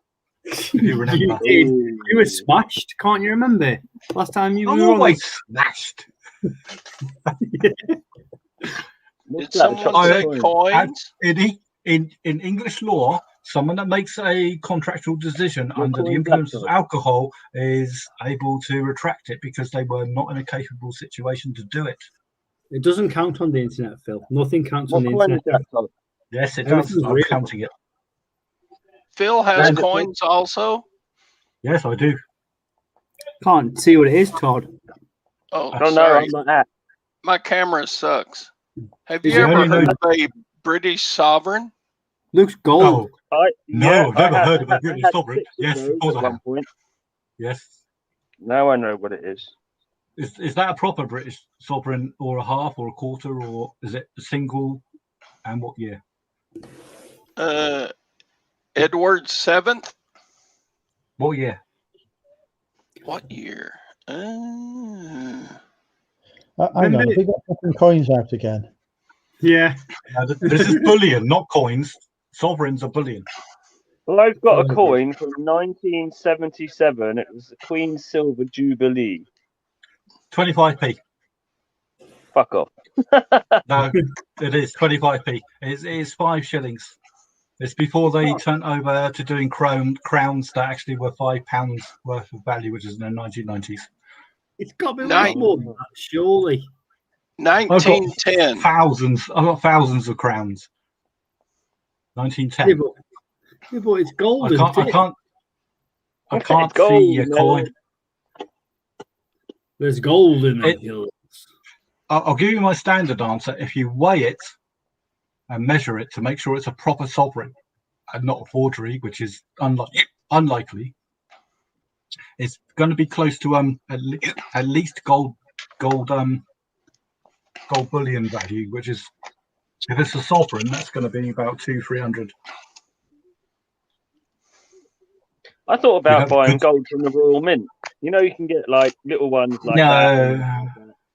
No, because they put a percentage on it, unless you think the gold price is going to go up, which gold prices don't fluctuate a hell of a lot over a year. I was just going to say, you're buying too late then, Michael. You're buying for your grandchildren. You're not buying for you.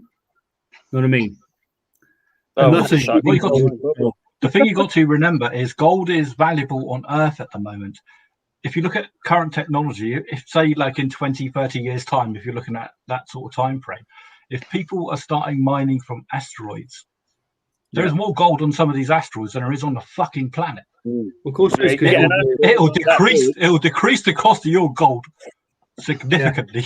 The stone, the density on them is like 10 times more than what we are, which means they've been around 10 times longer. And they're pure. So in other words, there'll be 10 times more gold. Unique. How many? If an asteroid crashes to Earth, right, and you get a big, it was in the paper ages ago, it was like that big or whatever, and it's worth 40 grand. Well, yeah, fact check everything you read in the news. Oh yeah, of course. That's the reason meteors do so much. It might be, damage. but it might not be. Solid state. I love sci-fi stuff. So, Todd, I'm interested in this. What sort of fucking scales are those, Todd? I bet you were gutted, Todd, then when it went down from 80 to 79. Todd, you just like that.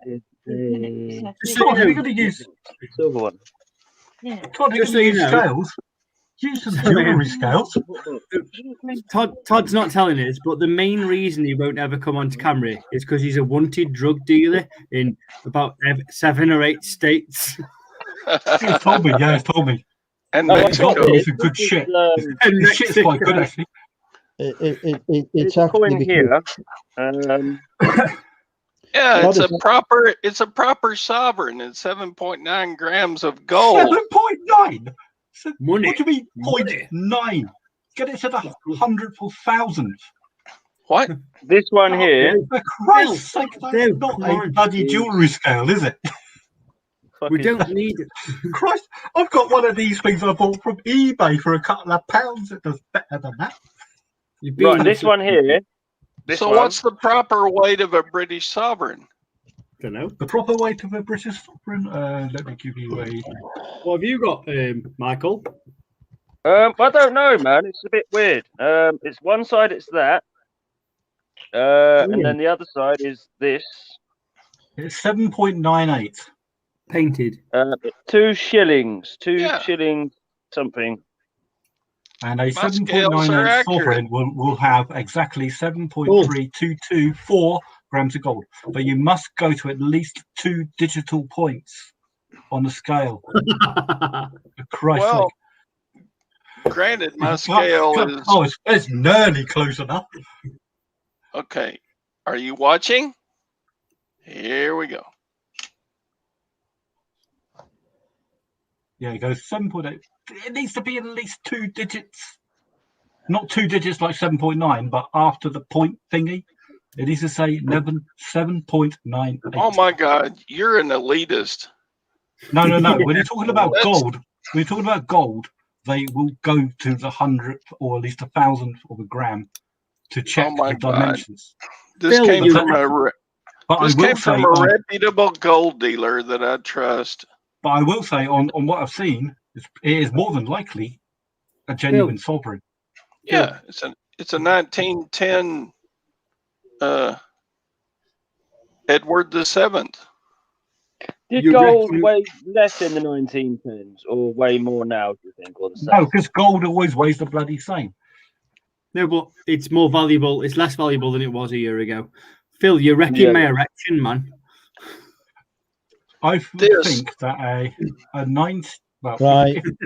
on the seller's market, 495.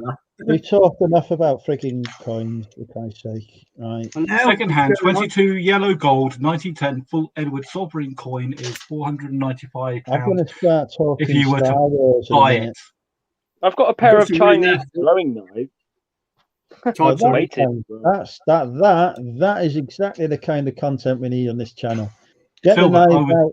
Let's find Mr. Todd, I would say approximately £500 if you were able to sell it well. They're buried in that cupboard, but yeah. Andrew, mute Phil for being naughty. Well, I'm just answering a genuine question. We're about to talk about Jesus. Michael's fucking throwing knives here, yeah? I've got a set of 3 Chinese throwing knives and they're weighted. Yeah, I did have the throwing star, but I gave that to my old man. He's got the throwing star. Without the throwing star, they're not worth fuck all, are they? You need a complete set. No, I know, but when he dies, bless my dad, we'll get it back. Yeah, we're talking about Star Wars. Can we talk about Star Wars? Whose suggestion was that? Yep, let's do it. Okay. Who is Shemek? What was her name? Can I show? Can I? I'm allowed to show custom knives on here. Yes, you can show whatever you want. Show what you like. For Christ's sake, I've shown videos of glass pans before.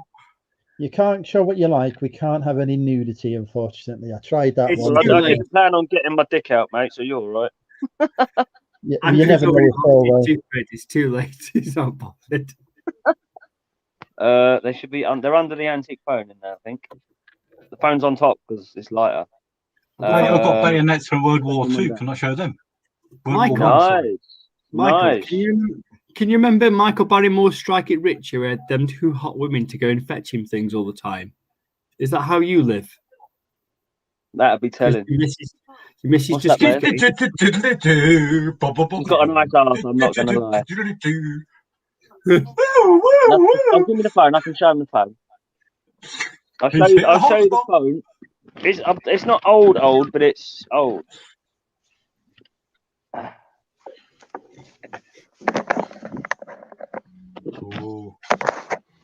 Okay, Phil. I wonder if it's Bakelite. That's not a throwing knife. Where's the knives? That's not a throwing knife. I was thinking that, but I don't want to say. And it still works, that phone as well. I wired it up to the landline the other week and it rung. It's really weird. There should be in there. If it's Bakelite, that's the belt buckles. That's belt buckles. Nobody's bringing that. Where are the knives? I'm finding the knives. Hang on. To give you a phone. That's not going to be no good in self-defense. Oh yeah, mate, ring this fucking number. What's that, Todd? Yeah, that's a minute.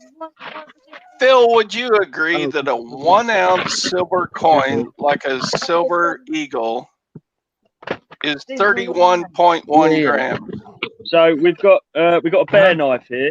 I know nothing about American coins, but it's all down to the weight and the bullion again. It's so 1 ounce, 1 troy ounce. What does 1 troy ounce weigh, Phil?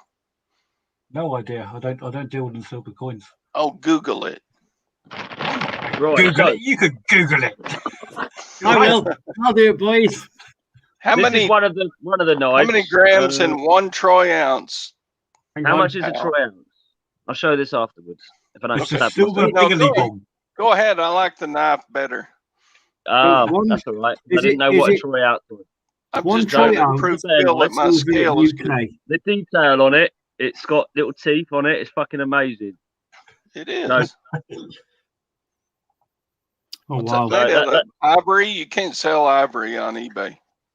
No, I think it's. I don't. Anywhere. I don't think it's unless ivory. You can prove I don't know. But that's the bear knife. On the handle, below a certain level, you've got look at the detail on that blade. You've got pictures of wolves and look at that. Beautiful knife. It's lovely, isn't it?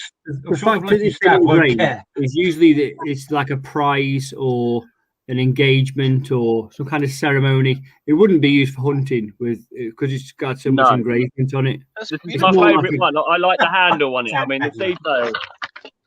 I'm not going to lie. That's amazing. I don't want to let you down, Al, but I don't think he was planning on going out and hunting any bears with it. No, but what I mean is, sorry, I haven't made myself clear then. So usually gift knives aren't the same weight as hunting knives. Hunting knives are much heavier. So we got this one. It's got like a rhino horn with some horns. Also illegal to sell on eBay. Rhino horns. Yeah, no, they're not for sale. No. That's a Japanese shocker rat, isn't it? I have no idea. They were my granddad's. This one. Yeah.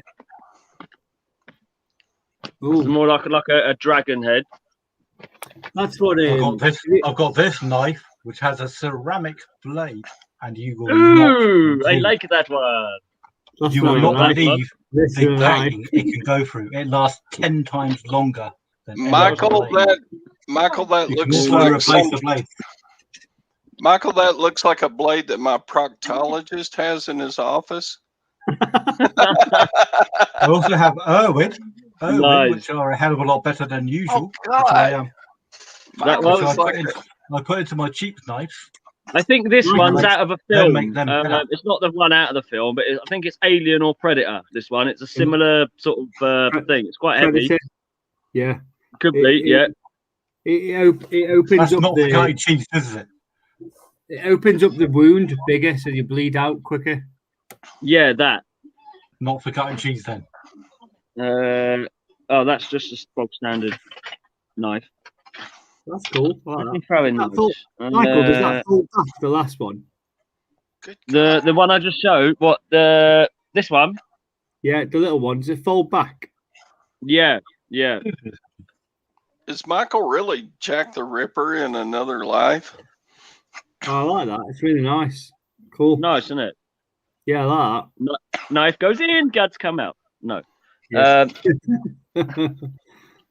These are the Chinese throwing knives. They're weighted, so the only way to check if they're weighted. Oh, now he's actually looking. Look, all the knives I've shown, he hasn't looked. He's interested in the don't press them buttons. I was getting text messages. I can't multitask. So they're weighted.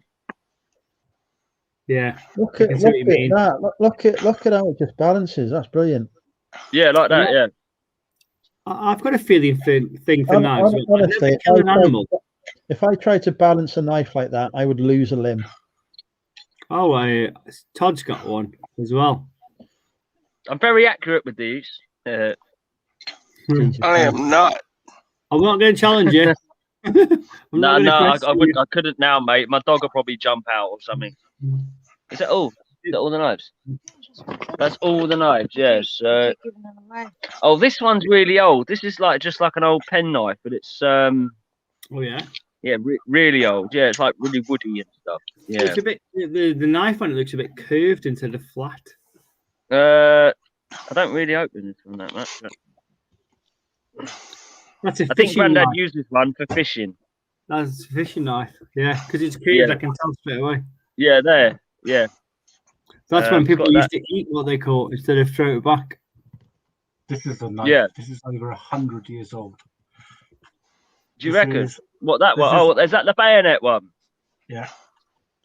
Yeah. So out of the favourite ones I've shown, which ones do you like most? Or which one, like if you was to put values on them, what would be your values? So the first one, obviously, we'll do this one. So that what name and price value wise? I don't know, mate. I don't know much about them. No, nor do I. Well, this knife here is got a picture of a crown on top of it. Sometimes better. So sometimes they're really decorated ones. I think that's a live. I think this is the letter opener. This one. Do you know like the really big decorated ones? They're the ones which are like massive. Like the big decorated. They get massively overproduced, so you can be tricked sometimes. Yeah. And gutting Germans. I have got a set of 4 replica Magnums. They're a set of 4. I'm just reading the comments. So you want to see them? Your granddad was fucking mental, Michael. He was fucking crazy, mate. Yeah. Do you want to see them? Yeah. Do it. Right. Do it. The magnums are in the briefcase. Andrew, just while we carry on, while Marcus waits for his computer, we're gonna have to start vetting who we let onto this channel, mate. Michael sounds like a bit of a psychopath. Everyone who watches this channel is psychotic. All I'm I'm saying not. is, I'm does not. he know where we live? Because he's got lots of weapons. Well, I'm not worried about that. I'm glad you don't know where I fucking live. I can find you. I can find you. If he doesn't, Right. Phil will tell Right. you. These I ones have, are. I have satellites. That's the paperwork for the machine gun, the big one. Oh God. So we got the replicas. Yeah, I'll probably change my name tomorrow. So the first one we've got is the smallest of the four.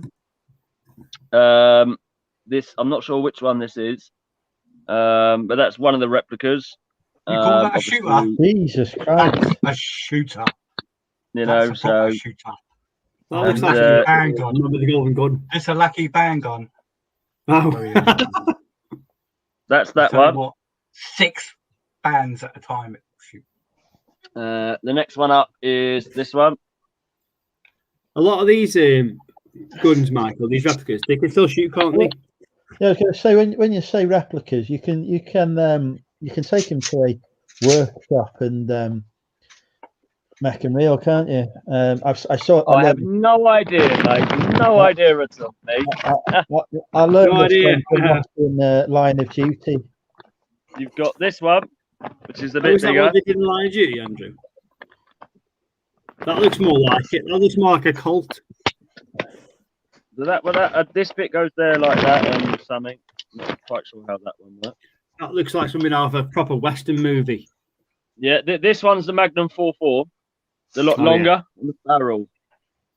Clint Eastwood like them. Yeah. Obviously that goes around. That pops out somehow. Yeah, so that's pretty much. Oh, and I've got the sword out of. Right, boys, what movie is this off? It's good. It's good. It's a nice weight. What's that film? If it doesn't work, you can hit him No, with it. it's a replica sword, but what is that off? What's the film with the black guy on it?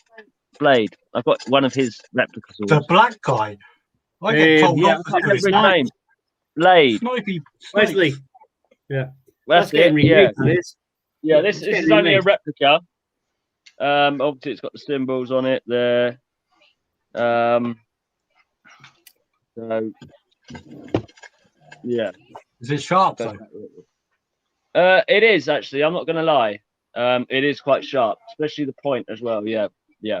I've had a few katana blades, and Jesus Christ, I don't want Michael, to go near. Just out of interest, Michael, do you have any kind of like temper problem or anything? No, not yet. No. You're lovely. You're lovely, Michael. We all love you. Have you blokes really brought knives to a gunfight? Oh, smooth, man. Smooth. There's always an American with a bigger gun, isn't there? You call that a gun? My gun's bigger than yours. Go away. What's that? Is that a 2.2, Todd? Jesus Christ. That's shotgun. A 12 gauge Mossberg shotgun. Lovely. Did you see the big one, Todd? The one I had? Is your gun bigger than mine? Is that what you're saying, Michael? Mine's a machine gun, 7.92 millimeter. Oh, well, that might be better than my Mossberg 12 gauge then, but yes. I will be moving these out of the house in a few hours, so don't fucking worry. No one knows where you live, mate. You're okay. If anybody wants to steal my tat, they've got to meet Mr. Mossberg. Yes. No, bless him. Phil knows where everyone lives. I know where everyone lives. I have That's a nice 12 gauge. I like that. Does that work? Does it work? Yeah. Knowing you Americans, probably yes. Of course. What good would it have to have a 12 gauge shotgun with that doesn't work?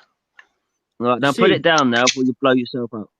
I know this sounds really bad, but I could, if someone was trying to hurt my family, my children, I could probably shoot a gun, but I could never hurt them. You know what I mean? No. All I would do, I'd hit him with the butt of the rifle, lights out.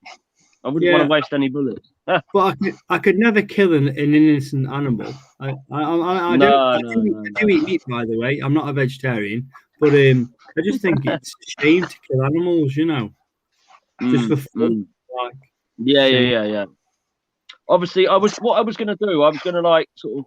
I can't really do it, to be honest. I was gonna like every sort of item I had. I was gonna do like a talk about it and things like that with the guns, the knives. I'm gonna look you up, but I Michael. don't think. Yeah, but I don't think on that fucking YouTube law shit you're allowed to really do that. I'm not. I have to look it up. But if you notice on any of my videos, you won't see my face on any of my videos. Okay. What made you decide to come on tonight and show your face? Because I read the drinking part. We're all on the piss. Oh, I don't need an excuse to come on this fucker. This is the only time I drink these days.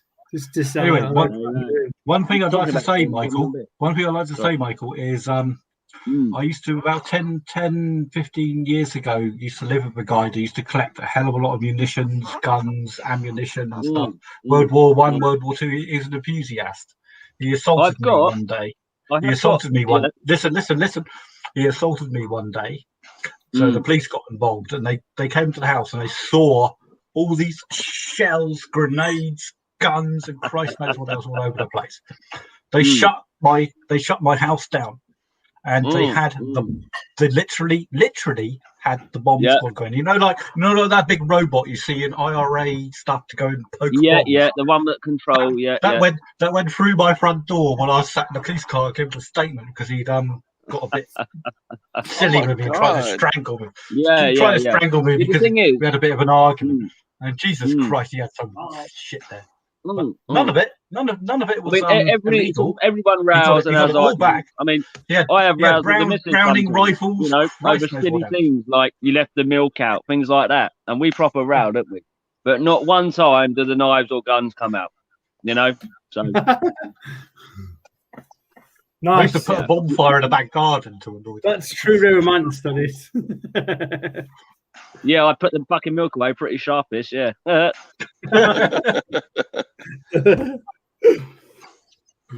So, Michael, do you absolutely really have a machine gun? Yeah, you put it out earlier. Yeah, go on, get it out. It's heavy as fuck, man. Yeah. Well, I want to see it. You Americans, you always want to see the bigger guns. He's calling you out. I saw it earlier, Michael, when I was watching. Okay. While he's doing that, Phil, I got to prove you wrong. You saw up in the chat that a 1 ounce silver. I'm going to pay you tonight because that's heavy, isn't it? Yeah, it fucking 1 ounce silver. Oh my God, there it is. Never mind. Holy Nikes. Holy Nikes. Are you allowed to have that in Britain? No. What? Nope. I'll sneak it in. They can chuck it over the fence. Put over my fence. Andrew, you can definitely say goodbye to your £2 today, mate. Yeah. Oh, mate. Wow. Can I show the videos now? It won't matter. What? I know it's heavy, isn't it? Just make sure How you stand old it is up. what? Yeah, don't drop it on your foot for Christ's sake. What a human. I can't. It might go off. My legs don't. Yeah, my legs don't work. What? If we hear Michael goes, I've got paperwork for that one. Yeah. How old? How old is that gun? It's a Madison something World War I, World War II, so it's over 50 years old or coming up to 50. It's quite old. I bet it's longer than that. It probably is older than that. Yeah. I tried to get the barrel out the other week and I couldn't, so I just oiled it and Well, I tried to get World my War barrel out the II other week is and all 7 years that old. didn't work either. Did you hear the cocking sound on it? That was marvelous. You imagine someone breaking into your house in the pitch black and you hear that sound, you'd fucking shit yourself. I know I Oh, fucking would. Hey, Todd, Yeah. have you ever watched a film called Lock, Stock, and Two Smoking Barrels? I haven't. No, people say I should start watching it. I've No. never seen it. No, I have not. Yeah. Guy Ritchie, brilliant. I don't want to Yeah, ruin okay. it for you both, but so long story short is there's these geezers, they're all mates, they're probably 22, 23 years old, and they're all white boys who live in South London, and they get a sniff of a great opportunity to rob some expensive guns. It's one of the best stories ever. It's like Guy Ritchie wrote it and directed it and did all of it, and brilliant. It's brilliant. Yeah. Have you ever watched Snatch? I'll give it 8 on IMBD. I'll give it 8. It's so good, mate. But because you're into like your guns and rifles and shit. Yeah. Because it's a story which made people understand there's a lot of money in this stuff. You know what I mean? It's quite cool. I mean, I've not had it valued, but I phoned up an antique dealer just to see what it was worth, and the bloke just said don't get rid of it. And I've never, obviously, just I like to know how much, kind of what things are like value wise. Yeah. So I mean, that's pretty good, to be fair. It's probably one of them things which isn't uncommon. It's sentimental to me. Yeah. I was going to say it's probably a lot of them on the market, and then the odd one can go mega money. If they belong to someone who did it, if they belong to someone who had a great impact in the war, they'll save us money. And then for the average person who's got one, there's probably a standard price. You know what I mean? Yeah. What's that? Oh, what you got there? Is that bolt action? Yeah. Have you ever seen a proper Japanese World War II rifle? Has that got an eyesight on it as well? Oh no, cock. Oh, mine's got a flip up bit on it, like that. Flips up, doesn't it? Yeah, it's nice. That is. Don't see that very often anymore, do you? I like the woodwork on that. This is Todd, approximately 80 years old. Oh, you can tell World that War by the woodwork. Japanese symbols. That's lovely. You selling it? No. My father, who served in the U.S. Navy during World War II, brought this home. Nice. The only thing I know about the Japanese is one of my great relatives was killed in a Japanese war camp. Yeah. I wonder, Todd, what connection your dad had to the Japanese. Then maybe he had a friend or something. He was in Japan, Tokyo Harbor, in 1945, and they were allowed to take home a few mementos. Oh wow! And this was one of them. I bet it cost you nothing then, and I bet it's worth a lot of money now. Oh no, these were just in stockpiles. And you said the wood is cracking badly, but I'm cracking badly, and I'm not yet 80 years old. Yeah. You want to put that in like in a nice sort of glass or plastic sort of cabinet or something with a picture of him or something like that. That looks nice. Yeah, that's it. That's what I'm going to do with that when I get a table that can bloody hold it. I'd probably make one myself instead of buying. But it's easy to make. A bit more of a fun job. Yeah. Make a cabinet. Nice, I'm interested, Todd. What else have you got? I have the bayonet that goes with that, but I'm not sure where it is right this moment. No. I haven't got any weapons in my house. Yeah, don't mess with him. He's got no weapons, man. Other than I've got a crowbar. That's it. Oh, I've got a crowbar of my old man's actually. Yeah, I've still got that. Yeah. This rifle was actually decommissioned, so it was Same as that Drill- one, the one I've got. It was drilled out so that it no longer can be fired. Yeah. Is yours welded And as well? it's not welded, but it's been Yeah, drilled mine's out welded. Mm. through the Barrel. mechanism. Yeah, not the barrel, the bolt. The bolt has been drilled out so it will not fire, but yeah, it's a Could you great get- memento. Could you get that redone, Todd, so you can fire it again? Gosh. Because, like, I've been to antique fairs, and they used to. I always remember antique dealers talking about guns, and they'd say, "This has been done, but you could get it fixed so you could fire it again."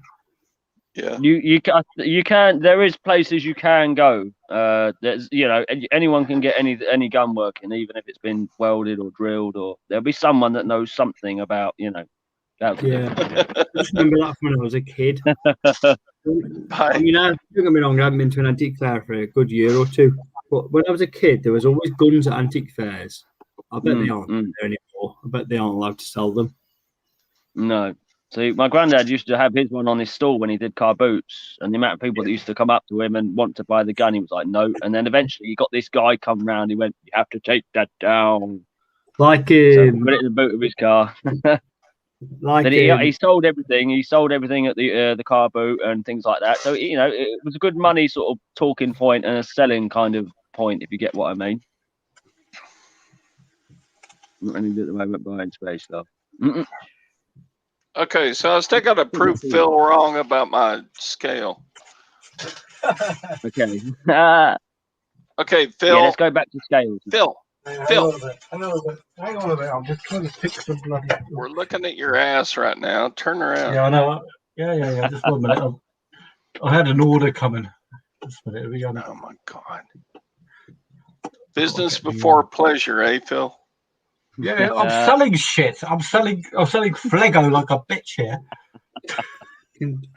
Okay, go for it. We've just seen you winking at us. Up in the chat, everyone said that a 1 ounce silver coin I did have it in a certain way. 31.1 grams. Probably. I know nothing about silver coins. Oh my God. If you scroll up, you'll see that a silver coin, Stu even put it in there. But silver, even at a bullion level, is not worth much compared to gold, is it? Oh my God. Quit changing the subject. I'm not changing the subject. It must be good money then. Must be good worth a lot of money then. Grab another drink, babe. I deal in rare 10p's and rare 50p's in the United Kingdom. That's my I've got loads of 50p's. I've got loads. Don't get me started. Have you got some good ones? Have you got some good ones? No, I will get you started. I will get you started. I've got a few. Have you got a few gardens? Don't get Phil excited, Michael. Please. Okay. Anything? 31.1 grams. Yeah, so silver. Whoopee. It's brilliant. 31.2. Your man luck must be in. There's a shit scale still, though. Yeah, it's pretty shitty. For fuck's sake, I'll show you. I am far too sober to be doing this. Get a proper. I'll be back in 2 seconds. Jewellery scales. Andrew's been quiet for at least half an hour. These will give you the values to the gram down to a thousandth of a gram. Andrew is thinking now, why do that? And they're not expensive. Who needs that? You've got him started now. You do. A tenth of a gram of gold is no, like $1.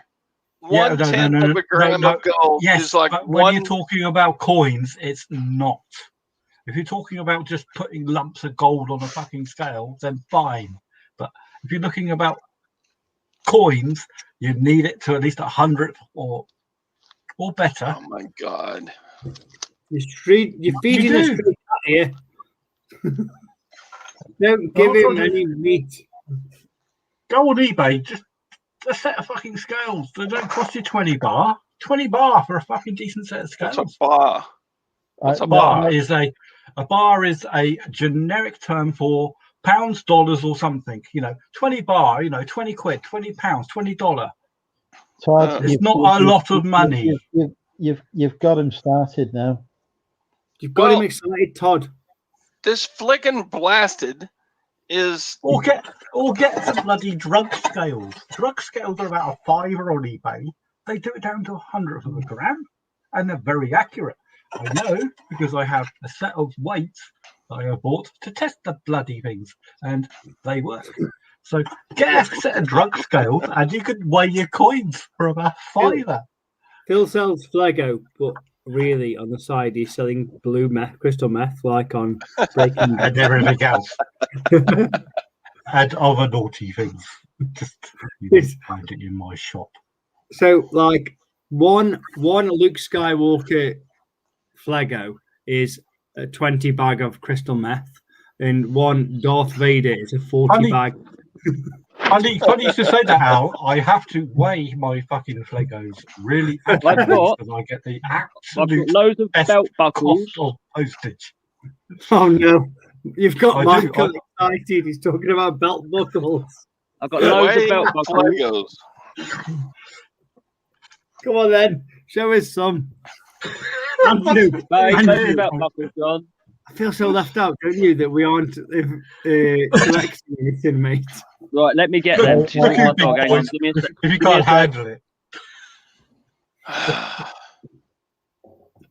I can't believe it. I can't believe we've got another boys. emphatic collector on board.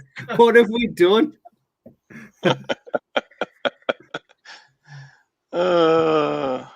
This is a great chat. I love you guys. If you want a lucky band gun, when you're on, mate, for $5, a proper shooter. Belt buckles, very heavy.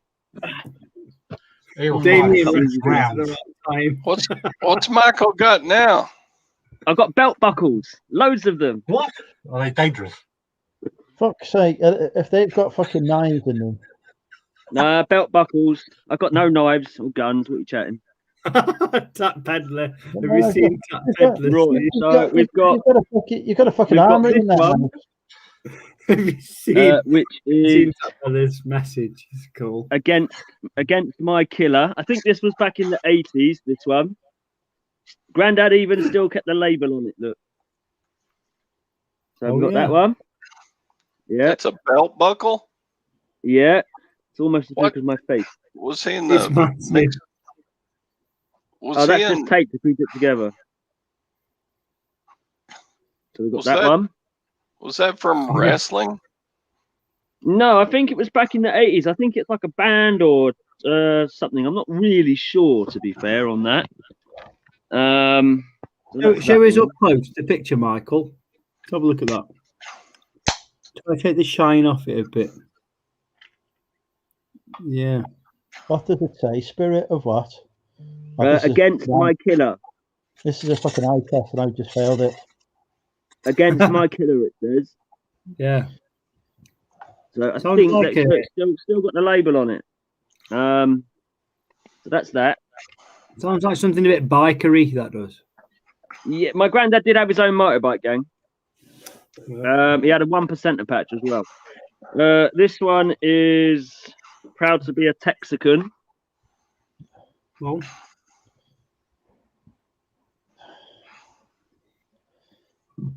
Okay, bit controversial. Todd, your freaking belt buckle was on then, and you didn't even react. Yeah, I know, isn't it? Proud to be a Texan belt buckle. And those are on every street corner here. What? We've got this dude. Oh yeah. Oh Shay. Yeah. Oh. That's it. Yeah. Kill that mother. I remember something about him. I don't know who the fuck he is, but I suppose if that's an original one from when it happened, it was probably quite valuable. But it's been mass produced for 50 years. Oh yeah, the bloody dictator. You know that guy needs. I don't know what that is. That's just like a random one. So, looks Russian. Maybe, who knows? This one here is. It's got writing on it, and I'll read it out. The game's aloft, afoot, follow poor spirit, and upon this charge, cry, God and Barry or Harry, England, and St. George. Yeah. It is a fucking eye test. Bloody mine, mate. It says the game's aloft, the game's afoot. Follow your spirit upon this charge. Cry God for Barry's, England, and St. George. Yeah. You weren't that bad. You don't need Specsavers yet. Well, that's a proper engravement on something. Even like that is actually. Oh, that's just a car one. You can sell something these days that's just well engraved. It doesn't have to be for a good manufacturer, and it can still fetch good money if it's well done. You know. Yeah. Love kills slowly. That's a biker one again. Yeah. I come from a biker family, so I can recognise these things. That one is upside down. That one is a Harley Davidson one. Yeah. It's upside down again, and it's on like a wooden sort of belt, and it says "Keep on trucking, keep on trucking." Don't know what that one's doing on a Harley on a belt that says Harley Davidson, but that's the way it came. The thing about belt buckles, right, is for people to read them, they've got to be paying a lot of attention to your crotch, haven't they? Yeah. Oh, that's a no fish. one has ever paid that much attention to my crotch. The only one that's paid any attention to my crotch is my missus. Yep, don't happen for me, mate. That's another Harley Davidson one. There you go. It's up the right way. The American Legend, USA. The thing is, in England now, what you're showing us is probably quite cool, but in America, where Todd is, I imagine this type of thing is dead common, isn't it, Todd? Yeah. Didn't that dude in what was it, The Big Bang Theory, the one that didn't have the PhD, the engineer bloke, he had about 1,000 belt buckles. Yeah. The guy went into space. Yeah. I like this one. It's wooden. It's wooden with some things on it, but it's got like a fish engraved in the wood. Which way does it go? That way. Howard Wallowitz. That's it, yeah. It's like a carp or something. He looked like Ringo. Oh, another one of them ones. Okay. Yeah. Which is definitely the wrong fucking night to do this. I've had way too many drinks. The thing is, as well, another. Yeah. I imagine you would never sell any of these, would you? No. That's like it's like an Indian one. That one. It's quite hard to see. That one. Or a horse one, I think. No, a horse one's got a horse there. See, what you could do, you could chuck in a belt buckle with each of your jean styles. Yeah. Yeah, I will when I. He will. We could make an agreement, Michael. Yeah, it's a good idea. You know that last one, Mike? I'm no expert. The wooden one. Do you know that last one you just showed me? The one that had horses on? Yeah, so I'm no expert and I don't know what's valuable, but out of all the ones you've shown me, because I deal with a lot of Americana, that's the one I like the most. You know what I mean? Yeah, it's all engraved wood. It's like leather. I mean, leather's the word I'm looking for. Don't get me wrong, it might be the least worth money, the worthless or whatever you would say, but that's the one I think. The coolest, you know what I mean? It's cool. It's different. I like the way it's got like the white sort of around the outside, and it's pretty cool. That one, I like that one. Yeah. This one is, I think, Jack the Ripper or something. This one is the heaviest one I've got. You wear it and it drags your trousers, mate. It's ridiculous. That's probably like a these days goth metal type thing. Possibly, yeah. They'd love that. You know what I mean? Yeah. This one says Dead Man's Hand. I've worn this one a few times. I sold a few leather jackets to the goth metal type people, like full length leathers. The money on them is mental. Yeah. I haven't seen this one before. That's more of a piratey one. Jack Sparrow. Your granddad, yeah, loves the old pirate things. Or as soon as you see someone pissed up with long hair, they call him Crack Sparrow, where I'm from. Crack Sparrow. Yeah, look. This one, the South Will Rise Rebel. Oh yeah. Well, where is your granddad interested in America then? Oh, I think he was actually. To be fair, I love anything American. A lot of these seem American. Cool. That's solid brass. That's just like feet, and that's shagging, isn't it? Yeah. Eh? I think it's shagging.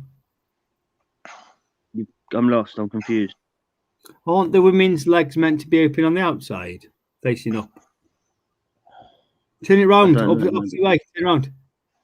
That's how it's meant to go. Ah, right. There you go. That's heavy. That is. That's fucking. Yeah, because the men's feet are bigger in the middle. It's like I want like a missionary style belt buckle right there. That's my move, man. Your missionary. Basic works. Not very adventurous. Ride with the Wind, that one. Like Yeah. with a picture of a chick on it, yeah. Oh, Neil's in, and he says it's definitely Wallowitz. Hey Neil, how you doing, man? Oh, That's Neil's a dragon. cool. Neil's one of the cooler, younger resellers. Makes me feel like I'm fucking That ancient. one. I think, what was that? Is this like a Roman shield thingy majiggy? No, that's an England cross. That's an English cross with blood behind it. Oh shit! I should have known that, shouldn't I? Sorry, England. Yeah. That's the English cross. Square. Yeah. Just a George's cross, isn't it? But it's the round version. Not finished yet. Michael, are you not in England? Yeah, I'm in England, 100%. Yeah. Okay, well, there you go. Live to Ride. No, live. Wrong finger. See, the camera's backwards on this thing. I know what you live mean. to Ride, Ride to Live, with like picture of an eagle. Bald eagle, Like isn't one. Yeah. Obviously, you know what, Mike? I know you'll never sell them, but I bet there's quite a lot of money in these. I bet some of these old ones will sell for a good few quid. Yeah. I'm not talking 10s and 20s. I bet some of the old ones might sell for 50, 60 pounds, maybe even more. Yeah, probably. This one says British by birth, English by grace of God. It's that one. I've worn that one a few times. Like back in the old days. I think that one's pretty cool in itself. With the horse, the knight with a sword and the shield thing. St. George and the slaying the dragon. Yeah, and that's a silver one. The other one was brass. That's the silver coloured one. So you can have a couple, yeah. St. George slaying the dragon. Yes. Same as on the sovereign coins. That's it. Yeah. The American one. You know, I honestly thought that was a Korean flag then. What did you think it was? I thought it was a Korean flag there. I'm fucking pissed. That one there. Oh, what's that? Recognise that logo. What does that mean? Yeah, I recognise it, but I can't. It skips my mind. Satan. Is it Satan? I might as well stick it on top of me hat like that, eh? You know, sometimes I like the odd conspiracy theory idea, fellas. I don't know if you know much about conspiracy theories, but you see that logo loads on videos on YouTube. Yeah, live to ride, ride to live with another eagle. Slightly different colour, that one. I like the blue on that. That's cool. Not finished yet. That one in the packet. Yeah, George. English. Quite a collection, Michael. Yeah, I know. I had loads of light knife opener things, but I lost them when I was growing up as a kid, being fostered. You know. Now this, I've worn this one a few times, and it's got me a few women. It says, "Be prepared, safe comms on sex. Willy, willing, and able. Ready, willing, and able."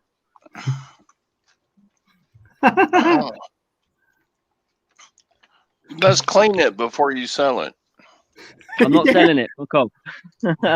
No, but what I mean is like that particular belt buckle needs a spray down. It's when the women go down on you, mate. They read it and have a laugh, and you're thinking, for fuck's sake, shouldn't have worn this one tonight. Right to live, live to ride. That one's in colour. That one. This is the sex section of bulk buckles that your granddad. These are the sex buckles your granddad had a fun time with. Oh fucking hell! We got this one here, which is like it's all like skulls, like round here. Mm. It's quite Like shiny. a that German one. cross. Cool. Yeah. Never seen anything like that before. No. Bloody got Red Baron. Another one of them ones out the packet, George. Yeah, cool. If they don't, This one says if you've got Bulldog Spirit. if you've got any of a swastika on, don't put them on the screen. That one there. Now, that one's quite cool. Yeah, British Bulldog. Yeah. Controversial these think days. it's almost done. Collectible, in it. Yeah, that one. Yeah. Is See that upside sign down? quite regularly now, your granddad. Yeah, it's cool. Hey. Yeah, my See granddad. Yeah, my granddad was cool, man. That's that one there. Yeah. I don't know what this one is. This one's a bit. I don't know. It might just be a pattern or something, but it's a bit. It's the same cross, but it looks like a nurse's patch where they have it on for the hair clip. But it's a belt buckle, obviously, isn't it? Yeah, but I think that's a fucking hair clip. Jesus Christ, God help you, man. Yeah. For a giant. I'm not finished yet. That one. I've worn that one a few times. But you know what I mean? Skull. Nurses have something similar. Oh, yeah. Yeah. Scary. It's quite big and bulky though when you wear it. Some of them. Yeah. That one. Just a silver shiny one. Same again, yeah. Cool. Yeah. Another Harley Davidson one. Tell you what, you got a lot of patches, haven't you? Yeah, my brother's got the 1%er. I let him have it. But yeah. I got the Eagle. Eagle. You couldn't touch your toes with that on around your waist, could you? I tell you what, mate. I've worn it once and it dug into my stomach. I'm not gonna lie. Yeah. Like if someone dropped a quid and they said, "Pick that up for me," you'd say, "Nah, get it yourself." The state of Texas. Yeah. And is that it? That one. I think this one was like back in the 80s or something. Oh yeah, early 90s, Yeah. late 80s. Ed Hardy came That's around. it. 89. Yeah. Yeah. It's becoming really popular again, that brand. Yeah. Is that it? That's it. If you get a chance when you're on the thrift now, if you get a chance to thrift Ed Hardy, buy it because it's really popular again. The 90s kids love it. What else? Oh, I've got loads of vinyl, but I'm not getting them out. Not going to see a lot of Ed Hardy out in the wild though around here. Same here by me. Not much. I've got a few nice caps, but I think they're fake. Yeah. Yeah, my granddad used to have his own bike going back in the day. He was a right fucking tear away, my granddad. Oh yeah. Yeah, he was a crazy motherfucker. As well, the thing is, them Ed Hardy bits, Andrew. For every one real thing you see, there's probably about 5 fakes. Obviously, all of my Ed Hardy product is quality, genuine stuff. Anyone that buys from me will always get fully legitimately checked products. I mean, I will eventually like put some of these on my channel, like all the belt buckles, all the vinyls, things like that. The only time Andrew talks now is for an UK disclaimer. So, Al. Yeah, man. Would you like to see a proper Levi's vintage blue jean jacket? You talking Yeah, to Al would. Yeah. Al would. Okay. Al, did allow me Andrew ask you the other day about his haul that he had? Allow me to screen share. Cool, Andrew. Go on, pop it on. One that's signed. Oh, that's in the suitcase. Love There this. you go. It should be on the screen now. I sold this jacket last week. Oh, nice. Good That's title. nice. Good title. Oh, the Oh, I side like that. pockets, Todd. That is very Yes. nice. My granddad would love that. They call It's that. Yeah. It's definitely what's the 70s. No size side of- pockets. It's a proper big E. I want about the the denim jacket that's signed by the band many years ago. Yeah, you see the capital E. Yeah, That's what you got to look for when you're into vintage, right? that's right. So you see that version, the 7105. They did that from 69 to 72, but they did it seasonally. So they did it spring, summer, and then summer, autumn, and then they stopped. So they did it for like about out of 4 years, about 6 periods. So it's quite limited in that wash as well.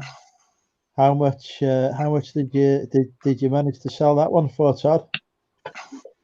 I sold it for $160.49 US plus $9.50 shipping.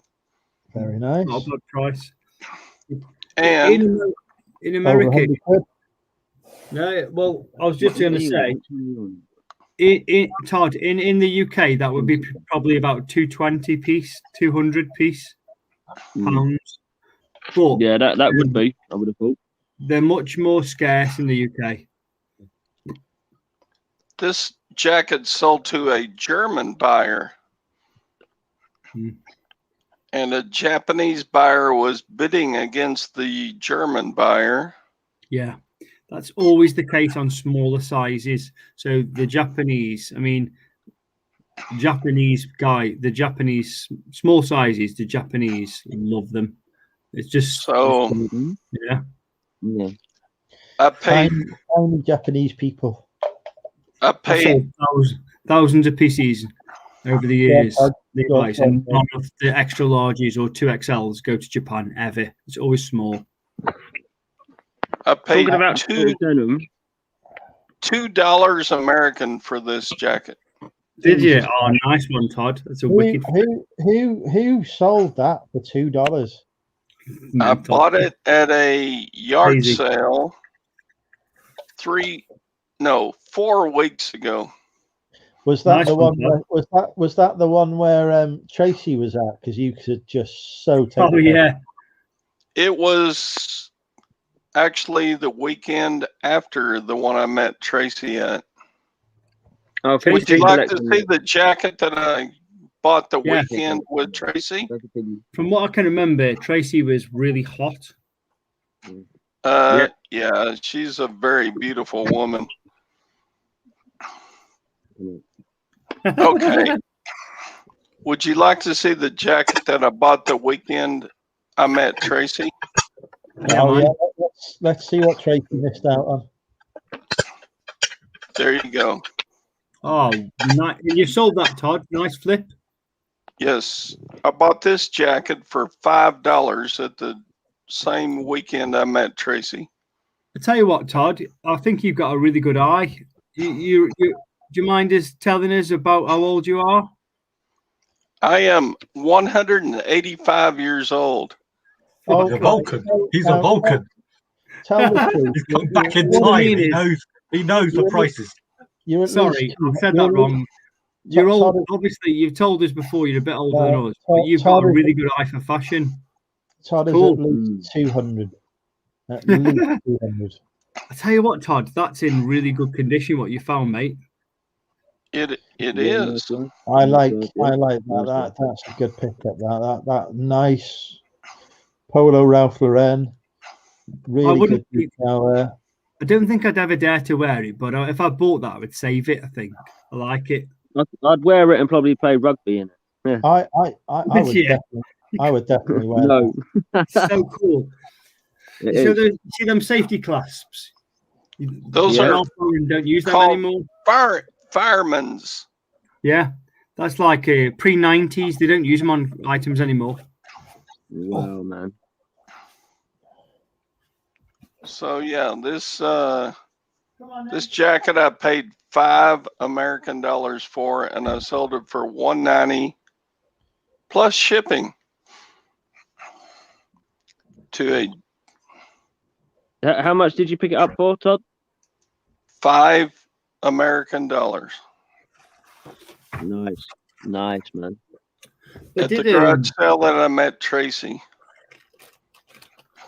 Polar Sport did a load of snow stuff, which was made for skiing, of course, and they had them clasps on them. I've sold them before, and it's one of them things. Like, it was really when they came out in the 90s. They were, 700, 800 pounds, and they never held the value, so no one bought them full price.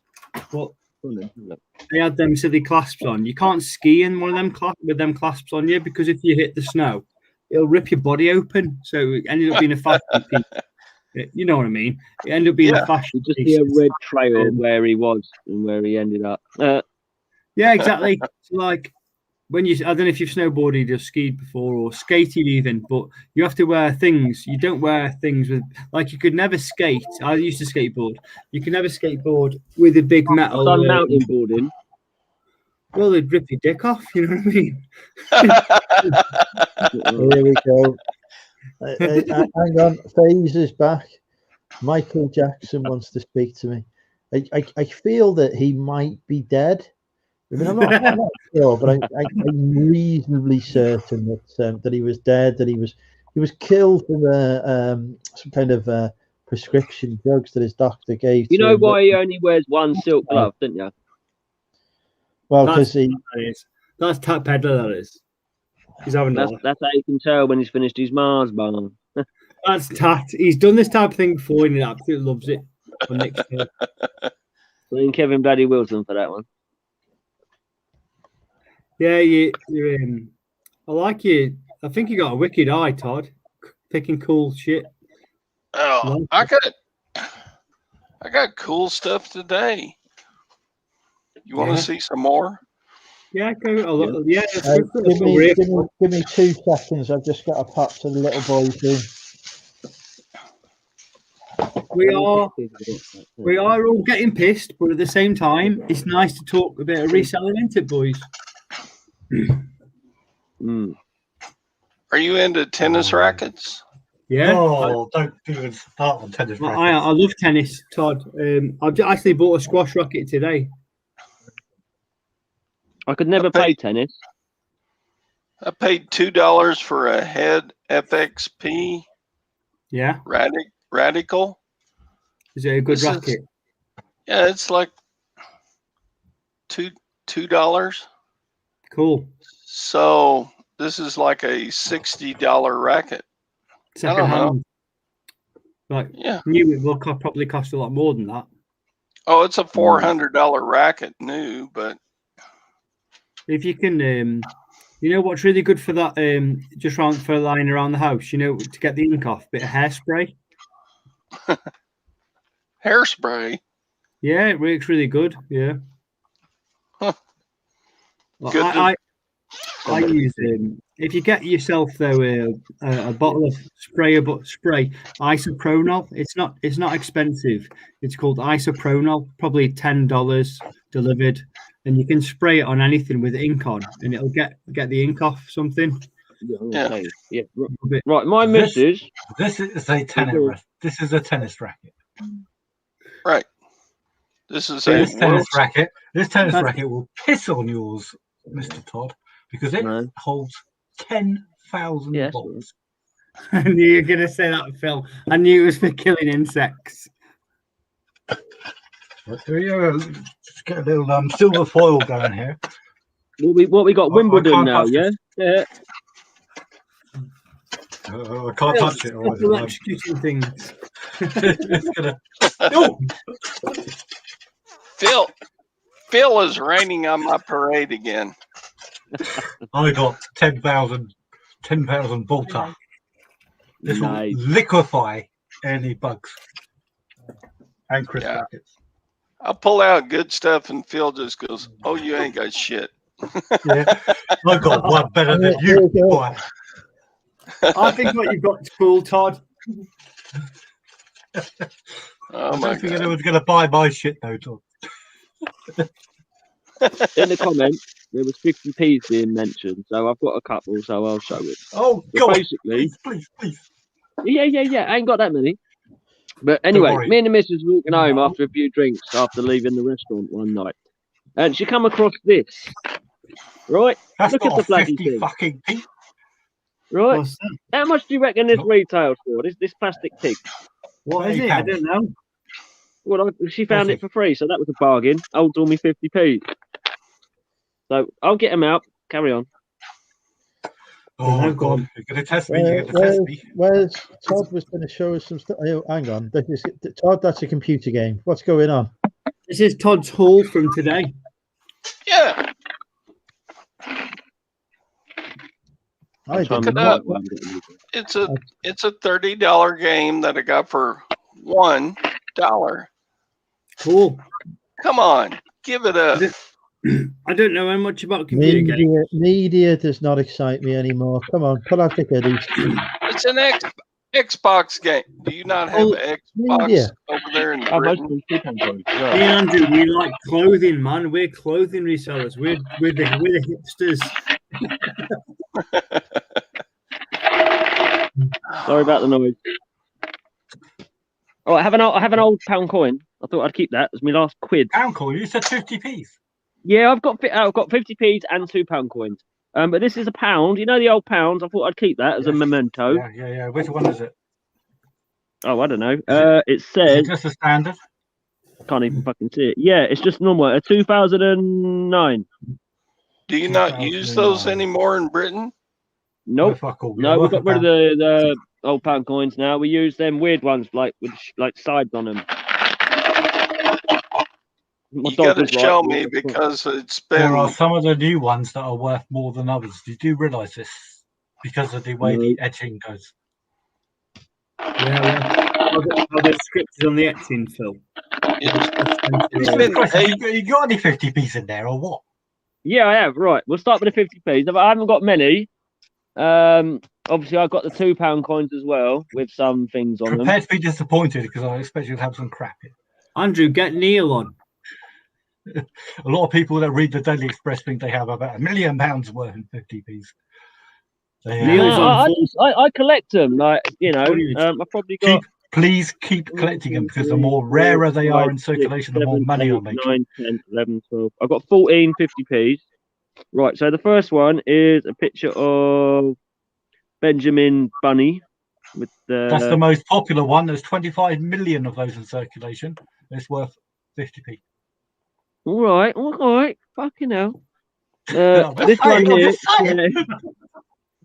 This one here says public libraries, 1850 to 2000. That's public library one, 1850 to 2000. Yeah. What's the actual date? 2000. Exact price. Hang on. I think 2000. Yeah, I would have thought. Yeah. There you go. Hang on. I'll just get you the public libraries. Public libraries, if it's used face value. This is where Andrew mutes y'all. Yeah. I made a profit on that then. This one's 2018 one, and it says 1918. I can't even fucking see that. Representation of the People Act. Representation of the People Act. Let me just get you. These are rare coins. What are we talking here?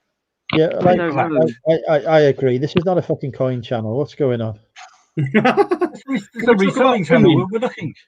It's worth about £4 if it was in bastard good condition, but it's about face value if it's roughed up. I come on for a laugh with Andrew, just for a laugh. A little bit of reselling, but mostly. Do you have any Kew Gardens? Okay. That's right, Al. Do you have any puddle ducks? Do you have any what do you say? When Andrew lets me on his channel, I just basically see Andrew as competition. I can't see that. We're both on that's about Wicked Guernsey or something, isn't it? There is no competition for me. I'm in a league of my own. He's in a league of his own. Absolutely. Show me that coin again. I Michael, knew show me it. that. I thought I could get you then. I was like, "Oh." You're muted. I can't hear you. Diversity's worth buckle. Diversity's in current circulation. Andrew, these pairs That previous are one. limited now. It's not acceptable. It's okay because what I've got here is No. and then like he can't talk anymore. He's still talking, but he doesn't know he's on mute. And he smiles. He does. He knows now. Now somebody reminded me I've got a mute button. He doesn't know I've taken him off mute either. He can't talk. He's still talking. Not worth a fuck. Michael, you're I'm muted. on mute. I've just realised. There you go. Yeah. I thought you were Show talking me- about him in show the me- top. Show me that Michael, one with the football on it. just ignore Phil. Oh, Phil shit. will piss on your parade. There's a every coin day. about four or five ago. That was very interesting. The one, the Uh, Olympic one. The one with the gold. I haven't got. I don't think I got that. Hang on. Oh, that one. That's mine. It's not the Olympic one. No. Show me. No. I haven't Fucking got the coin card. shite. Stu, I don't know where I've put them. Oh, peace, prophecy, Oh, and friendship with all nations. No. Worth box. Over there. 50p. Never have I ever. There's hang one on. I couldn't see. It's more fun when we've got ladies playing. We've got this one was Miss Tiggy. Not really worth a hell of a lot. Probably worth more than face value, but yeah. Miss You're You're not going to make a fortune. Right, hang on. We've got South Wales Paddington Matt Bears are worth here. buckle. So hang on, chaps. South Wales Matt meet also South Wales Matt. There's two South Wales Matts now in the chat. Matt, meet well, Matt. This one's 50 pence of a soldier carrying another soldier. I don't know what that one is. Yeah, that's okay, but again, no 50p's are worth £1 million apart from No. Kew This one's got a Gardens. picture of the. This one is the Queen's symbol crown thing. What's everyone drinking, by the way, boys? That's Christopher Ironside, worth face I value. feel like we're not a drinking channel anymore. I have just counted. They're all worth collecting if you're a collector. And I'm slowly collecting them. That one, I don't know what that one is. That Tiggy thing. I've got 3 Panton Bears. I've got some £2 coins with someone. I've just had no £2 coins are worth a hell of a lot unless they're Commonwealth games. No more coins. We're talking. Andrew, mute him. Mute him. I have just had an offer of £50 10p on a vintage Gant leather bomber jacket, and I've counted it with £100. Oh, what'd you pay, mate? Nice. It's coming there wholesale. I've listed it for 150 quid, which I think is too high. Yeah, that's But I feel it's worth more than 50 quid. Oh yeah, definitely, mate. Definitely worth 150 quid. Probably retailed at 600. £2. It's worth So, you know, £2. like we said Unless you've got before, Commonwealth ones. the seller sets the price and the buyer sets the value. You know what I mean? Michael, get the app called Change Checker. It will tell you everything. It's just a patience game, Andrew. You'll get someone who'll pay full price for that, but it might take a week or a year. I don't need the 50 quid at the minute, so I was like, yeah, I'll counter that. Counter it, yeah, 90 or 100 or whatever you want. Like, yeah. William Shakespeare. Everyone is waiting for me to do my full magnet run, which is impossible. No, because no of one's too waiting many. for this. Well, apparently, no. The chat's full of it, but I can't do that anyway. Because the my magnets are all over the house. I've got 15. I'm done with my 15,000 now. I do have I've got some 2p's with one of them says new penny, and one's have you been reading one the says Express? old penny. What's the difference? Oh, does it? Yeah, I got a new penny one. Up to about the early 80s, they said new penny. Then they every week coins. new pence or something. Then they said 2 Tomorrow, pence. There is Tomorrow, one no coin. coins. One coin. No There's coins. only about 700 of that you need to worry about. You Is might it the one that grab says it. old penny on it? No coins They're tomorrow. all worth 2p.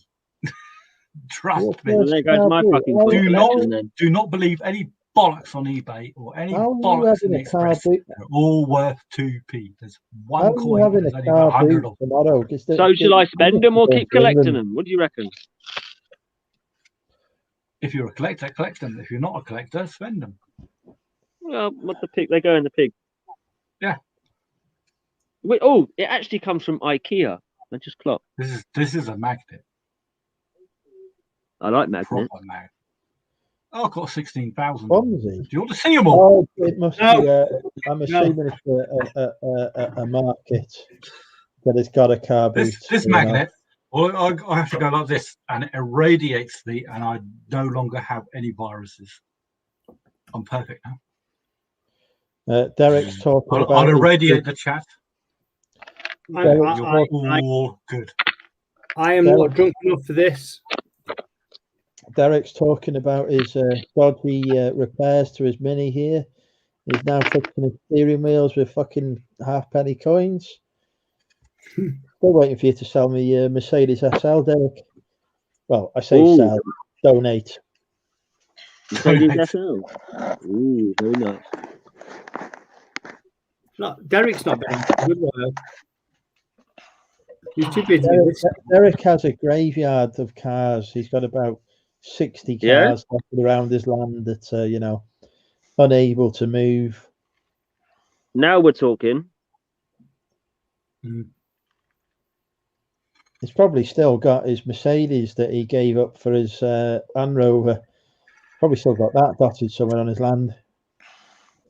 What else has he got? Nice.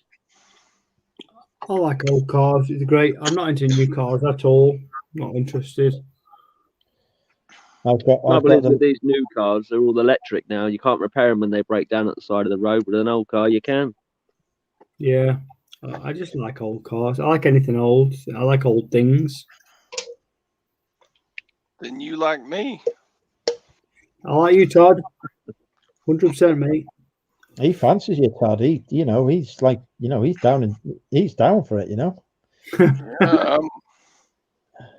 I'm old I am enough to single, be here. Todd, but I am single, Todd. But I hope you know I am. What's the word? He's single and he's confused as well. So bonus. not homosexual. The other one. I can't remember the word for it. I can't either. Bisexual. That's the word you're looking for. I was gonna say retrosexual, but it's heterosexual. That's a new one. Retrosexual. There you go. Yeah. He's not homosexual. He's just retrosexual. Is heterosexual straight? Yeah. If you have to ask. Lost track. If you have to ask.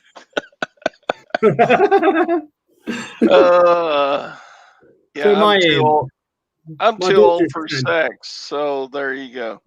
My daughter's 10, right? And we were doing this form not too long ago for a dance class, and she said she came into me with the form, and I felt I had to do the signature as a parent for her.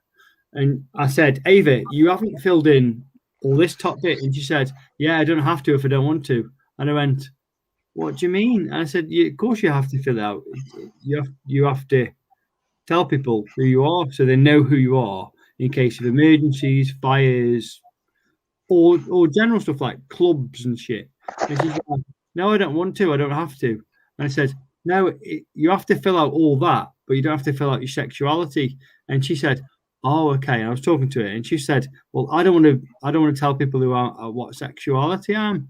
And all of a sudden, she's 10 years old. Like, I don't want to go into it deep, but my daughter's already had a first period and stuff without being, Okay, and let's not talk about I'm thinking, that's worth some fucking coins. I know, but what I'm trying to say is, I'm thinking, I got loads more coins. I'm thinking, Yeah, mate. I've got 950p's down here.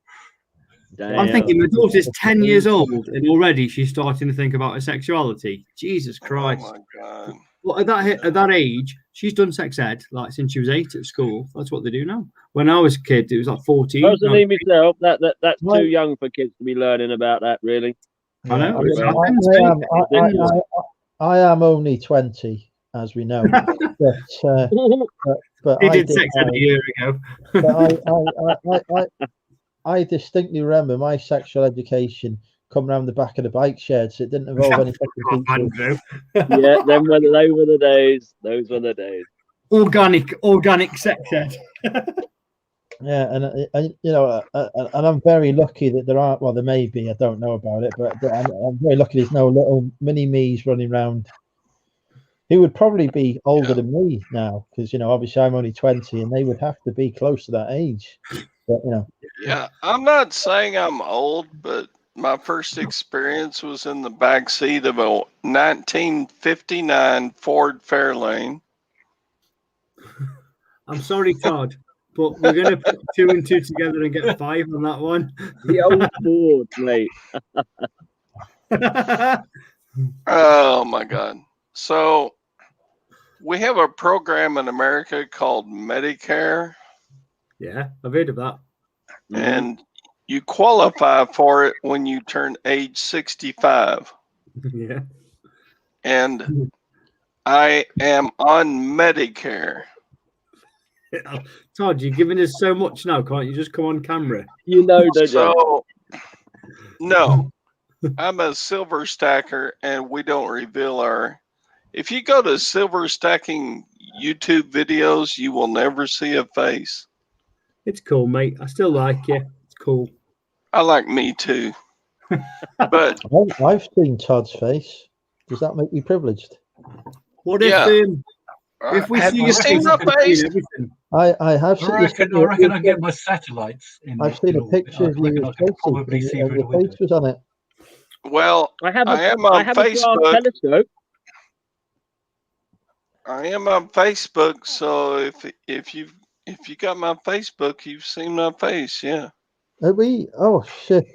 I don't know who's on my Facebook and who isn't, because like I just get added by people, like, and I will accept them based on whether they're attractive or not.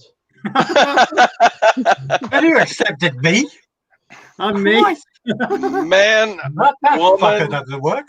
No, I assumed you were both trolls when you added me, so I just did it for kicks. Fuck off. Oh my God. I've got a brass telescope. Let me rephrase that. I will add people if they're less attractive than me in male. So you two are fine. Okay. Because we're not competition. Yeah. Ow, he doesn't know us very well, does he? No, I'm a sexual predator. I can. I go. 2 of them, they just melt. I can only imagine how sexually attractive I would be at age 65. Yeah. But we'd have to chuck coal in the back of you to get you going. I have a wife. I'm sure you can still get going, Michael. I have a wife I've been married to for 35 years. Jesus Christ, that is longer than I've been alive as a 20-year-old. Yeah. 28. So, yeah, that's where I'm at. Andrew, I just clicked. I could be the sexual attracting male of the century, but except for my wife of 35 years. So there you go. Yeah. Plus it would have to be last century as well. So you know. Todd, I know exactly what you're saying there. You could be the most sexually attractive male of the last 65 years, except for your wife. There you go. That's what I'm saying. I've been accused of being the biggest sexual deviant of the last 5 years. I don't know if that counts. Yeah, it does. I've seen your Facebook posts. then it definitely does. Kenton, I could go off people, you know, fucking Kew Gardens. Nothing wrong with Kew Gardens.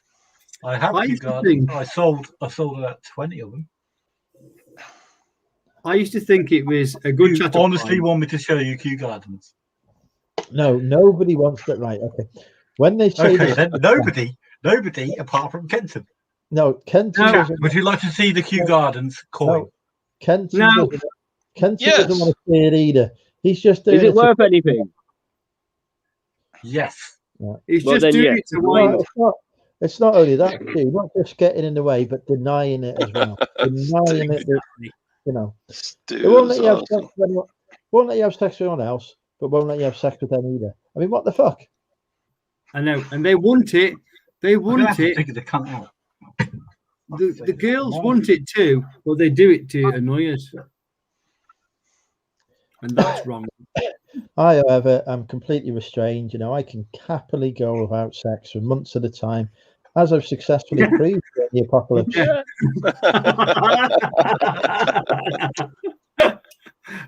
Yeah, you're such an angel, Andrew. My missus just looked at me. My missus just looked at me and said, "Don't you fucking think about it." Andrew, Yeah. does that include encounters with yourself? No, because obviously that is Oh, just we can eliminate that. Yeah, We can that- eliminate that. Okay, I'm good. that's just stress relief. That is, you know, we've all got it. Enough said. Okay. You've seen you've watched Wolf of Wall Street, haven't you?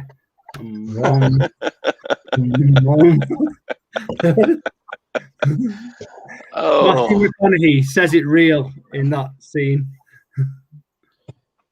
Yeah, I am very well behaved. I was temporarily not single, but that didn't work out due to, you know, I don't know what. So I'm back on the market again now, which just makes me fucking dangerous, really. Andrew, Boys, stop chuck trying them to in, beat me. mate. That's what I'm I also say. on the market, Andrew. Just so you know. I am the market. Michael, how long have you been attached? 7 years.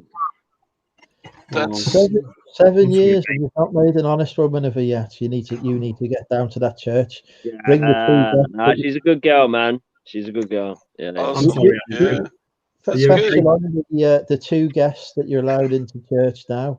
Is it two, or have they increased it yet?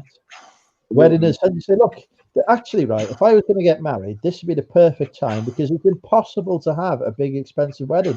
You could say, look, I'd love to have 100 of your family members here. Yeah, Boris good. says, no. Boris says we can I only think have it's 30 now at a wedding. That's a 30 or great 60. idea, Andrew. All I need Right, now so is a do it- girl do to go it on a date with me. before they up the numbers. Yeah, do it now while it's 30. Very romantic, you know. Look, you know, I'm so desperate to marry you. You know, I can't spend another day being separated and not being married to you. Let's do it now. Oh, by the way, we can have 30 guests, but you know, don't worry about that detail. It can only be a cheap wedding. We can't have a wedding reception. Don't worry about that. You know, think of the money that we can put towards a nice holiday afterwards. In a Brilliant. normal Perfect circumstance, love, I happily spend £20,000 on a wedding, but we can't. Yeah. Exactly. Trust me. I'm really sorry it's only cost us £2,000 to get married rather than the 50 grand that you were hoping. But Yeah. I couldn't go to a jeweler's to buy your ring, so I bought it off eBay. I can do better than that. 20p machine, mate. I bought you a belt buckle for your ring. That's Michael's thing. Yeah, no. I'm sorry it know doesn't that, fit. I couldn't get it fitted, love. I'd buy some of the Elizabeth Dewcloth Argos, take it out the box and say, look, I've That's had still this got the ring, label on it.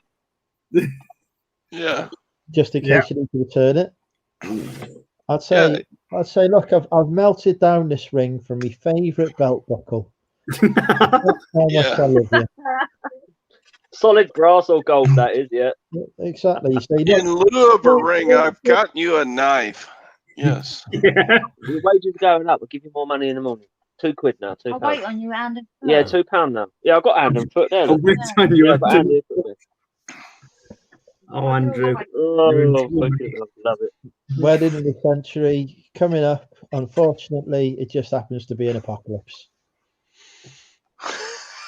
I could make a fortune as a wedding planner right now. I'd be saving people thousands of their weddings. I've only known Michael for 3 hours, but I feel like he's got it quite good. Does anyone else? It is good. No, it is good, man. No, he's got it too good. Oh. Sorry, Michael. Oh, cheers, boys. When I want Sorry, anything done, he won't do it. I've got I'm mine sorry, in mate. the front room. Yeah, I've got to get new windows. I've been waiting over a year. Yeah. For you to hang them. Yeah, because they're collector's blind. What a lovely voice that is. He's winding you up. No, basically, I haven't found the Kew Gardens yet. I'm having new windows put in, and I haven't put the blinds up yet. So that's the reason for that. We do our work elsewhere, but we never look after our own castles, do we? As anyone explained here that the blinds don't hang off the windows, or is this going to come as a shock? Yeah. All right, shush. Oh, don't get us started. For fuck's sake. Oh my god. Andrew, you're wrecking everything. I did used to have some blinds. Oh, that weren't my fault. No, that weren't my fault. That no. Right, basically, I bought an e-scooter, 40 mile an hour e-scooter it was, and I was doing some tinkering in the kitchen, and I accidentally hit the throttle. It went straight through my cooker. Jesus Christ! She went fucking do that anyway. Oh dear. Yeah, that's because I haven't found a decent cooker yet. But no, oh mate, she was sitting in there talking on the phone and all that, like she does, natters away, and heard this almighty smash, and literally the scooter just took off. So here's a picture of loving the pink case, by the way. Yeah, this is a picture of what happened. Beautiful. So, and there's you, Michael, sat with there it is. Hang on. Let me put you on the big screen. Hang on, hang on, Ned. Right, so this is a picture of the cooker. Fucking amazing that is. Hang on, I'm confused. That's my face. Hang on, it's going on. Yeah, there you that's your face. Do you know what's really funny, Michael, as well? Jesus Christ. Have you fixed that yet? That's what I fucking said. I went straight out afterwards, mate. That's completely blown out. It wasn't my fault. It wasn't my fault. It was the scooter. Blame the fucking Chinese. Well, I've got to be honest though. Who keeps a scooter in the kitchen anyway? You know, dangerous. It's actually waiting to happen. Actually waiting to happen. That looks like I had new carpet put in the sitting room and all through the house, and I couldn't really have it on the new carpet, so I kept it in the kitchen. Michael, put it on the new carpet. Correct me if I'm wrong. Just please correct me if I'm wrong. But might it be happy coincidence that your missus is suddenly passing you beers while you're on a reselling channel after you've broken the oven and you're showing off £1,000 worth of fucking belt buckles? Don't give her any ideas, boys, for Christ's sake. Come on, give me some credit. Mate, women know this shit before we do. Oh, I know. Yes, well, she didn't know, but she bloody does now. Cheers, mate. The day before I went on holiday, you done that. I know, yeah, she flew away on holiday with her family. Day before she went away. Your missus is like, yeah, go on Andrew's reselling channel. Would you like me to get you a few beers? She's like, every 5 minutes, she's like, here you go. You sweet talking me for that cooker. No, I'm joking. 20 minutes later, do you want another one? Keep talking. You know that. Oh, good job straight now. How much that gun's fucking worth then, eh? It made me laugh. I was thinking to myself, when you were showing me that picture, I was thinking, Michael's missus is still wide awake and listening. Oh, yeah, she is. Oh, yeah. Oh shit! It's only worth 50p, love. Just so you know, guys, this is the only thing that me and Andrew have on you both. The three of you. This is it. Cheers, boys. Thanks. There's nothing else. Holy If you make shit. money, you got to share it. Me and Andrew haven't. That's great. I've never blown up a cooker yet. I'm okay. I'm Yeah. I did wire it in, and that went pretty well. Yeah. So that's the cooker story. Yeah. Cool. Yeah. Let's change the subject, eh? Yeah, I'm still looking for my Kew Gardens. It's down here somewhere. next week we're going to hear about how the bed collapsed on drinking with Andrew. Oh God. Oh dear. You were building something the other day, mate. We've not had a building. We've not had a building one for a while. I do work in demolition, so it kind of wasn't my fault. Comes with a job, you see. Yeah. It's just training, on the job training. That's at home training. That's what that is. Yeah. Yep. Yeah. I've often done. Like, it looks good, kill, man. I tell you, fucking hell. Crap, I didn't know what I had I actually feel like I'm missing out because I haven't like destroyed my oven now. Please do. It makes me feel better. I'll tell you what, Andrew. You know, when you were building them tables the other day, I proper loved that video because I could tell you were getting dead out angry, and it made me laugh loads. I was making I subscribed to Simply Cook, and all of the meals on Simply Cook are like 40 minutes, 30 minutes. I'm talking about cooking. 20 minutes to make it because I was just pissing myself watching you. And then his battery ran out, so he stopped the video, which was the best bit. Do you know what I mean? Remember the one I mean, Andrew? When you were getting really irate because of your table legs. The fucking leg wouldn't go in. I mean, what the fuck? Why does it go into every other fucking hole except the one? It's fucking ridiculous. It was only dead normal, but because I'm with you most Thursdays now, and I know you, I just know how pissed off you'd be. And you were trying to be dead like cool on the camera, and I'm thinking he's fucked off here. Don't like fucking building furniture. No. What kind of comment is this, for fuck's sake? I bet you've never seen me use my fucking cooker to cook on either. It's always on the hob. Yeah. We didn't get to see your finished product actually on the old fajitas. What do you mean you get to see? You watch me fucking eat them. Were they nice? Yeah. Yeah, it's worth a go. You've got to do when you cook. You've got to do a top shot after. Always top shot. Fuck that! I don't want to put anyone off. I had them fajita things the other day, like the fajita boat things. They were nice. They're like bread, but like boat kind of things. You put the fajita inside the sort of bread. Well, I've never seen that. I'll have to look at that up. Oh, with Mexican food. Comes in like a fajita kit thing. I like a bit of Mexican food. I've had I'm gonna say like proper Mexican food. I've had food made by Mexicans, but not in Mexico. It was in Los Angeles, and it was lovely. I want to go. It is proper Mexican food because it's made by Mexicans, but it's not in Mexico. How I wish we could get good Mexican food in Central Texas here. Yeah, but you did. Surely to God, there's enough legal. Enough hopping over the border. I've never heard an American say that before. Fucking hell. The food. I mean, I love Texas and America, and the food in America in general is the best place to eat in the world. But Texas, Jesus, the steaks. You can get steaks. I don't know how you eat. You eat such big meals. It's amazing.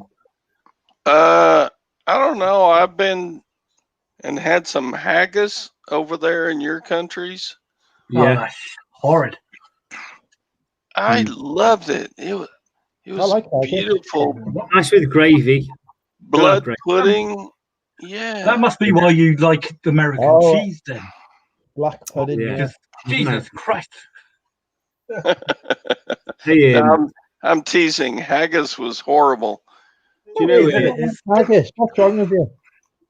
But it's like eating a poo bag. The dog has shite on a pavement or something, isn't it? I know. There was one thing in America, especially around. Well, I know where my ex sister-in-law lives, like so Boston, Massachusetts, and all that.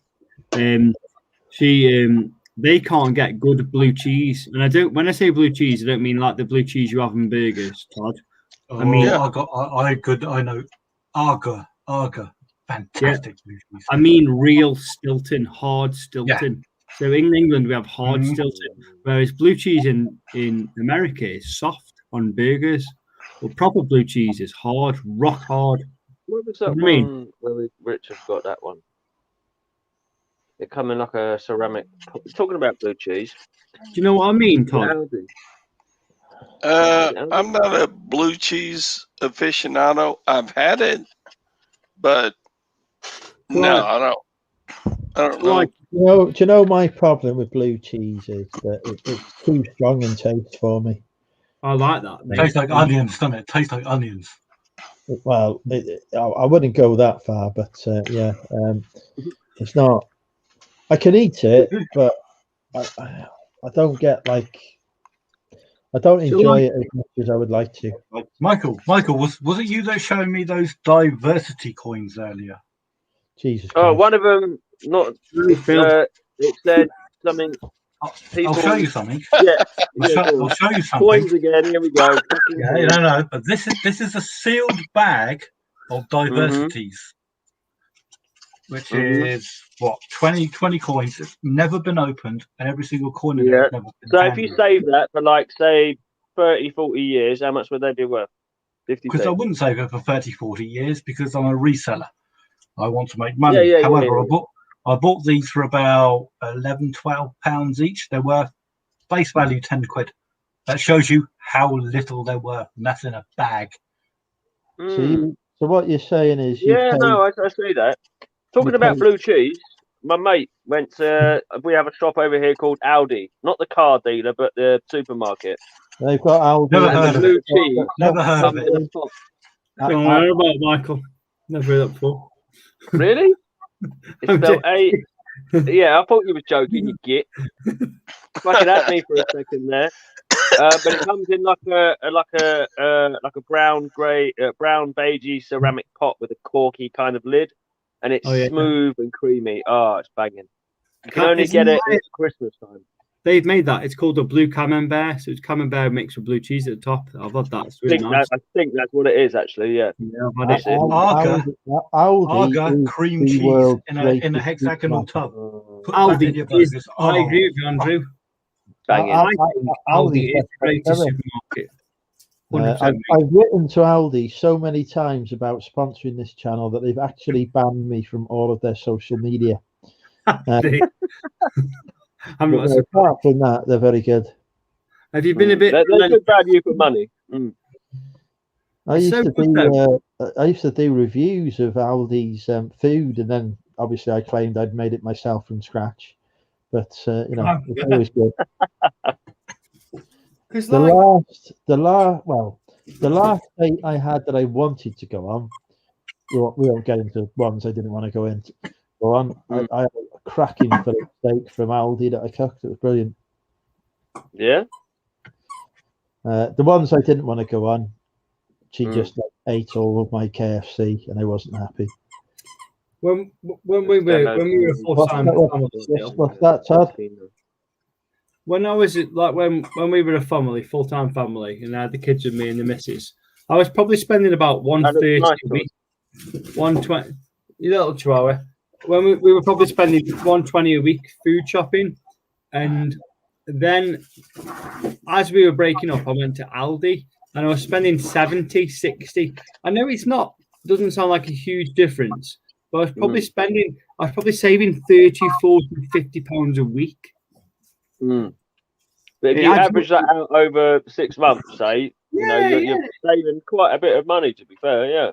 And I stopped buying branded liquor and booze, and I went to their cheaper stuff, and it's just as nice. And you get yeah.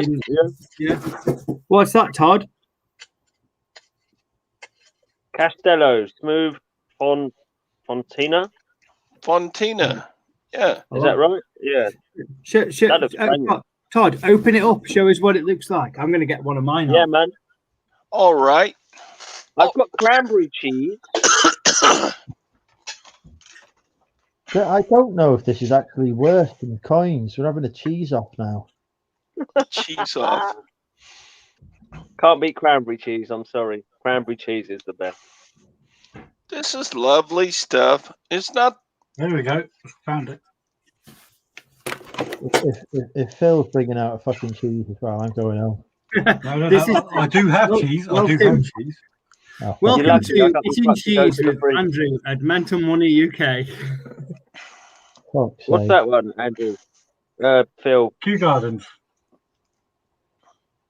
Ooh. It's, I like the way you get them in the actually- the cardboard boxes thing, like in the packet thing. This one is not a fake as such, but it's actually the 2019 version, but it's still worth about 40-50 pounds. Todd, have you ever I seen used to- this one before in I America? have a hell of a lot of the other ones on. Well, I have thousands of not. pounds worth of them. Saint Auger. Yes, Saint Agur. It's a creamy blue cheese. A good. I say that, Soper. A good. I think that's how the French say it. That's not a part of the Texan language. A good. I'm Italian. I'm allowed to say that without sounding ridiculous. Here's something you might want to take a screenshot of. 3 Kew Gardens at the same time. I don't want to take a screenshot of that, Phil. Yeah, You're getting you do. carried Yeah, away you do. again. You're not drunk Well, enough well, tonight. I prefer the magnet. Phil, you need Dude, another get the drink. magnets out. Andrew just goes like this whenever I get all my shit out though. It hurts his head. That's the old Santa gear. I don't know if you can see everybody. I knew My this This little basket. I'm having a nice conversation about This Michael blowing up his fucking cooker. This little basket of 50p's is probably worth about $2 grand. Andrew, get your cheese out. Nice, man. I don't know where my £50 An old saying tap. Round in across the floor or something. Stu's off. Take care, Stu. I'm fucking joining you soon. Alright. The hell with $2 grand coins. We want to talk cheese. Yeah, man. Get the I can get you cheese some out. good cheese out of my fridge in a minute. I'll get you some good cheese. I just Why don't you went to Sounds cheese, nice. Andrew? I like the cheese, but this particular 10p is worth about 50 quid. What's that one got on it? It's not. It's pure silver. It's a 2018 A 10p with the Angel of the North on it, and it's Nice. embedded. And The king of the I've North. taken it out. The quality is fuck me. Quality Easy good. £40. Easy £40 if I sold it cheap. Nice. Nice. You know what, Phil? Want to sell it for 20? How do you go fuck yourself? You know a lot. You know that these things, Phil. These things. Things you How talk about this to us thing? about. No, I'm starting to realise the stuff you tell us about and talk to us about. You know a lot about, don't you? I pretend to, yes. I had an old penny black stamp once. So did Can't I. find it, but I had one. Yeah, yeah. Penny black stamps will range from about £40 for the very worst up to 10 grand. They're not that. Remember, it was the first stamp out, so there's about millions of them made. Even though it was hundreds of years ago, there were millions and millions of them. Yeah. If you get one that is, because in those days you didn't have perforations, if they were cut correctly and you still got one that's in the perfect margins, you got to look at the numbers in the corner to get the plate number and all that fucking shite. But any penny black is worth more than 40. Yeah, but Phil, the penny find blacks worth the most, the ones which are cooked incorrectly, aren't they? No, it's the ones that are cut correctly that are worth the most. Oh, really? Because they are better examples of the massive population of them that are out there. So that was like the first stamp. If you get one that's been cut nicely, you're looking at about £200-300. Fowls, ideally for a good penny black that's been really nice and it's decent, looking at about £1,000, but you're obviously never going to get one.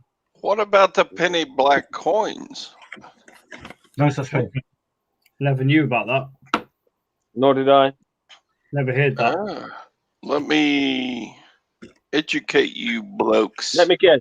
You've got one. No, Have you ever I seen- actually do The not. self-loading one. Have you ever seen this? Liedermer.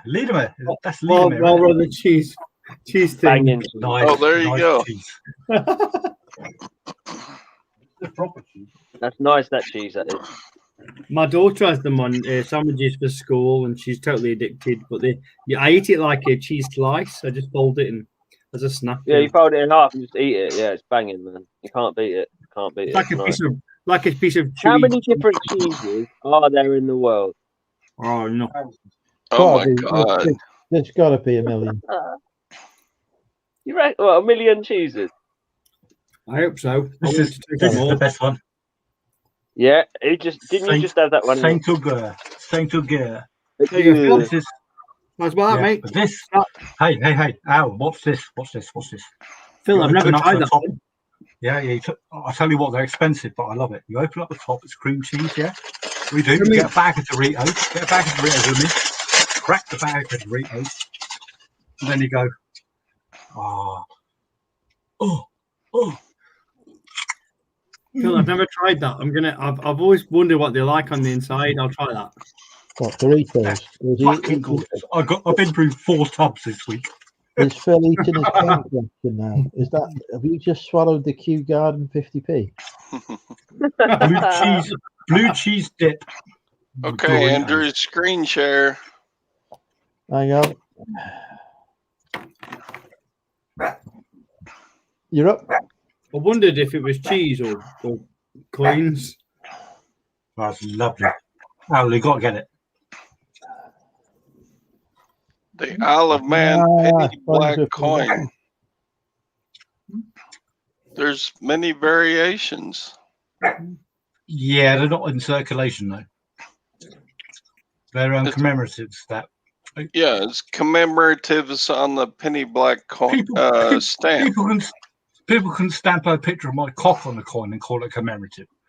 Oh, there you go. But I wouldn't coin. buy a picture of your cock on anything. Not even for 50p. I think we're all with you on that one, Todd.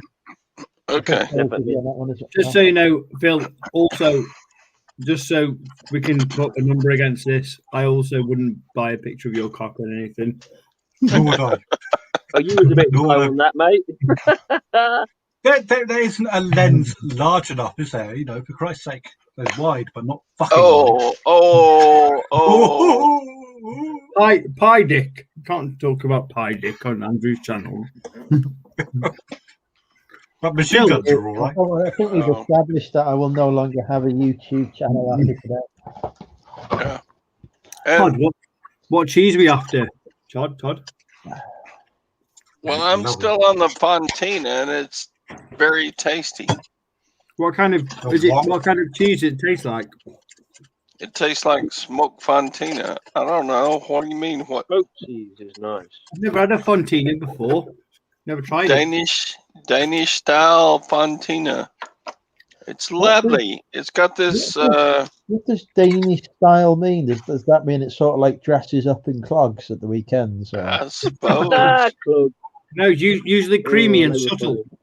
Usually creamy and subtle. It's not creamy. It's like Gouda, a bit like Gouda.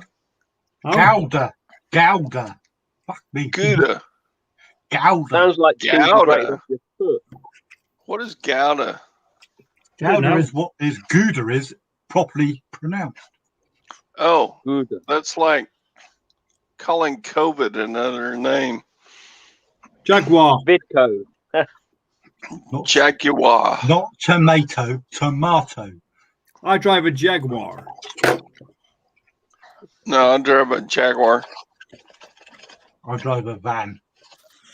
I don't care what Yeah, it the looks van like, thing is pretty good, mate. as long as I'm comfortable. I actually did drive a Jaguar for a few years, and then the expense of keeping it in condition tapped me out, so I sold it. I've got Talking about Jags, I was got going to one. buy a 2010 Jaguar XJ. But have you seen the price for the V8 version? I have an XF 2014. I have one on my drive now. Not cheap. It's expensive. I'm I surprised. mean, if they go wrong, the parts are they're not cheap, you know. Well, I've got a 3 litre, but I only race around. I don't do much driving anymore. Is that There's no diesel or point in petrol? driving. All the 3 litres are diesel. They don't do a petrol 3 litre. Oh, they're not. No, and they come with a box underneath which collects all the fumes from the diesel. And if you don't get to blow it out on the motorway, it can fuck up your engine. I can't remember what it's called for the life of me. Catalytic converter. No, something more different. Like a filtration system. Diesel fume chuckaratera. Yeah, that'll do, Phil. But basically, what happens is when you're on the motorway and you've got one of these things on your car, or on all big engines from 3 litre, 4, 5, it collects all of the shit in a diesel engine, and it blows you out in a kind of like a fur ball on the motorway when you're doing 60, 70, 80. Jaguar is as well as a cat, isn't it? It's got to have a hairball. It's called something like a DPF, diesel particulate filter, I think. DPF, diesel particulate filter, and it collects the dust and the shit from a diesel engine. That most diesel cars nowadays will have one of those.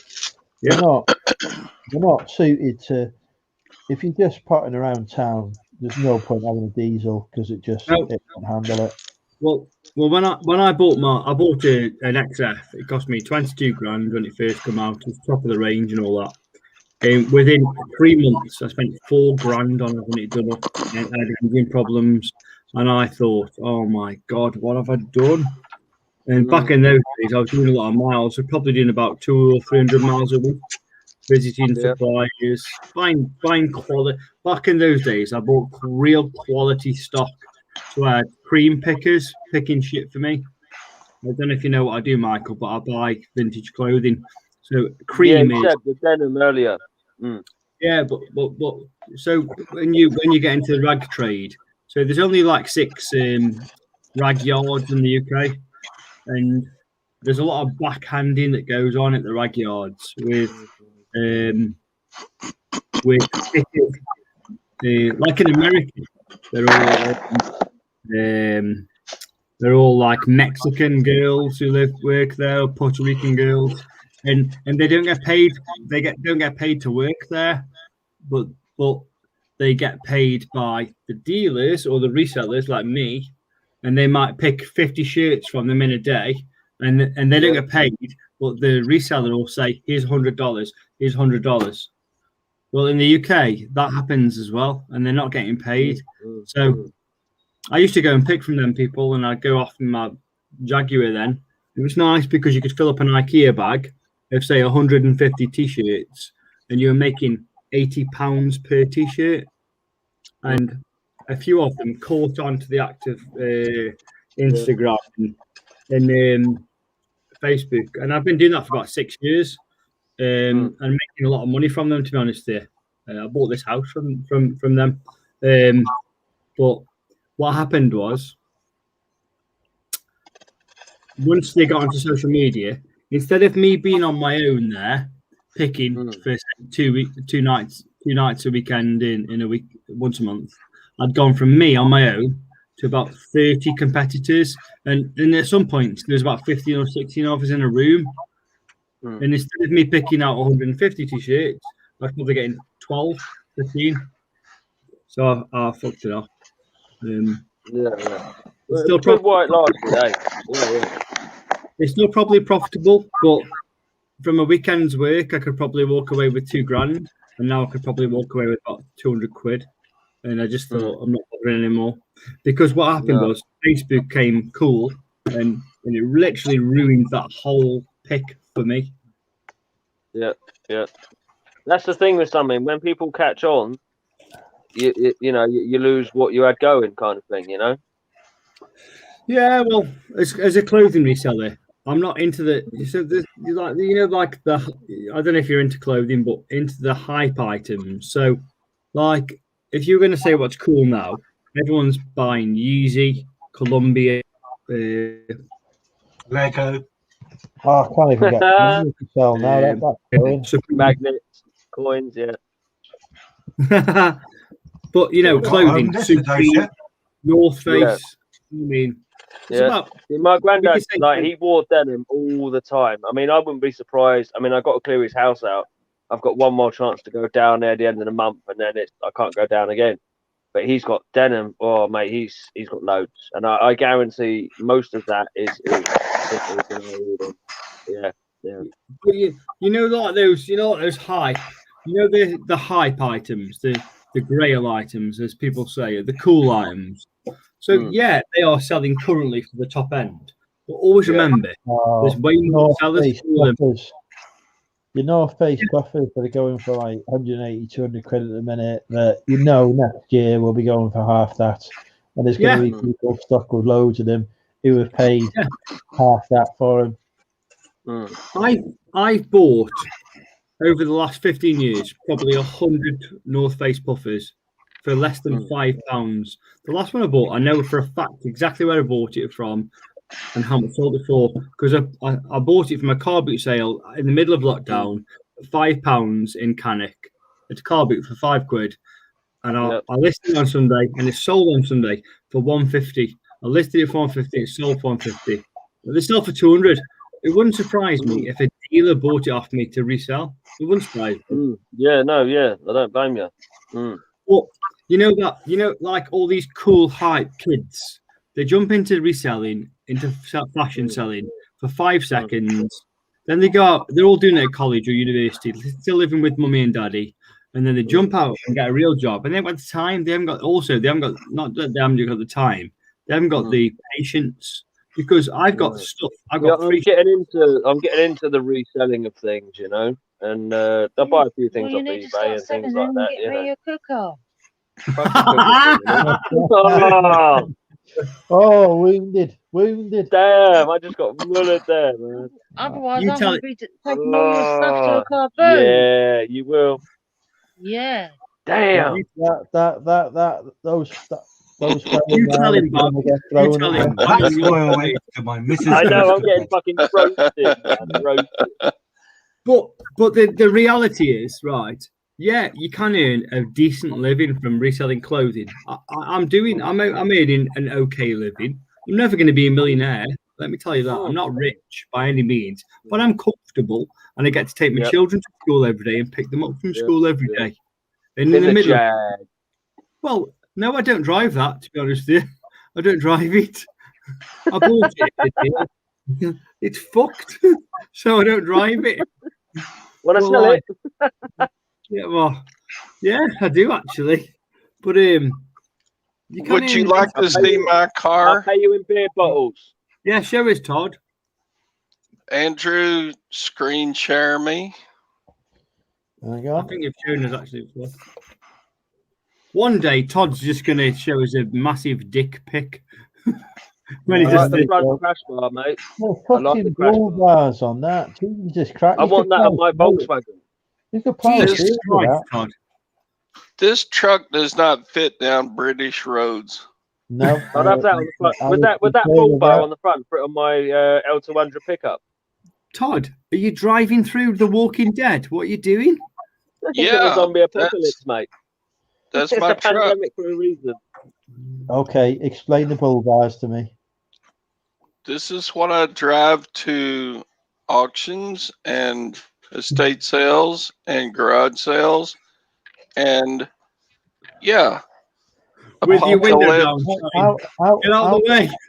Out of interest, Isn't it? how many other rival resellers have died on the front of that car? Less than 10. Less than 10. Well, there we go. So more than 8, but less than 10. So 9, folks. 9 people have been In America, killed that hard. in America, anything less than 10 I is do like that though. I would love a pickup, but it's just not practical around here. But I've always wanted to have a pickup. This is a wonderful truck. You can't imagine the compliments I've gotten on my truck. I'm not surprised, because if anyone says anything against it, they're up on the bull bars and dead. Mostly from attractive women, Todd. You know what? If I was single, I would get so effed up in this truck every night.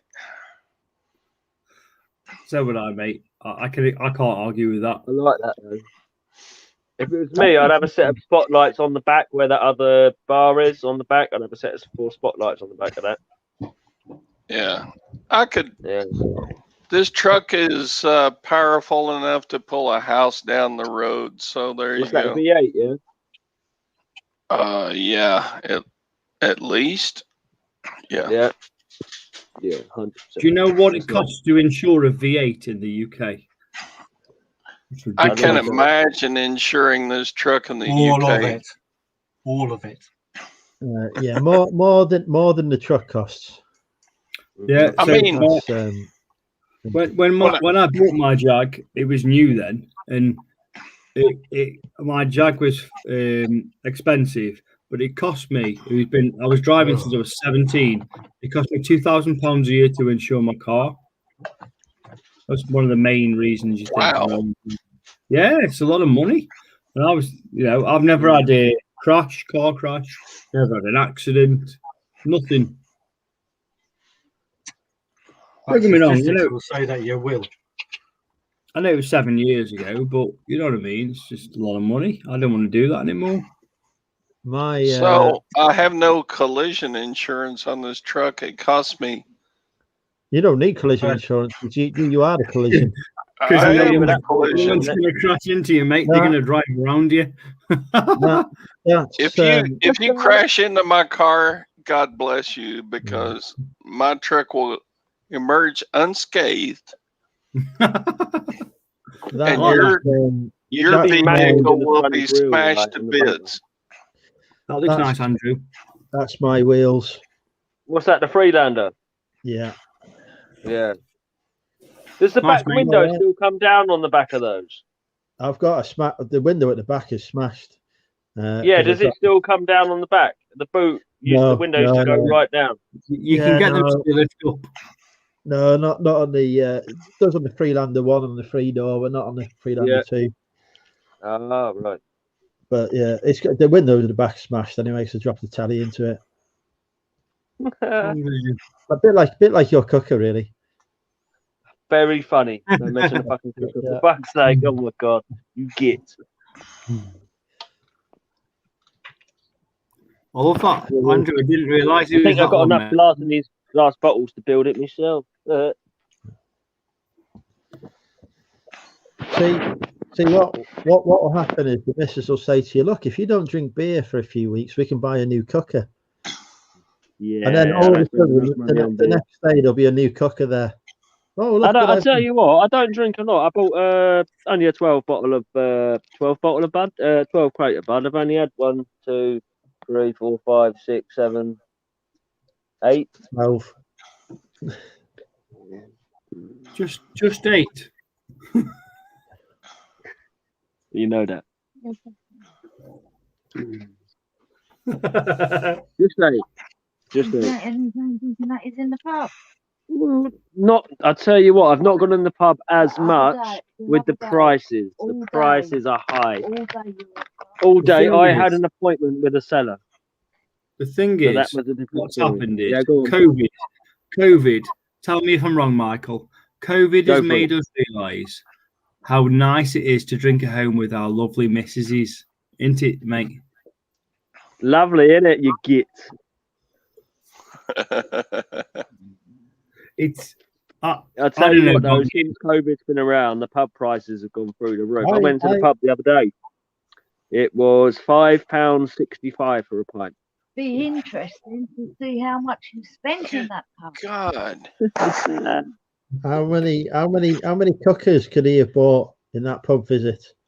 I'm just winding you up, mate. Shut up, boys, for fuck's sake, man. Leave off. Oh, mate. I'll go out and buy a cooker tomorrow morning, all right? I reckon Sarah has I'm just, secret Michael's desire. enjoying it now. You know that. Sarah's got a secret desire here to be in the passion wagon with me. I'm telling you.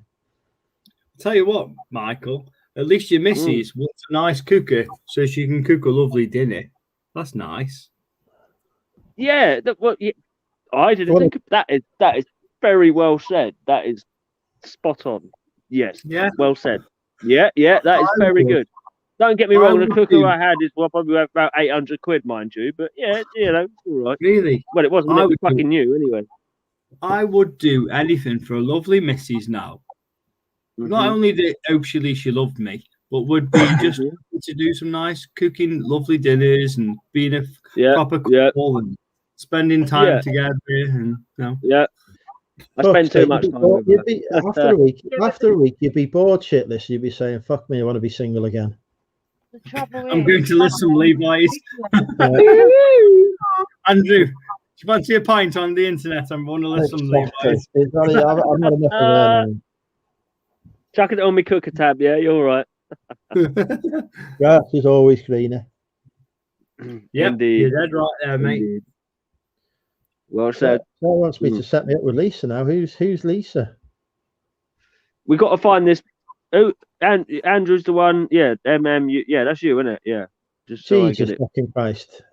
Oi, come on, man. There's like any hot women in the chat. Any hot women in the chat? Andrew, put some kind of toll up again. Here you go. Here's the car you want. Share that one, Andrew. This is the car you want. Phil's on screen now. Fuck's sake. That's the car you want. That's the car you want, boy. Yes, mate. I'll put a lighter on the end of that. Yes, man. Love it. That was parked at the end of my fucking hotel the other day. I thought I've got Very to have a small. picture of that. Very small. He's parked it in a bit inappropriately, isn't he, Phil? Yes, he is, but it was a bit pointy. That's perfect parking, that is. You'll know, right. The thing that I would love, right, is if there was a car parking ticket on the transit van there, but none on the fucking missile van, because the fucking Can you imagine? and it's just too fucking scared shitless. He's like, no, better not. I'm not being funny, but does anyone else think that the truck is a bit small for the missile? Yes. No, I think it enhances the missile. It enhances the missile a bit, doesn't it? I'd like to see him go into an underground car park with that. I just think you're going to get General Zod going up the back and trying to reprogram it, aren't you? You know In that, my don't head, you? that truck is not commercial level for a missile that size. It's not. No, the chassis doesn't look heavy enough, but you know, depends what it's made To be of. perfectly honest, it's a display model to go around to children's schools to show them about stuff. If you actually read it a little bit. Oh yeah, kid. When you leave school, build a fucking rocket. Happy days. In my head, that's a £90 per day truck hire for this. And if you're going to blow up a country, you shouldn't be allowed to rent that truck for 90 quid. No way. If Korea get all shitty, we can say, look, we parked these in a fucking car park. If it's going to be on there like that, you're better off sticking it on a fucking Toyota Prius. It'll probably do a better job. If you're gonna blow up a country, it should be at least. I've actually built rockets better than that. I have actually built rockets better than that. Would you like me to find the videos? Did you ask them what kind of fuel economy they were seeing from that missile? We were on social distancing at the time, so I wasn't allowed to approach it. I love it. Oh, you guys are cracking me up. I'm sorry. I hope you keep that tire. You should have got over and see if he'd left the keys in the ignition. Oh, but it's still behind it with a match and a lighter and gone. Come on. Oh, That missile looks like a matchstick on my truck. I'll tell you what, your truck will probably suit it better than what it's on now, to be fair. Oh, absolutely. I have seen videos where ISIS are using the flatbed trucks to launch fucking missiles from. So, between Phil's missile and Todd's truck, we've got the perfect mobile weapons platform. There you go. Indeed. Why the fuck are we discussing how to fucking bomb people tonight? I don't know, man. It's gone from cheese to bombs. Exploding cheese will be the next one. I'll tell you what, I have actually driven in Ireland. That's more than most Irish people have done because they just don't fucking know how Let to me grab drive. another drink. Back in a second. We traveled to Ireland about 8 years ago on vacation, and it was lovely. But where did you go, Todd? What? He's just bloody said, Al. He said he went to Ireland. Jesus Christ, keeper. Yeah. Unbelievable. Sorry, We drove around the Ring of Kerry, and we've visited tons of places in Ireland. I've actually played golf in Ireland, and it was lovely. But yeah, I actually, when you're driving down the roads in Ireland, yeah, the stone walls are like right there by the edge of the road. Yeah, that's what they do with walls. They put them by things. It's all pagan country. Yeah, I only rammed that car into a stone wall one time. Did you really? I really did, and it cost me 350 euros when I checked the rental car back in. Yep, that was fun. Did you enjoy that? I did. We actually enjoyed the hell out of Ireland. It was a fun trip. We visited so many castles and such, but yeah, my truck meeting a lorry on one of those roads in Ireland, there would not be a good outcome. You know what I'm saying? Yeah, 100%. All of the stones up in Ireland, mostly they're slate. No cement. Yeah,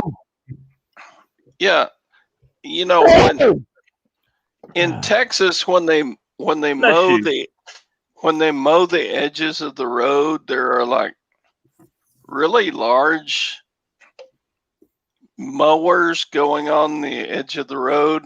Yeah, huge, with a huge base to the bottom of them. Yeah, in Ireland, they actually mow vertically. Yeah, up the wall. Yeah. And I'm like, holy crap. Holy shit. Yeah. Because it's the same in Cornwall as well. There's a place in England called Cornwall at the very bottom. I might have heard of it. Yeah. It's all pagan country. Down the very bottom, very down right at the bottom. If you look at England, it looks like a foot at the very bottom. A little bit like Italy. A place called England and Devon, and they're exactly the same as Ireland. It's like the architecture is stuck in the past. It's totally different to the rest of England, and most of Ireland, and then Cornwall and Devon.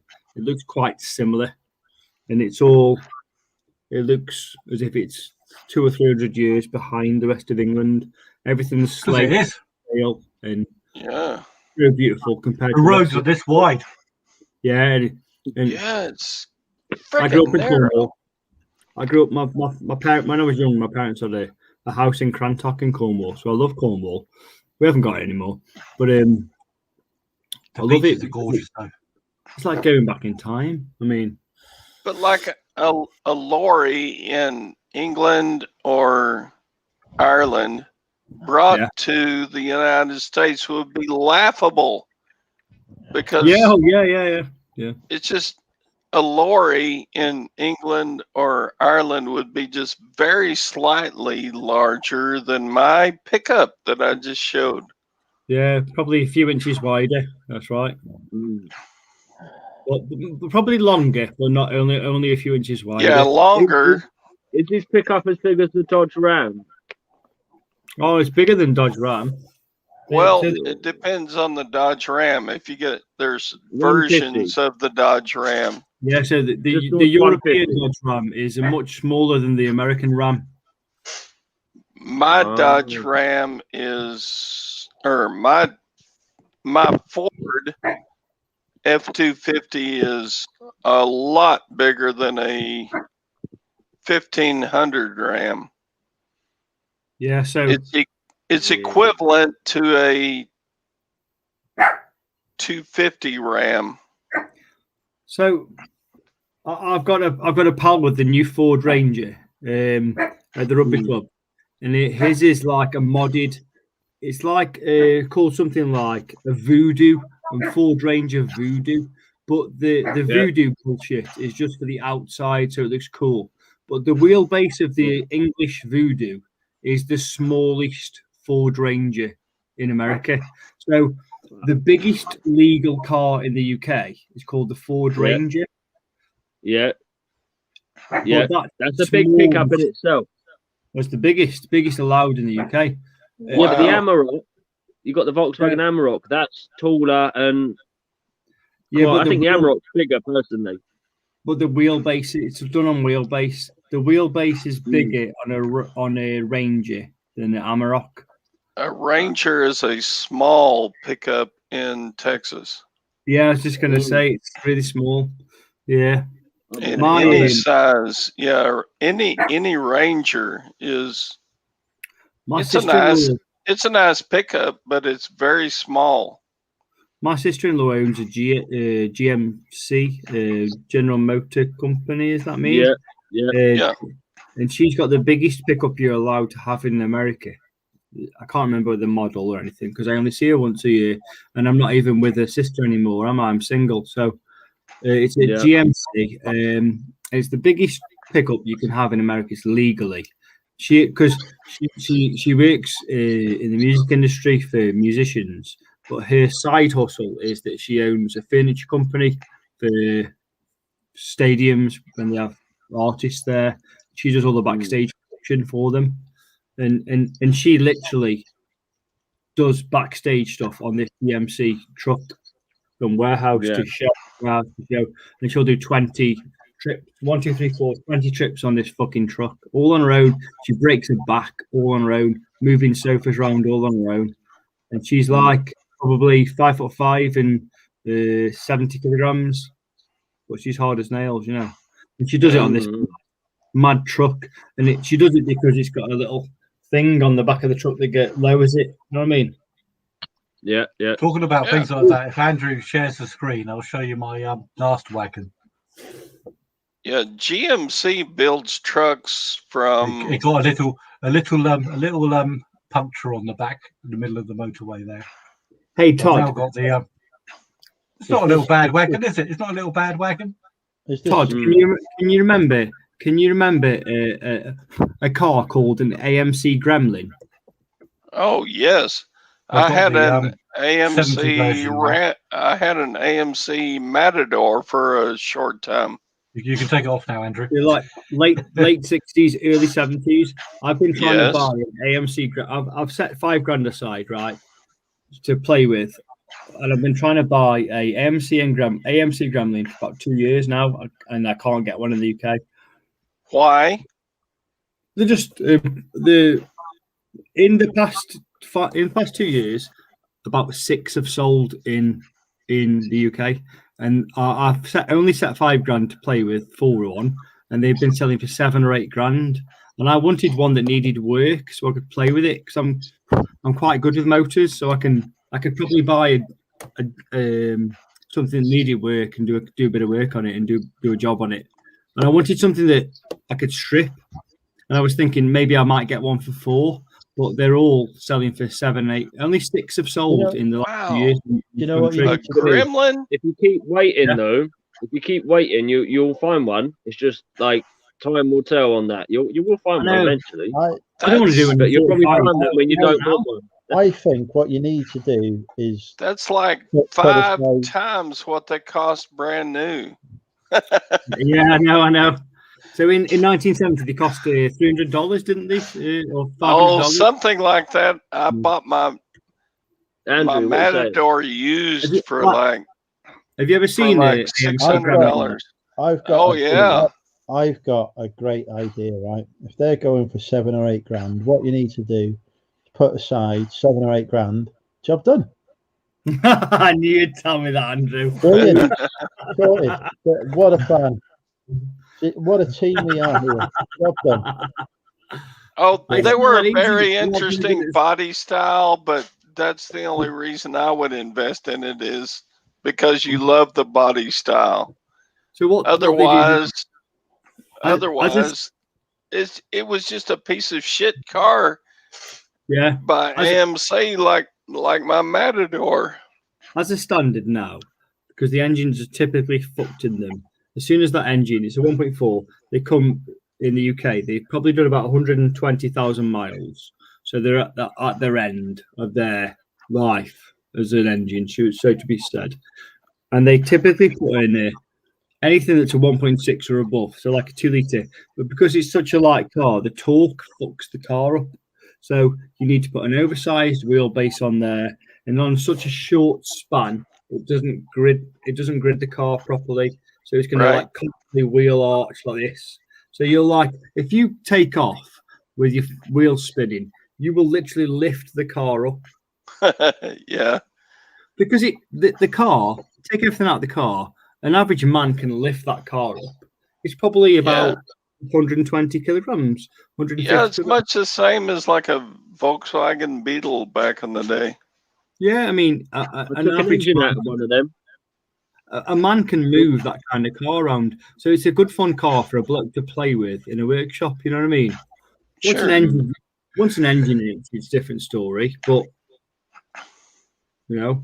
But why would you do that with a Gremlin? Why wouldn't you choose like an old MG or an old MG BGT?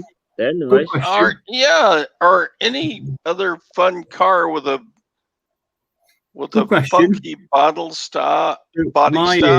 Why would you choose a Gremlin? My first car, my granddad bought me a Renault 5 GT Turbo. And he said to me, I was 16 years old, and he said to me, if you work hard, keep playing rugby, I'll buy your car, provided you pay for your insurance. And I did it. It cost me £2,000 to pay for 1 year's insurance when I was 17. I don't know what it would cost now. I wish I kept hold of that car because you can sell them cars for £40,000 now. Yeah. I think my granddad paid about £2,000 for it. And it cost me as much to insure it as it did to own the car. And it was gorish. It was like a caramel leather seats, but front and back. Oh, yeah. Mine was the double front seat, not the single seats, double front with the gear shift and the what's it called? Hill start. What's it called, Phil? Gear shift? Not the gear shift. What's it called? I can't think. To stop your car. What the fuck does handbrake? Brake lever? Handbrake. Sorry, my brain's gone. What the fuck does this mean? I'm not getting in a car with you. I thought he was beating himself off for a minute there. He was like, I've been drinking. Give me a break, man. I've been drinking since 2 o'clock. The handbrake is in the middle. The handbrake is in the middle. My alcoholic coffee at 9 o'clock. I've been drinking for 15 hours. So the handbrake. The you know the leather seats. This is why it's quite a rare seat in the car. The handbrake was in the middle of the 2 leather seats in the middle. So if you did ever sit in the middle seat in the front, you had to have your legs open so the handbrake could go in between your legs. You know what I mean? That's where you made the women sit, wasn't it? Oh, Your missus is going to kill you. And then, no shit. That's why I'm so drinking. long story short, I bought this car. It was all lovely, and someone bumped me, and I lost love out of it quickly. When when there's any damage to your car, I don't know about you boys, but you kind of fall out of love. I had it done up and everything, but I fell out of love with it. And my dad said to me, "Do you want me to show you a car where this copied the car?" And I was like, yeah, sure. Because my dad's into cars. And he showed me the AMC Gremlin, and you could see a basic copy. So the Renault 5 GT Turbo had copied about 6 years later the AMC Gremlin. If you look at it on the internet when you get a chance later on, it's a blatant copy. But yeah, the Renault is a bit fatter and shorter, whereas the AMC is a bit thinner and longer, and it just looks a little more futuristic. Anyway, I'm gonna get one. One day I'll get one. But like Andrew said, you should just save $7,000 and buy one. But that's not the fun bit, because there's no, because you bought it then, and there's no play in it, isn't it? So there's thousands. I'm a comic book collector. There's thousands of comics that I want to buy. And I could afford to buy them from eBay for the full price. My brother's got the whole set of the Marvel collection, man. Yeah, like I could afford to buy them for £10 or £15, but that's not. Do you read them or collect them? No, I read some stories, but Oh God, you got to read them. I'm Batman, aren't I? So I read Batman, but I'm not really Batman. So, but. If you can afford to buy him, you shouldn't. So what's your skill then? I'm just rich. Get him. Yeah, Batman. But that's not the fun bit. You've got to get them in the wild. So I'd rather just wait, Andrew, until I get one for the right price, even if it's fucked. You know what I mean? You will get one, but you'll have to wait longer. But you will buy one. No, there'll be someone out there that wants to sell it and be like, "Yeah, here, mate." Blah, blah, in blah. 2 years, you've got to take what's out there. Andrew's probably right though, because the chances of me getting one cheap now, it's getting more difficult and more difficult because cars are getting more scarce, and as they get older, they're getting more expensive. Maybe $7,000 is the price. I mean, if we started looking at them about 5 years ago, they were $5,000. 5 years ago. An AMC Gremlin, because I used to have an AMC Rambler. Yeah, nice with the fat wheels. Yeah, actually, Rambler was AMC originally. So anyway. Yeah, if you want a Gremlin, God, there's so many in our landfills here in America. So it costs basically for a 20-foot container to have anything shipped from America.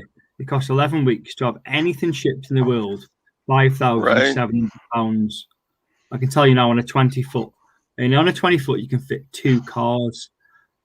And I've always thought to myself, because I've shipped things from the America before, me and my ex-partner, I don't work with him anymore, but we've shipped clothes from America to the UK, and we've still made huge profits on the clothes we bought. And I've always thought to myself, well, in one container, I could fit 2 cars. So why don't I buy 2 cars, do them both up, sell one, make a profit, and it'll pay for my other one I buy.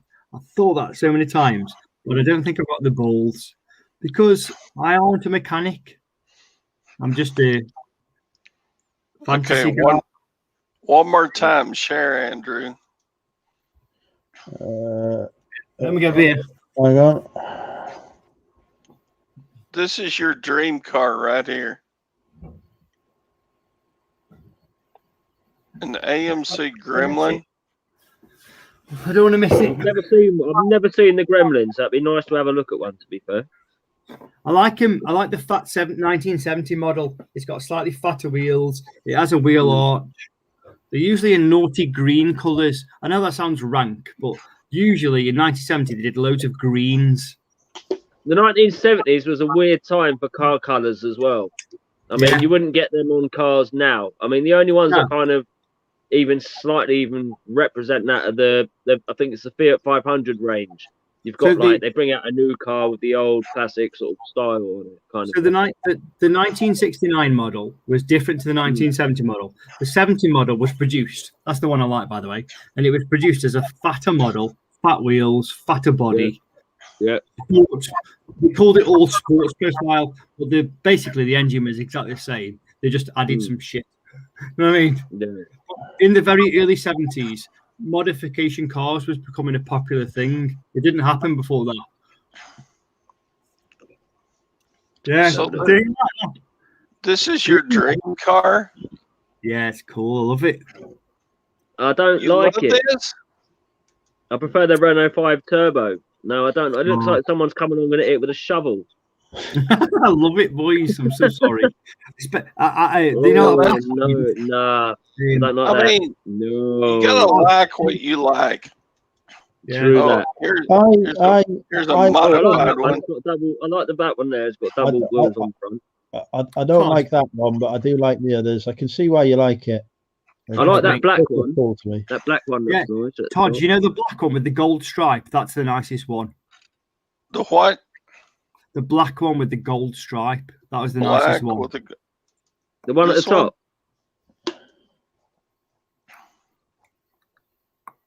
You should wait. What is it doing? You showed a really nice. You showed a lovely black one with the gold stripe. It wasn't kitted out. It was just normal. Oh, okay. Wait, let me get back to it. Oh, this one. That one I like. That one there with the top box. I like that one. That black one. Yeah, the one you're on now. That's not for me, boy. That one. That's what I like. 72 AMC Grand. Oh my God. Does that come with a V8? Ain't no way that comes with a V8. It's far too small. Too small, man. No one else like stick a V8 in the back, maybe make it rear wheel drive. It would rip it apart. Do you know what? I'm enjoying Todd showing us his pictures, but all I'm hoping to see is local girls in your area want to chat. Oh, hell no. The only girls who would like this now in my neighborhood would be like 75 years old. Hey, come on, Todd. You've got to admit, this is a fine specimen, though. How tiny is that car? It is V8. Look, 5-liter V8. Oh, there you go. V8. I'm happy with the V8. I'll tell you what, boys. I would do anything for that car. In that condition. This 5-liter V8. How much is that worth in the current condition now? Like new. Let me look. To be honest with you, Michael, I've never seen one in the UK at that condition. I've never seen one at all, man. The most expensive one I've ever seen sell on eBay, and I've only really looked on eBay to be honest with you, it's been 15 grand, and it was in really nice condition. Yeah. The one I saw that sold on eBay was like a mustard colour, and it was still a bit fucked, but it got very low mileage and no rust. Yeah. That one right there has got to be at least 30,000. Have a look for a Mercedes SL. That's what I want. They're nice. What the old the convertible, the convertible one? Oh, absolutely, yeah. Nice 90s Mercedes SL. Yeah, they're nice. They are. I don't know about you fellas, but there's no romance in modern cars. And I've got one, by the way. I've got a brand new car outside, but it's just because I can have it from the job. Like it's tax deductible, but it doesn't turn me on. It doesn't give me an hard on. It's not cool. I don't enjoy it. I like old cars. If I'd got more expendable cash to play with, and I have been saving on for a very long time, I'm not rich. I can't save a lot every week, but the little bits I can save, I have got a bit set aside, and one day I will treat myself because this See, this that, is that, that probably- seeing the Gremlin makes me want to go out and buy a Ford XR2. Similar kind of shape ish. Do you know another? If you like that type of shape, you know another cool car. It's called the Ford Mexico. Do you know that one? Ford? Yeah, I've heard of that one. Yeah. The Ford what? Ford Mexico. What? American what? The Ford Mexico. So in Europe, right? In Europe, there was a Ford Mark One. It's called the Mark One. Mexico, yeah, and the Mexico is the coolest edition that they made of the Mark One. Yep. I have never heard of that. Worth a lot of money now. Fucking hell, a lot of money. £100,000 for an average quality edition. But it's a you know the car I just showed you, the AMC Gremlin. The body's a little bit similar. What? I love old cars. Start over. FORDMEXICO. Just MK1 and then Mexico. MK1. Yeah, it wasn't a popular car in America. It was just made for the European market, and it was called the Ford Mark One. But then they released special editions like the Ford Mark One Colombia, the Ford Mark One Paraguay, Ford Mark One Mexico, which was the one everyone wanted. The Mexico was, I think the Mexico was the top of the range one. I think. Yeah, that's right. It was. It was the one which was in the rally, and then they did the Italia, which was the next one in the rally. This is a cool car to you. Yeah, don't you think it's cool? Yeah, it was. What was it from the 1970s, 80s? Was it? Early. I can't remember the year, but maybe 74, 73. Yeah, yeah. Andrew, accept my screen share again, please. We've become the car channel, but this is acceptable. This is a cool car to you? This is car porn right here. This is car porn. Look at that, man. That is car porn right there. Tell you what, yeah. This is car porn. That's an Escort. Yeah, it's an Escort. That's right, yeah. So it's a Mark Is that the One Mexico one? I thought the Mexico had them all flared arches. No? No, Andrew's right. It is basically a Mark One Escort, but there's very subtle changes. Wider wheelbase, bigger wheels, larger engine, better torque. It's I just prefer the Mark II Escort I think is the nicer shape, to be fair. Oh, do you? I like this more. Yeah. This is a cool car to you. Yeah, man, it's cool. You like it, Todd? It was made in England. Guys are like freaking. That is a beast of a car, man. How much is that worth then now? They're like, what, 30, 40 grand? Yeah, in that condition, but the ones Todd's showing us now, they're like £50,000 cars in that condition. Maybe more. Mint. I've just seen one. Todd was just one 171. I didn't even know they made it in 71. Yeah. I don't know whether the earliest one, it might have been the earliest one, 1968 or something. After this, right, Todd, about 12 years after this, what they used to do is they used to strip it and put a Cosworth engine in. You won't have heard of Cosworth in America, but Cosworth at the time in the 80s was the highest performance engine in the world. They produced a landmark speed record. Yeah, and even the Scorpio hearse had a Cosworth engine in it. Yeah, those were for taking you to your funeral. When you die, and they have to drive you at 6 miles an hour, they chuck you in a hearse. That's it. I This like the white one. That's nice. That one there, that white one. Yeah, that's nice. That's nice to you. I like. You see that tomato orange red one with the black stripe? I like that one. Is that weird? That one? Tomato red orange. I love it. Yeah, I love that. I don't know why. It's not bad. You love that. Yeah. The Mark II Escort is I but it think would the have shape's to a have- bit better on that one. You'd have to have brown leather interior with red piping. I'll show you As the. James May, brown leather. I wouldn't be happy. Okay. Show me Pause. something cool, Todd. I'll Show me show something. you. Pause break here. Yeah. I'll show you Okay. the.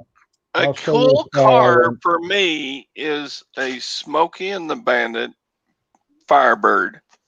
Just so you know, Todd. What I'm about only talking- the I'm only cars they talking- used to run the moonshine in back in the 60s and 50s with the back seat that you could open up and you have a secret like cubby hole thing? I just want everyone to know. I know Lamborghinis are cooler, and I am Italian, so I do understand Lamborghinis are cooler. Yeah, I'm just talking about a car that one day I could probably afford, and I could probably buy that. I'm just trying to talk about things I could actually afford. That's because it. That's it. let's face the music, guys. None of us are ever going to buy Lamborghinis, but yeah, we but might. but you've got to think of the fuel. I mean, you'll probably get like what 10 miles to the gallon, if that, maybe 12, 13 miles per gallon. I think when you buy a To classic me, No, this is a car. Is that a Trans Am or Pontiac Trans The Am? Smoky Bandit Trans Am Firebird with the T-tops. 6 litre. You're showing me cars that were just. What about the Camaro? The there Chevrolet he is, Camaro Bert.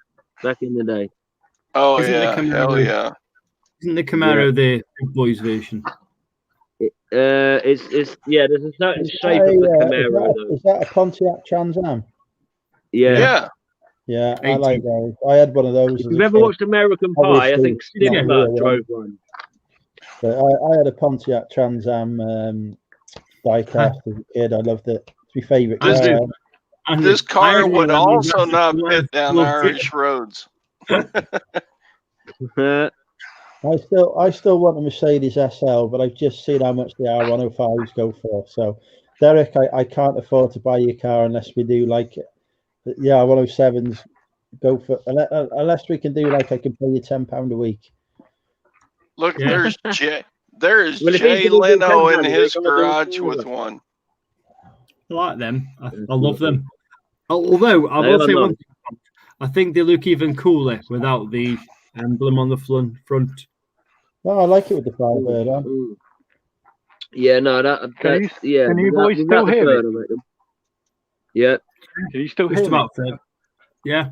Yeah. Oh, that's good. I'll say I just banged you on the mobile. I'm just walking up to the post box for my final post of the night. It's a pretty dangerous area. You'll be I safe. don't like walking down here. I I don't like walking down here at night. Fucking. That looks fucking sketchy weird, right yeah. there. Be careful. Have you got your shotgun? You can't have shotguns. I got my Todd. legs. I got my legs. I'll run like. Don't get run over by that parked car, will you? I've just Oh, seen. it's good. I've just seen Nick Hills. No one jump around into us, the chat, Andrew. Whenever Oh. Nick jumps in and he says, "Are you guys still alive?" It always makes me feel like a bad person. Is there anyone else? Nick will be up longer than you go to bed, mate. Don't worry. The only reason I say that is because I only am ever on YouTube drinking alcohol with Andrew. I do need to go to bed now though because I've got to work in the morning. Work? And me, mate. I'm off tomorrow, thank fuck. And me, mate. Yeah.